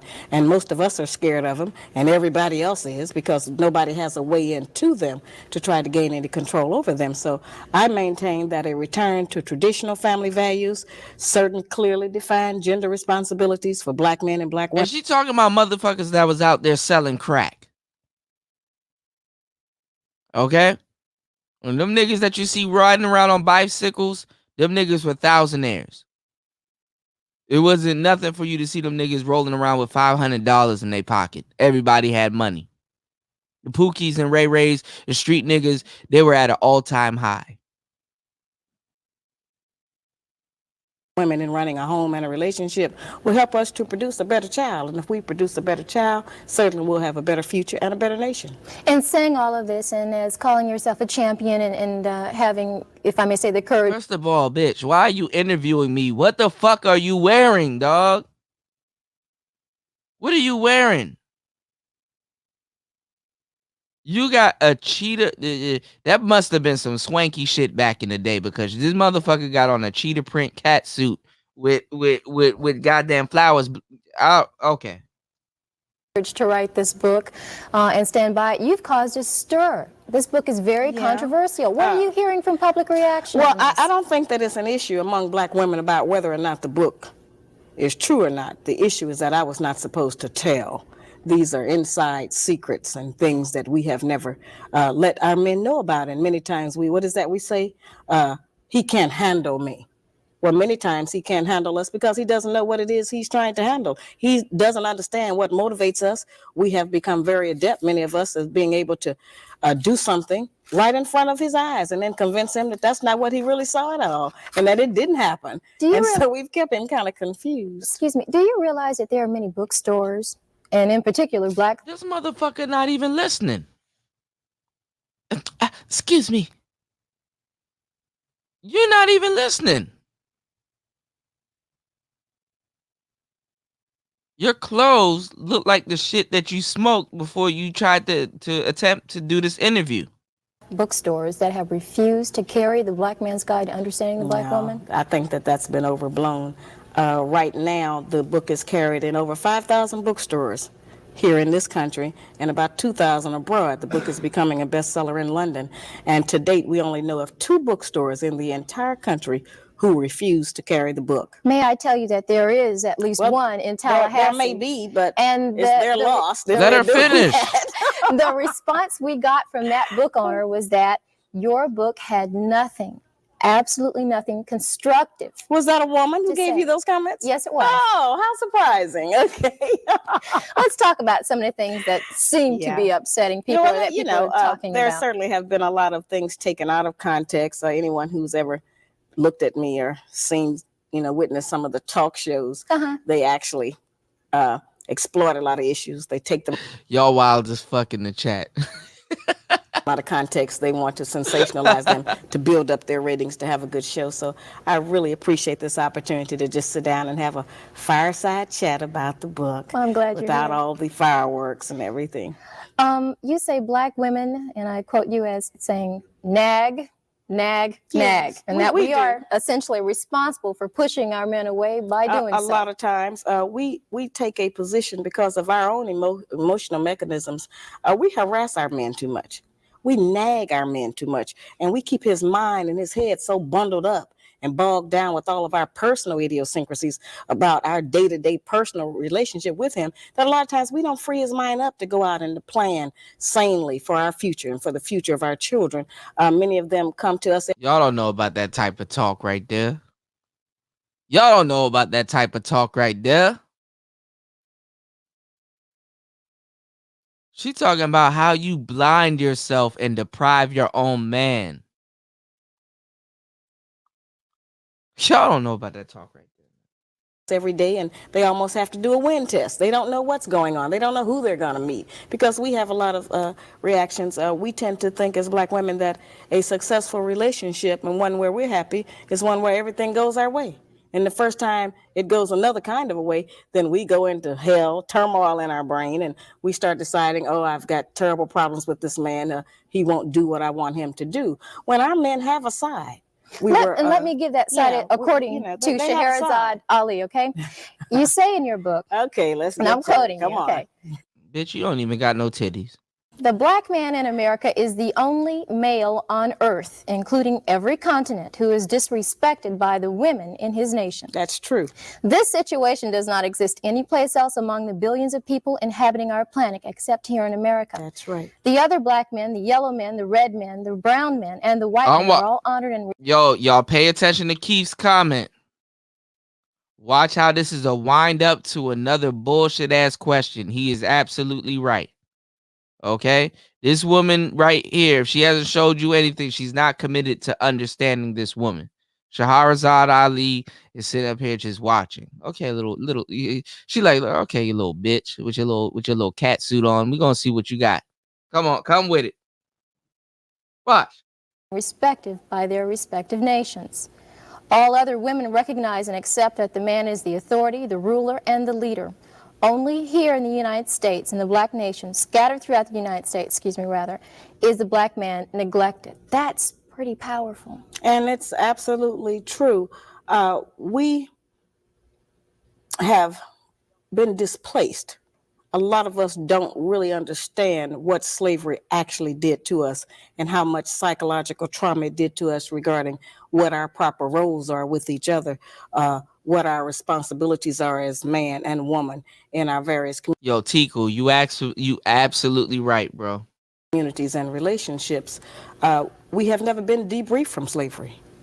Not really. We have just, we know we had that history, but we don't know how it affected us. We don't know how much of our actual culture we lost, how much of our ideas were taken from us. We know that our religion was taken from us. We know that our names were taken from us, but we don't know how many other standards of day-to-day life have been removed. And while we have adopted the American way of doing things, they have not worked for us because we have a very special situation. We are not the same as everyone else. And a lot of the people who want us to pretend that slavery didn't exist or to forget about it, they've never been a slave. So they don't know what we're going through. They don't know what this has done to us. It has made us as black women insecure. Why not? If that's true, why not take up for us? Why not write something that says we've had everybody to take up for us, and we've always had books about black women, how great and how strong we are, and we are that. I'm just saying that we have used our strength in the wrong direction. We have used it against our men instead of standing up for them. And if we start to support our men and to speak a good word for him publicly, then so many people won't be able to come against him and tear him down. And he won't have to feel so frustrated. And he won't be outside away from us looking for peace of mind with women of other nationalities, because we actually want our own black man. We need him back in our homes, and we want to have one. We're just living in a culture where they're trying to convince us that not only do we not need a man, but there's some other options to having one. And those options mainly are celibacy or lesbianism. And the white man. Wah, wah, wah. The white man. Actually, black women, I'll give it to you. Some of y'all are actually finding white men and coming out the cut. But I see y'all don't keep them for long. Y'all rotate them around, which is actually expected because you're being swapped out. The white man and y'all check out the podcast that I'm gonna do later on today about sexuality and how today's dating game has been turned into softcore prostitution. Yeah, we're gonna talk about it. Yeah, we're gonna go deep on today's show. Back in the day when you would get swapped out and like bitches just wouldn't date niggas anymore, they would go lesbian. But now the lesbian relationships have been turned into the white man.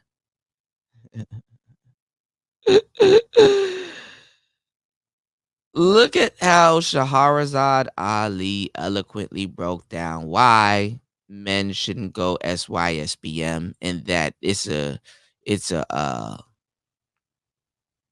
crisis situation when that happens. I'm gonna just let this play.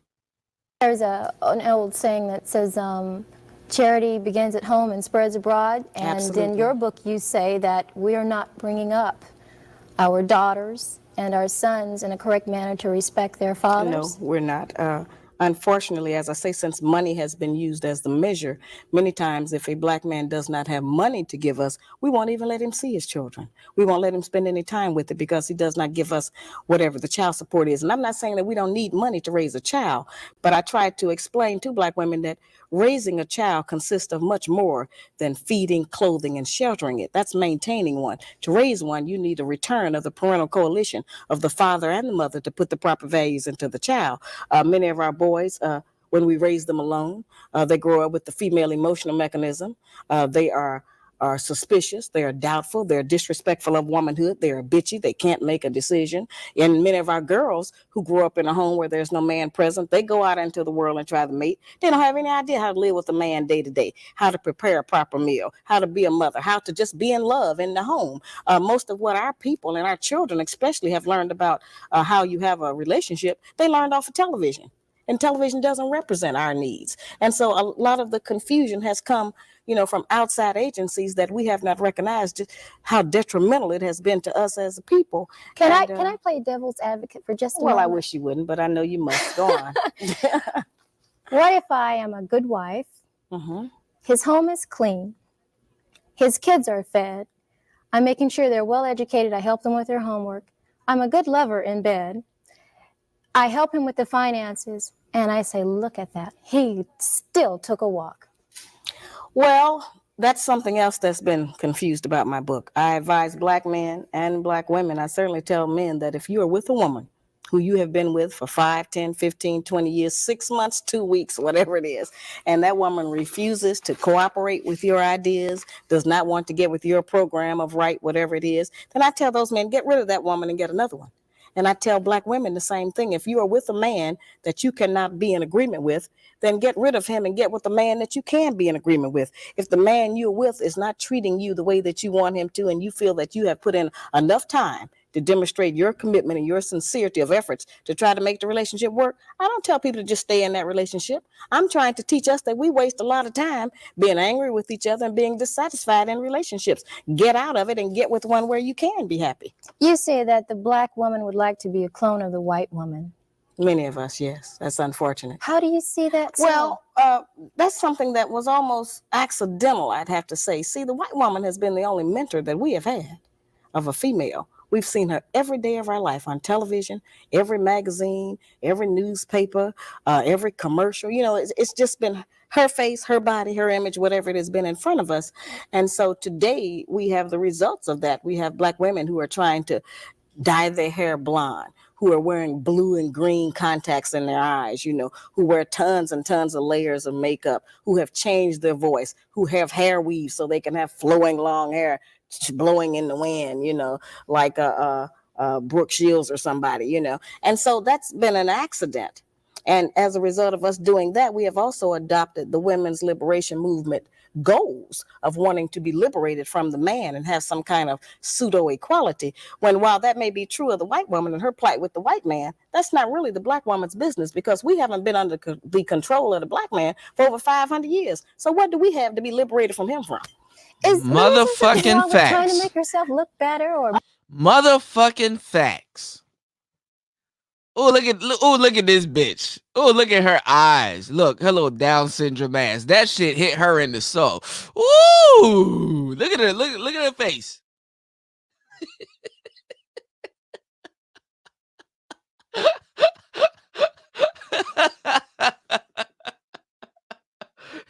Woo!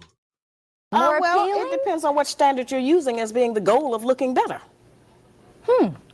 You know, if we think. Oh yeah, Auto Chris. This motherfucker hotter than a box of matches. God damn. To look better is to put on a ton of makeup and have blue eyes, then there's something wrong with that. You know. But if we think that to look better is to certainly get a better spirit in our heart and to work every day to become a better wife, a better mother, better friend, better sister, then those values and attributes alone will make us more beautiful than we are now. How do you feel about the fact that many people accuse you of wanting to see the black woman at a point of submission?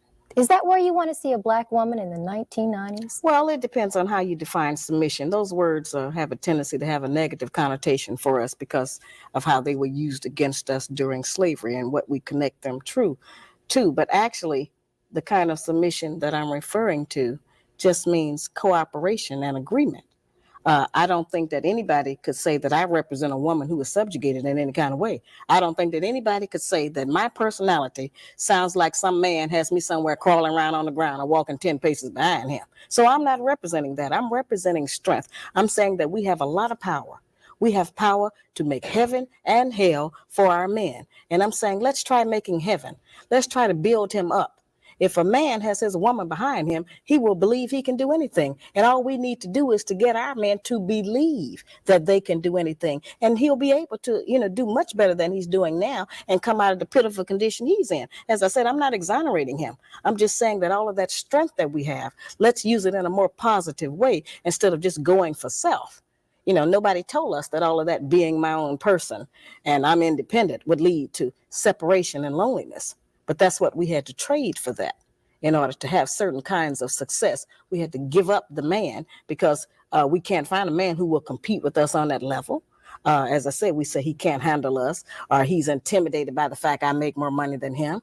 I think that by judging our men on how much money he makes, we have lost a lot of good men. Because as black women, if we decide that all of us are going to just determine whether or not we're going to have a man based on how much money he makes, then will none of us have no man. But and look how quick this weird slinky ass bitch has a comeback. When you hear a lot of these broads talking about some get the bag, get the bag, get the bag, right? And then low key they're talking about men that make money. But yet you see them on panels overlooking guys that have, I wouldn't say just a 9-to-5 jobs, because they're literally dissing guys that are in the trucking field, that are in the STEM field, that are in the engineering field, that are plumbers. Hell, niggas that are even trash men. Like, these niggas don't have an obligation to life and get up and make money, a shitload of money 24/7. Hell, that trash man makes a fuckload of money. Because if your trash keep piling up in your yard, don't you think that becomes a problem for you, bitch? Who gonna take that out?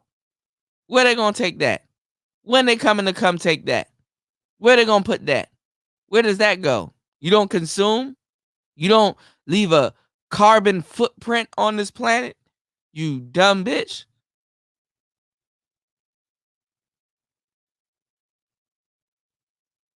Right?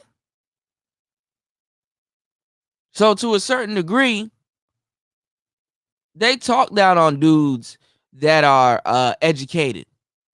Niggas that know how to fix cars. Dudes that know how to take apart a transmission and put that shit back together. You can't talk to no bitch about no damn transmission. No crankshaft. No car with a certain type of firing order. Ask a bitch what a differential is. She don't know what a differential is. Or a ball joint. Or a serpentine belt.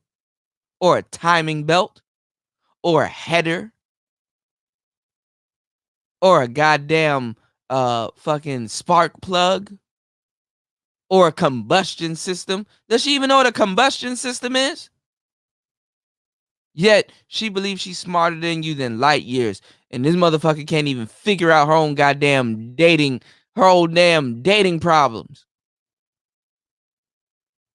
And this bitch wake up and put on them shitty ass earrings and this. What the fuck are you wearing? I'm still trying to figure it out. What are you wearing? Most black men don't have no money. There are many men not a lot of money.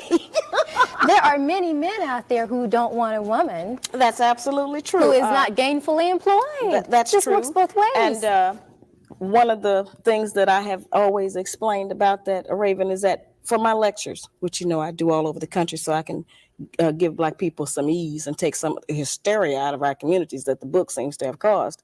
I have security guards. Not because of black women. We're going to do just what we do. We're going to fuss and we're going to cuss or do a little something, But I have it because of black men. Because the black man's guide to understand the black woman puts the black man on point. She has security guards because she has to protect herself from B1 niggas. She has security guards because she has to protect herself from B1 niggas. Niggas, they know what the hell she's talking about and they agree with her. But she has security guards because she has to protect herself from maggles. The same motherfuckers that want to argue with you today on the internet about you leaving. Yo, why you leaving, dog? Yo, you just can't get no pussy. Yo, I'm about to shame you. Okay. Point. And it reminds him what he has allowed to happen to his woman and his family. Many black men become intimidated. They don't want to take responsibility for their women. They don't want the challenge. They don't want to be put on point. So they become overwhelmed. And it's them that go off. That's why I have security. Because most men know that this book puts the black man on point. It just talks about what slavery has done to the black woman, but it's really telling him what he has allowed to happen. Let's go back to the book for just a moment. According to you, there are 3 types of black women. Yeah, they overlap a little bit. Can you define that just very briefly for us? Well, we have, I kind of number them, I think, as 1, 2, and 3. And I would call them lower class, middle level, and so-called upper class, and we certainly have to acknowledge that we have those levels in our society. We see them every day. That is not a put down to recognize that we have a lower class woman who perhaps lives on the street, who is an alcoholic, a bum, who is outdoors, who is subject to abject poverty as because of a lack of education and proper training and personal hygiene and other kinds of information. She exists, and we need to reach her and try to raise her up differently because many of these women have children, and we have to be responsible for them. We have the mid-class women who are the number 2s, and they're kind of average. They try to do better than the lower level. And then, of course, we have the number 3 class, which is the so-called successful, black woman who is tripping about the fact that she generally has a big job and a credit card or something, But don't you want to see black women accomplish something? Yes, I absolutely do. But if we can't accomplish saving our race, then we have not made an accomplishment. We are looking at our man become endangered. He's already endangered. Over 60% of us are single, widowed, separated, or divorced as of last year. And so we're not together. And there is one monolith in the black community, Raven. If we don't reproduce children, then our nation, our race is going to die out here. And so we sometimes tend to look at black men and say, yeah, they're in this bad condition. And we act like they're going to die out and we're going to live on.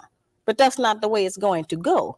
If the black man dies, all of us are going to die because he actually is the backbone of our nation. We can't produce a baby by ourselves. Facts. And going into other nationalities still just erases, our nation. And I'm trying to get us not to do that.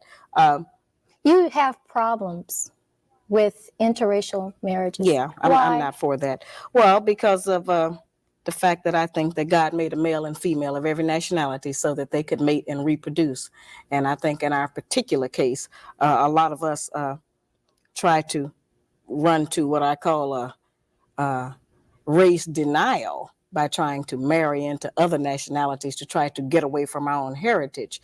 Many Black women do that, and certainly many Black men do that. So I'm trying to get them to get back together and stop trying to marry and go into other races and infiltrate them with some of the nonsense that we bring as a result of our sad slavery history. You see that? These people were ahead of their time. Do you see that? That's why it's BM. She tried to stop it. The sisters let her down. The brothers ain't let her down. The sisters did.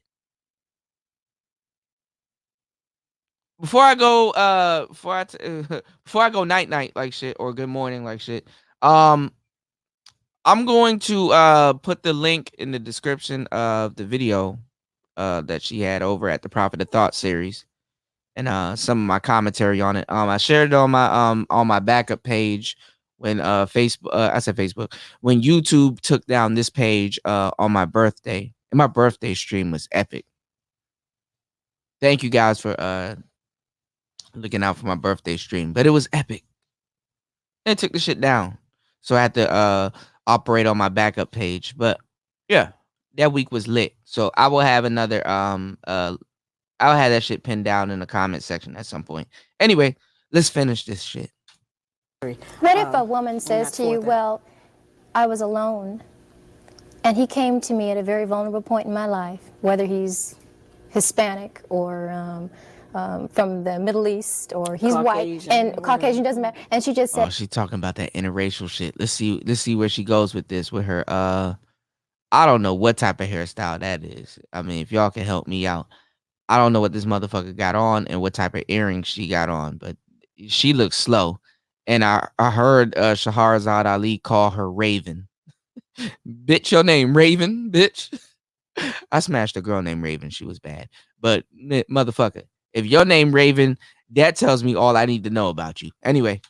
Says he came to me at a very vulnerable point in my life, Scheherazade, and he's good to me, and he takes care of me. It's not necessary for people to confess to me. I tell people all the time, I'm not taking a poll.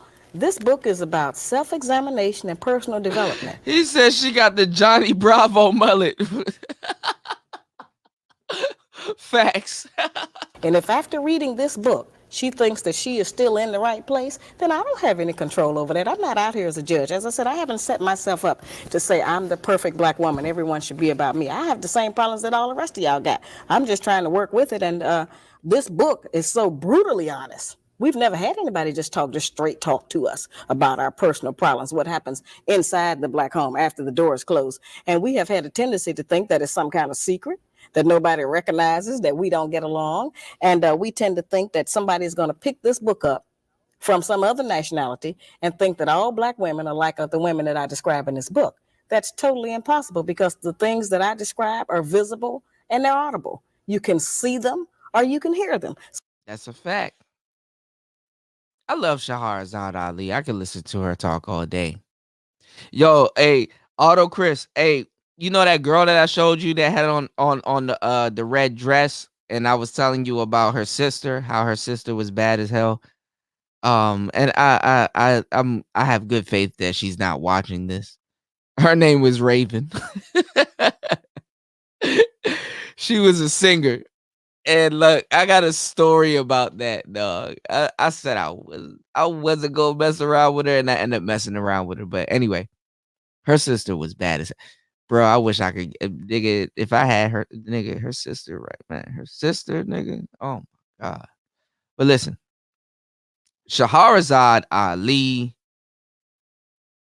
had on some swanky shit. Look at how Shahrazad Ali is dressed then in comparison to how that girl is dressed.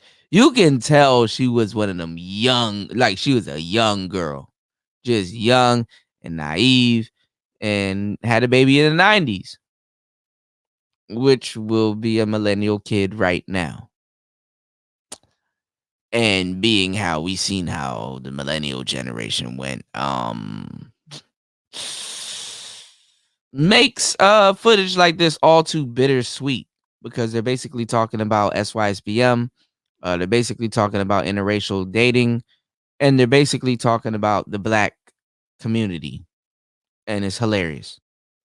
Makes think, it's this the type of shit, things that make you say, right? Things that make you go,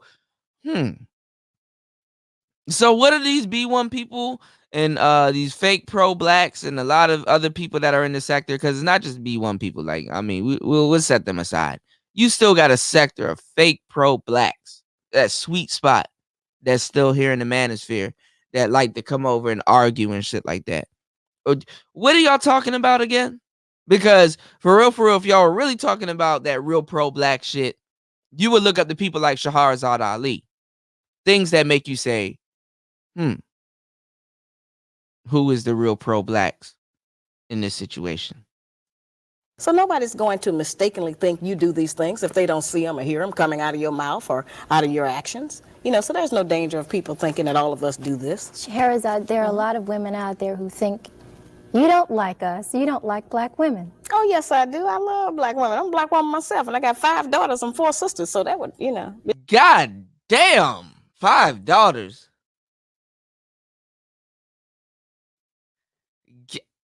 Be ridiculous of anybody to assume that. As I said, we have just never had anybody challenge us on our 5 our behavior. We've never had anybody to say, well, let's look at what we do. We know what he does, and he's wrong in a lot of what he does, but his wrongness. Bitch had the audacity to say you don't like black women. Let me tell every goddamn body who's listening to this. His guilt does not ensure our innocence. We have a share in the problems that we have in the black community. And just because we're dressed up and have a job does not mean that we don't practice some aberrant behaviors that end up infecting our homes and breaking up our relationships with our men and helping to hold him down. That's all I'm saying. Bitch hit her with the old razzle dazzle. God damn. So everyone can look at themselves. Every man can look at his own woman. This book has brought a lot of people together.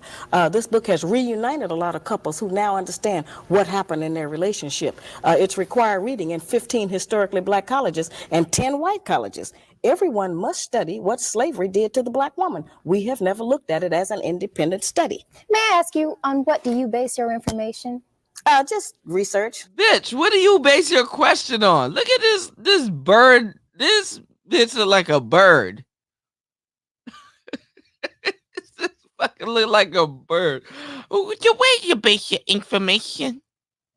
Bitch, where you get your earrings, first of all? Being a black woman myself, living here in the country, and I interviewed over 3,000 people.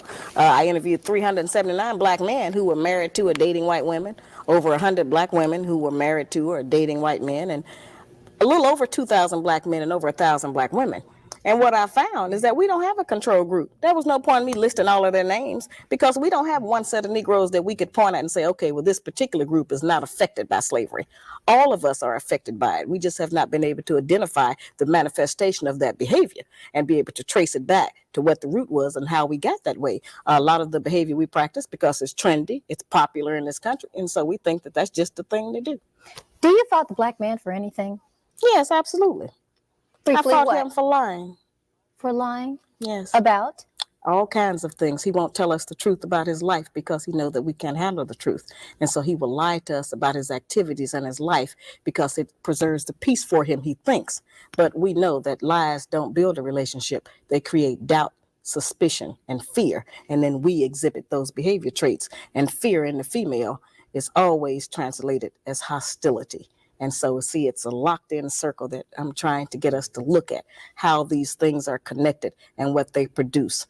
A lot of the anger and frustration we have at each other is really not even at each other. It's about our conditions. It's about something that's almost been genetically sent down through our womb because our men were not able to protect us. They were not able to keep the slave master from snatching our babies out of our womb, to allow us to have food or clothing. A lot of different kinds of things that happen to us that just make us tremble. They make us frightened. And so now it's to a point where everything that the man does, we have our total emotional balance, our self-esteem, our self-respect, everything that we stand for as a female, we have it tied right now to our men's genitals. And it depends on what he does with those about whether or not let's talk about that for just a moment. See, this is an intense topic. Yes, I just never get a chance to explain it. Y'all ain't, you see, I peep the shit that y'all don't peep. Let me hide this shit. This bitch hands black as shit. Her face light, but look at her hands. Watch her hands, y'all. And frustration we have at each other is really not even at each other. It's about Watch this, y'all. Our conditions. It's about something that's almost been genetically sent down through our womb because our men were not able to protect us.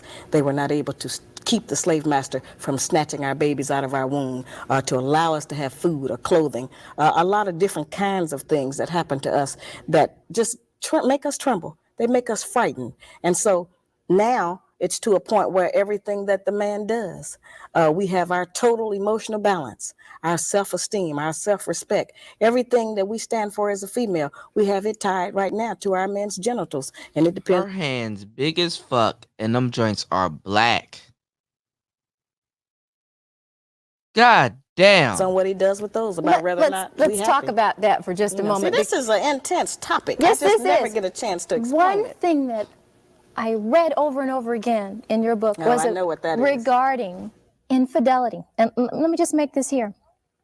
You say in your book, there is no history of the black man settling down with one woman right, and never desiring to have another. Before Right. slavery, during slavery, or after slavery, That's the black just the man truth. has never been recorded to have just one woman. Right. Well, I think there's some extra facts we can look at on that. Monogamy has failed for the white man in America. But this is like saying it's okay. It's not me saying it's okay. This is how they're living. I'm giving you the history of what their life is. You Black young men haven't been bitch. waiting on me to tell them it's all right to have more than one woman. Neither have white men. This is just what they do. I'm not talking about fornication and adultery. I'm not talking about one-night stands and running around rampant with other women. That's not the kinds of when I say more than one woman relationship. I mean that before we came to America, our men had more than one wife and family. And we were satisfied with it because we had not met the monogamy idea. We had not met the American white woman who, insists on certain kinds of values in her man. We had not learned envy and jealousy. All right. After coming here, those kinds of ideas were bred into us because of society and the mores that the Americans made up here. And so then we started to have problems with that. But I think that since it is apparent that most of them, not all of them, it's certainly up to the man, do love more than one woman. I got tons of mail. A lot of black men write and tell me that they have had two women for 5, 10, 15, and 20 years, and they can't even get the women to speak to each other. Sometimes they have two families, Would I two want sets of to, but children. Sharon, would I want to talk to a woman who's sharing perhaps the bed and the money and the social life with who I would deem as my man? If you want to deal in reality. First of all, bitch, don't argue with Shahrazad about what the hell you want, because first of all, you put that, I don't know what the fuck you wearing. We don't care about what you want. And if you are not insecure and if you don't think that robs you of something, you would want to know them. If We already he know loves what we her, need to you know. certainly should want to know her. There are a lot of black women out there who say, Oh, I know "Sister, they're mad about that idea. I understand, that would that's never not hold easy. water." Wait a minute, that's not easy. And that's a frightening thought to most of us. And I don't like that. I'm not for that. I'm in agreement with everybody else. Our men ought to just have one woman. But that is not the reality. I'm trying to get us to deal with some reality for a change. Stop dealing with fantasy. Stop dealing with television. Stop dealing with imagination of how we. And that's the thing. And that's what I'm gonna explain on later on today's podcast. Look how Shahrazad Ali is talking truth and talking facts. She got all her clothes on, jewelry, looking nice, not one pair of cleavage. She's not in front of you talking her shit, trying to sell you the idea of sex. Don't nobody want to listen to today's women unless she has some cleavage or her clothes are off or some other shit going on. Don't nobody gives a flying finnuck. Shahrazad Ali can capture you without showing cleavage, showing anything, just pure class and game. Today's women, they got to show cleavage, her little tattoo, her little bullshit ass ass and come on, man. We wish things were. Let's deal with them how they are, what it is, present tense. And but if we because deal with that's that, happening then doesn't mean I have to like that or no, want that to means accept that you can live in hell. That means you can live in doubt. That means that you can always be checking on your man. That means that you can be insecure and be, tearful. And that means you can be disappointed when you find out the real truth. And you don't want to. And see how the hosts have been taking personal shots all night, and now Shahrazad Ali strikes back. That means you can live in hell, you can go through the bullshit, and you can go through all the shit that you really want. Since you want to be combative and you want to be a fucked up little ass cheetah wearing daisy flowered whatever the fuck you got on type of bitch, this is what you want and this is what you're gonna get. Have that in your life. None of us do. But in order not to have that, then we have to deal with some reality and recognize that men are not limited in the way that women are. Men are able to love more than one woman. Tone Malone, what's going on? D-Mac the Trucker, what's going on? Hey, make sure y'all subscribe to my brother Auto Chris. Okay, if y'all on the road or if y'all into the trucking industry or have any questions or want to get into the industry or just, want some really good content that's on that topic, yeah, do that.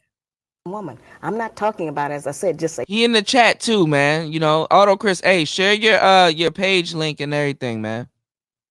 Let's get it. Let's get back into this clip. A random sexual relationship of fornication and adultery and all of that. I mean that there are many black men who have children by more than one woman. What is to become of those children? They need their father. Now, you say that once these relationships don't work and they start breaking up or things start going bad at home, you say, she will cry and seek sympathy. Man, don't nobody want to hear what these thoughts got to say unless their shirt is off, bro. I'm sorry. Now listen to this bullshit ass question. Shout outs to Keith Lamont. Listen to the wind up and listen to this bullshit ass question.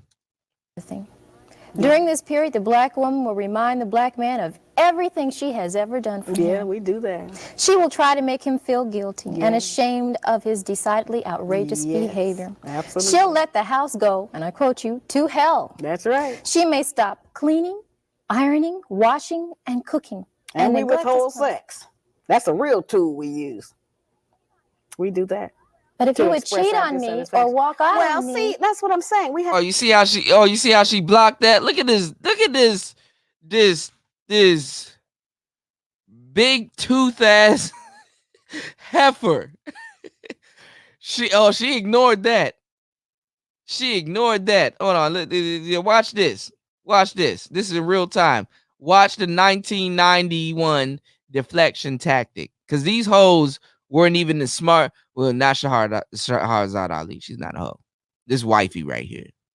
This royalty right here. But I'm talking about this bitch right here. That thought. That hoe over there. Thought. That hoe over there.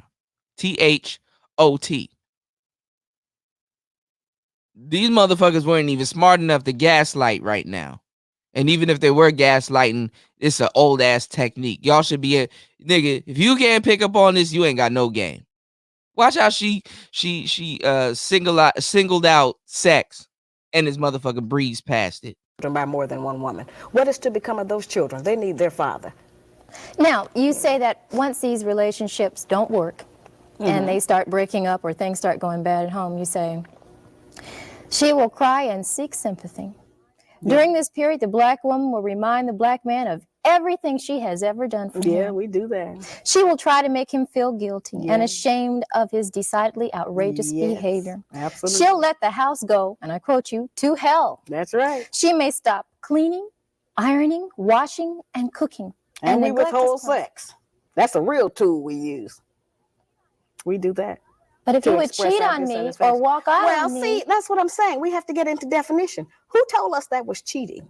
Where did that idea come from that that's cheating? And I'm not saying that a lot of men are not just running around. I'm not talking about that. But if a woman finds out that her man has been with a woman while she's been with him for 3 or 4 or 5 years, that's a serious commitment and relationship. And if it hasn't taken anything from me, if I'm not going short of anything, and if this is what he thinks his responsibility is, then what kind of hell are you going to go through to prevent that? Since we cannot stop him, we have not been successful. The white woman has not been successful in stopping the white man from having another woman. They call them a mistress. We pick up a lot of that terminology. But a man who has two women, that's not necessarily a mistress. That's just his other woman. Now we got two choices. We can be the woman or the other woman. We don't have it, those two. Now I know we don't like that. I don't like that. But that's the reality of our life at some point. Now it's up to the man. But every man doesn't want two women, but those that do, they're going to do it. What about our morals and our religion? Whose religion? Whose morals? Not our religion, because we're not practicing the religion of Black people anymore. That was taken from us. We don't have our morals anymore. That was taken from us. So whose idea are you representing when you stand up for those values? God damn it. Fuck yeah, Shahrazad. Look how she looks, man. Look how she looking at this bitch. Oh, nigga, she can see this bitch soul right now. Morals and religion would have told you not to wear that cheetah shit with the goddamn flower hanging out. And you said this was at Tallahassee, Florida. This sounds about right, because them Florida bitches always wearing some weird ass shit. Oh yeah, Florida bitches back in the 80s and the 90s. Oh yeah. Oh yeah. Not ours. Somebody else's, some other nationality. And it may work for them. But it doesn't work for us. It hasn't worked for anybody, really, but nobody wants to deal with the truth. Monogamy was only created because of the economics of it. The Black Man's Guide to Understanding the Black Woman has been out for, what, over a year now? March the 20th will be the first year anniversary. And for that anniversary, I'm releasing my new video. And the video is called The Black Man's Guide on Tour. And it is exciting. I would assume it's pretty hot. Yeah, it's hot, I tell you. After writing this book, just take a moment before you answer. Okay. Do you regret anything about what you wrote? If you had the chance to do it all over again, would you perhaps soften some of the things that you said?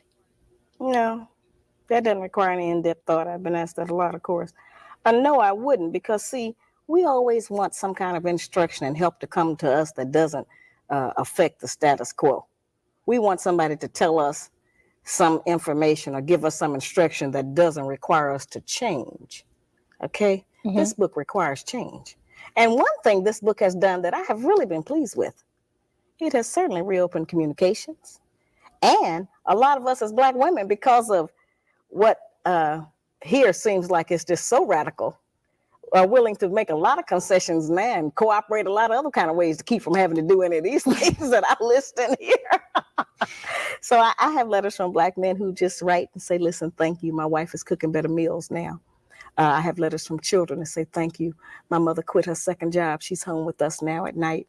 I have had Black men walk up to me on the street in New York and reach out to shake my hand and say, thank you, and just burst into tears and say, thanks. Hey, I thought I'd never live to see the day. Not to jump on your case or anything here, but just to say in defense, how many of those women are afraid of an open-handed slap in the face? You've been accused. That's oh my God. You have This been bitch accused right of here. advocating violence. No, see, that's a misconception. I'm trying to stop violence in the Black community. Now, we know, Raven, that domestic violence is at an all-time high in the Black community. Black men currently are kicking us, blacking our eyes, knocking our teeth out, stabbing us, shooting us. They're doing a lot of horrible things to us. All right. So what I'm trying to do is to put some direction on that. One of the problems we have is that we don't know that change happens in degrees and stages. So if we just tell our men, don't hit women, they're not going to do that any more than they're going to say no to drugs. That doesn't work in that way, just to give that kind of instruction. So let's first put some controls on it.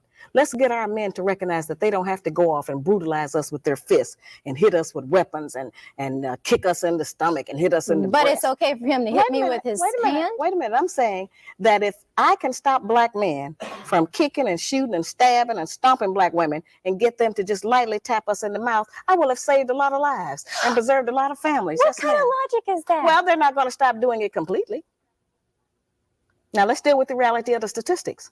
40% of our women are brutalized. So I'm trying to get the men to stop doing that to us. The Red Cross suggests the same motion, and nobody's ever jumped on them. If a person gets hysterical, you slap them in the face, bring them back around to reality. And I'm not even saying a hard slap. And let's go over that, because that's something that's confused all over the country. I'm so tired. Backhand that hoe. That's an open hand slap.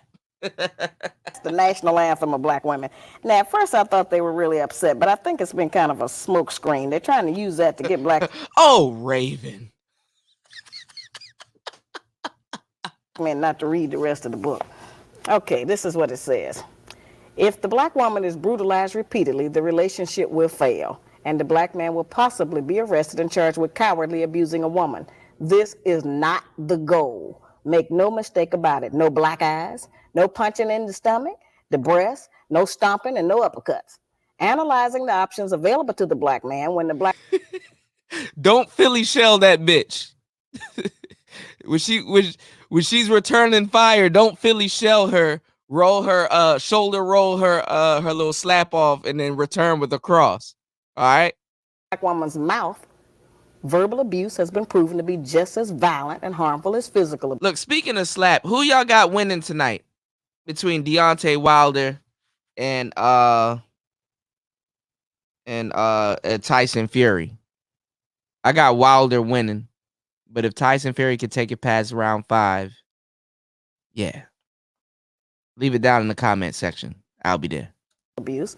When her mouth becomes uncontrollably disrespectful, they total only a few. He can walk away from her, leave the house, and get drunk. We know men do that. He can go to his other woman and complain.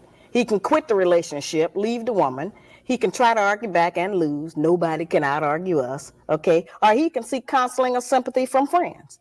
Now, those are the only options any man has when a woman is running off at the mouth to him.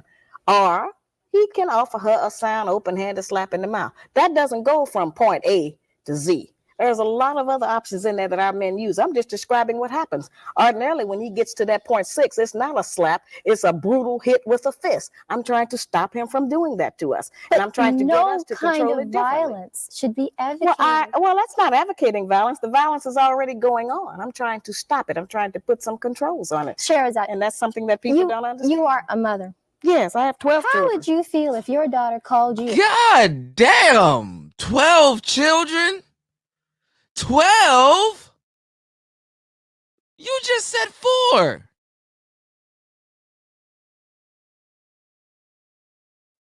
Good Lord Almighty. At 2 a.m. in the morning and said, Allah. Mom, he hit me. Now, you're a mother now. You're a mother. Well, I'm not emotional like that. I'd have to say what happened. Put him on the extension and let me find out what happened. There are many women out there who would like to know, are you married? Of course I'm married. Yeah, you know I'm with being with a man. I'm not ashamed to say I need a man. No, I need a man. I'm one of those with men. I had to have a man. I am not ashamed of that. My first husband died in 1985, unfortunately, of a heart attack. And I have a new husband now. And I've given the children to him, and we're raising them. And he's a very beautiful man. He's not afraid of me. He's not intimidated by me. And he knows me, and he has read the book. Okay, he is in agreement with my campaign, and all of my sons are in agreement with this. I have 7 sons, and they are very beautiful and very talented. And it's very interesting to see how, as a result of me teaching them differently, the girls that come there, they don't run the same game on them. You know, like they can't come into our house with the mini skirts on. Mm-hmm. They can't come in with the skin tight clothes on. You are Muslim, may I add that? Oh, of course, okay. But I'm not teaching our people religion. Okay. They already failed that course. I wouldn't dare try to teach black people religion. But does that influence the way you Islam influences everything that goes on in the black community, because that's what we were before we were brought here as slaves. So yes, it certainly has influenced my life. Can I jump back? It's not a book on religion, and I don't bring it into it like that. Sure. I want to jump back for just a moment. You said there are 3 kinds of black women. Where do you fall?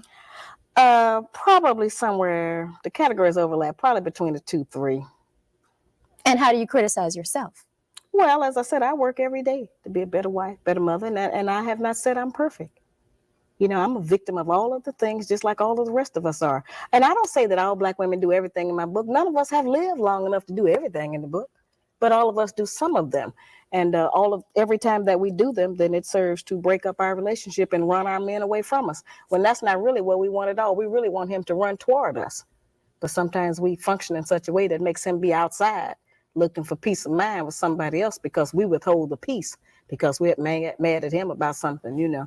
I go around trying to tell black women, if one of the things we can do for our men is just smile when we see him coming.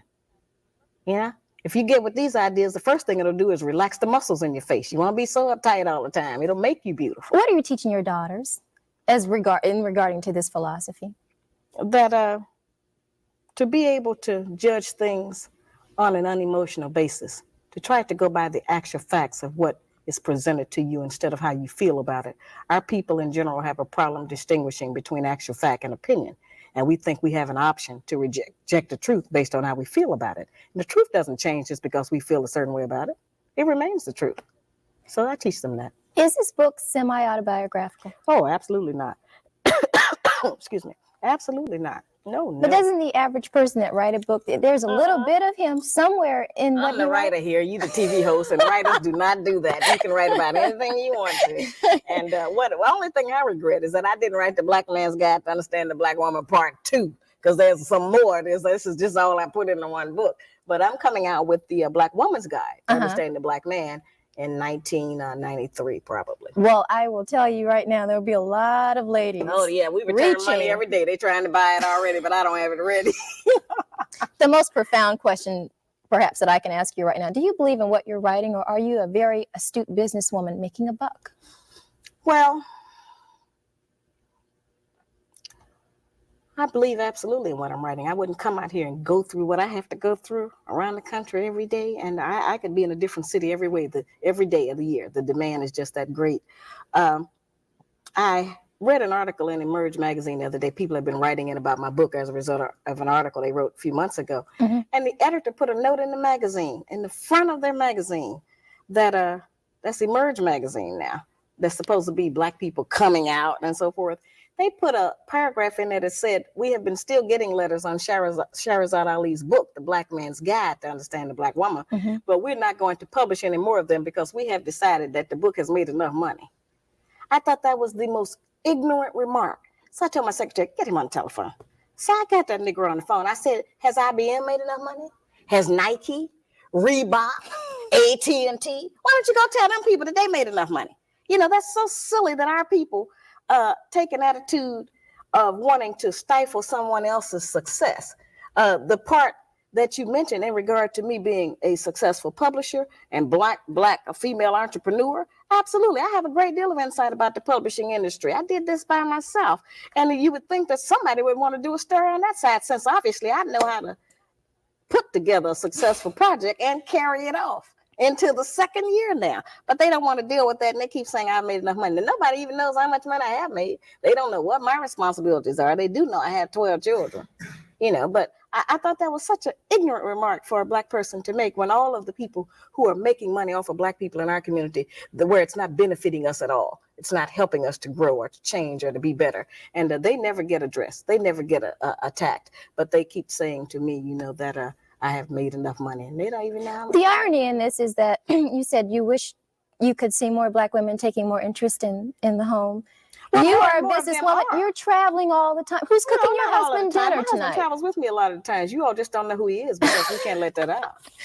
No, he's with me a great deal of the time. I have a strong family, extended family structure. I have sisters, and my children are between the ages of 5 and 26. Now, if that 23, 24, and 25-year-old don't know how to take care of the children when I'm not there, then I have failed. But I haven't, because they do know how to carry on until I get back, you know. Have you met any one Black woman that you do admire, who you think has done an excellent job? I admire a lot of Black women all of the time. Marva Collins. I just made a huge donation to the Marva Collins Preparatory School in Cincinnati in memory of my mother. I've donated to a lot of organizations around the country, you know, to help Black children. Mostly that's what I do.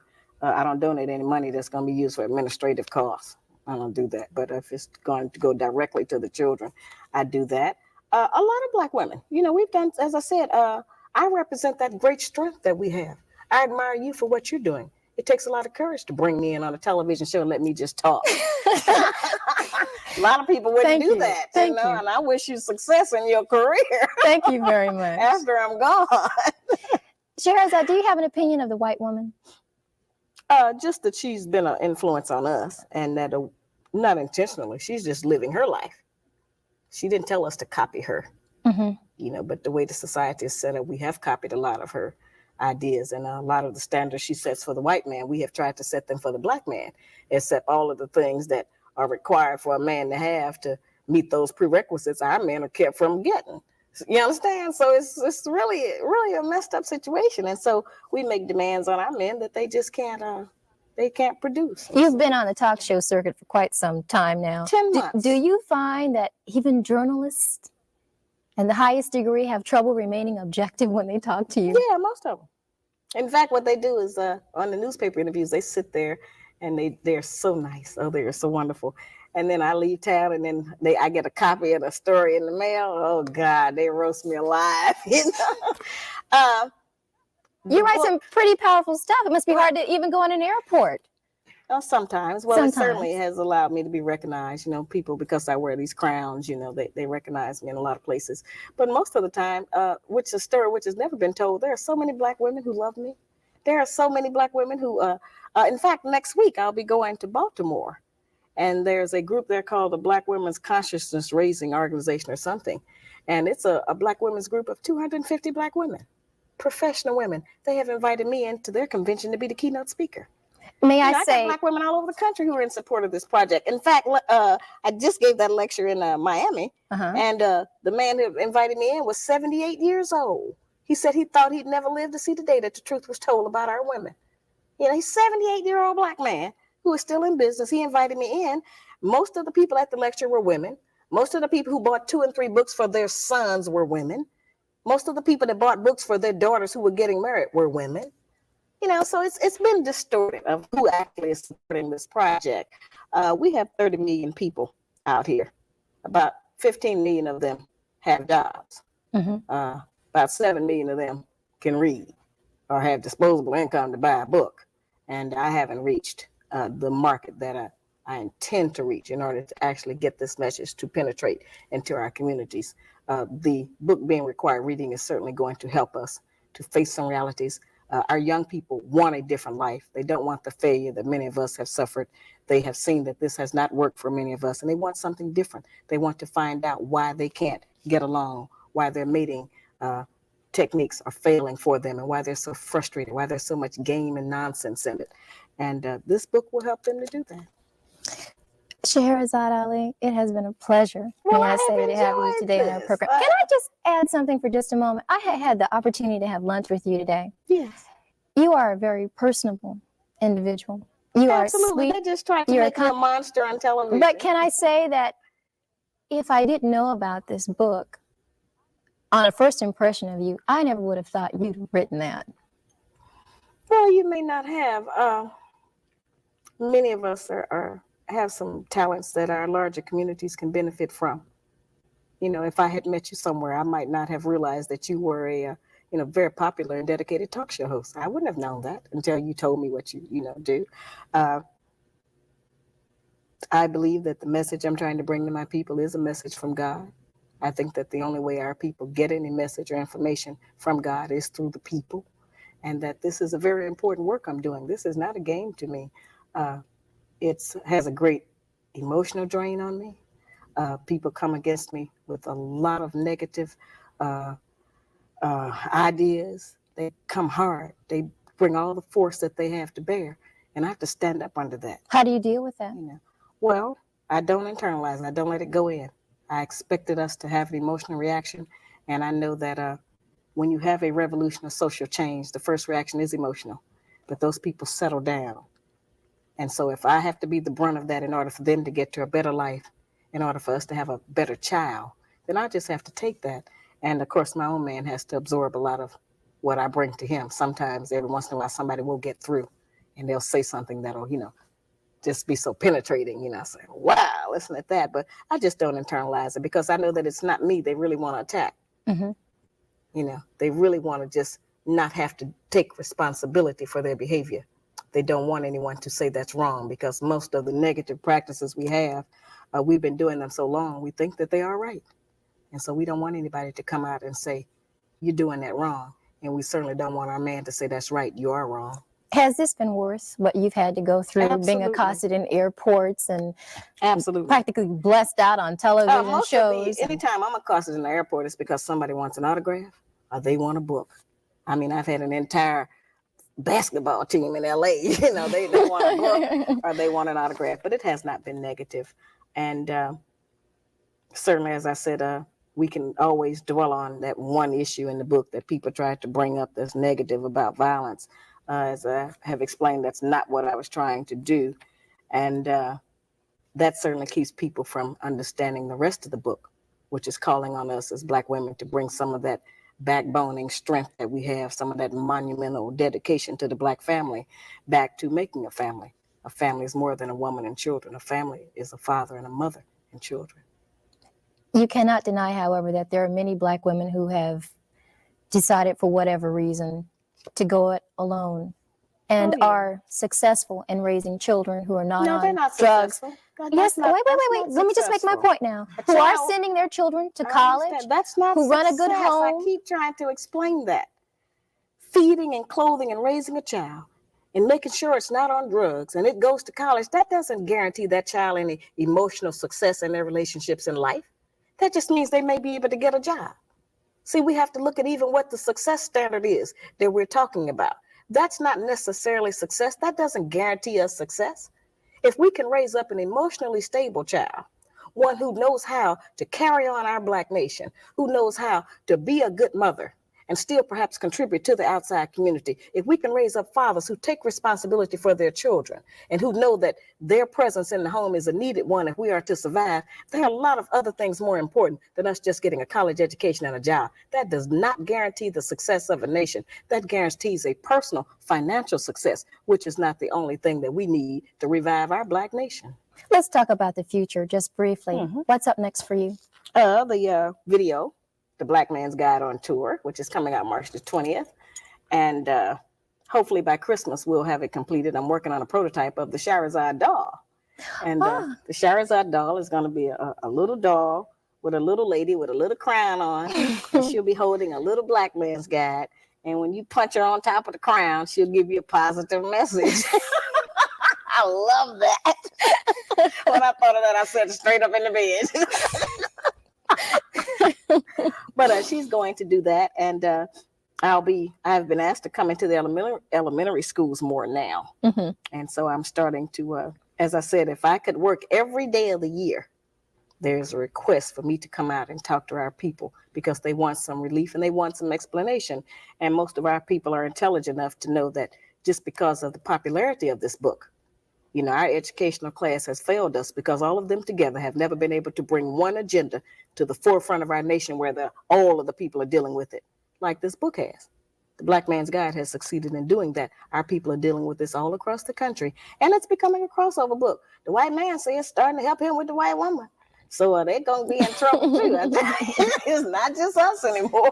You will be going to Africa very soon. Hopefully, Nelson Mandela called me and he invited me to come there to Johannesburg.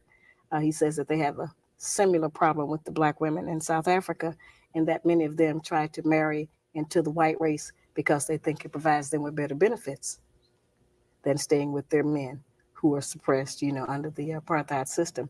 And I have been invited to London, of course, where the book is becoming a bestseller. I've even been invited to Ireland. They don't even have no Black people there, but they said they want me to come over there and talk to the white woman. You know, I mean, I haven't been, this is a global project now. I just can't go everywhere. I don't have the energy all the time, and I can't keep dragging my children and my own husband, you know, he's got some things he's doing that I, you know, have to work with him on. And so, but I try to, who I want to work with actually is the Black woman and the Black man here in America where I live. That's where I'm really doing my major work. And if I go anyplace else, it'll probably just be live remote television, you know, to someplace else, but I don't know if I'm going to really have the time to travel to those other places. Did you know when you wrote this book that it would take off like this? I suspected it would. It's new information. We've never had it. This is brand new information, and no matter what anybody else ever writes about relationships, this is going to be the standard by which it will be judged. I want to talk just a moment about something that I saw recently on television. Everybody has taken the opportunity to make their poke at you. Oh, yeah. Did you see, by chance, the skit that was done on In Living Color? Yes, I saw. What did you think about that? Well, you know, the phone started ringing off the hook. People were calling me from all over the country to tell me, did you see Living Color? And nobody knew how to react, you know, because they didn't know what my reaction would be, and they didn't know if I was going to go off, you know. I can walk around with a loaded gun sometimes, so they didn't know, if it was going to be in it. So I thought that was hysterical. That was the funniest thing I have ever seen. And it was a compliment because they could not have done that and been successful if they hadn't assumed that everyone, first of all, knew who I was familiar with the book. So, that was excellent penetration, I felt, of the media. I had reached some goals. And I called him to thank him and told him that I wasn't angry. He wasn't sure if I was or not, but I just thanked him and I sent him an autographed copy of the book. That's all I did. But I thought they had me down pat, I have to say. Even your family thought so? Yeah, my son said, Mama, it was just like you. So we taped it, and we have, it's been on a couple of times since they aired it because of demand. And we have it at home, and it's certainly one that we get out a lot of times when company comes if they didn't see it, and we play it because it was so funny. But it was just a takeoff, and so many people have been able to earn money. This book has put the Black bookstore on the map. It has allowed a lot of Black bookstores to open up other branches of their bookstores. A lot of people have testified that they have bought cars, put their children into the first year of college just with one book. We can't ignore the economic base that this book has put into the Black community. The first 6 months it was out, I only allowed it to be sold in Black bookstores. But then as I did more national television shows, we didn't have enough bookstores to carry it that were in the mainstream of cities. And so I started allowing B. Dalton, Walden, Encore, and all of the other chains to carry it. But it has done a great deal for the Black community in regard to being an economic base. And I would think Black people would be happy to have something else to sell other than Avon and Tupperware, since those are not our products. Let's just briefly, we're just about out of time, but I would like you to leave us here in Tallahassee, Florida, and the surrounding areas, the surrounding counties that can watch this program. What are some words of advice or wisdom or courting, according to Scheherazade Ali? Just the only wisdom that I can leave you is the information that's already recorded in most of our holy books. And that's that God made the man and woman to be together in unity. And so it is impossible for us as Black women to attend church and say that we love and worship God when we disrespect our own man, who is in the image of God, because God is a man. And our men may be the closest representative of that kind of masculinity of God that we ever meet. And that we should stop using our children to punish our men. We should stop disrespecting our men in front of our children. Sometimes we talk badly about them. It makes the child get a different idea about the father just because of our personal relationship. And that we should start trying to be a little bit more patient, tolerant, and courteous. And those are some attributes that we have kind of gotten away from because we're on this speed thing of trying to make a living. And as I said, I'm not saying that he's right, but if we become better women, he's got to become a better man. Scheherazade Ali, thank you so much. This has been a very interesting. This. I know your people are going to love this. Nobody ever gets to hear me talk this much. All right. Thank you so much for joining us today on Vibrations. Well, thank you for inviting me. That's our show for this week. Thanks for joining us. We'll see you again next week. Bye-bye.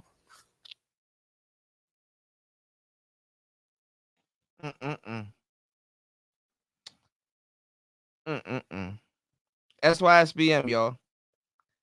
All right, y'all. I'm out. It's Player Talk Radio. We in the building. Let's go. That's all I got to say.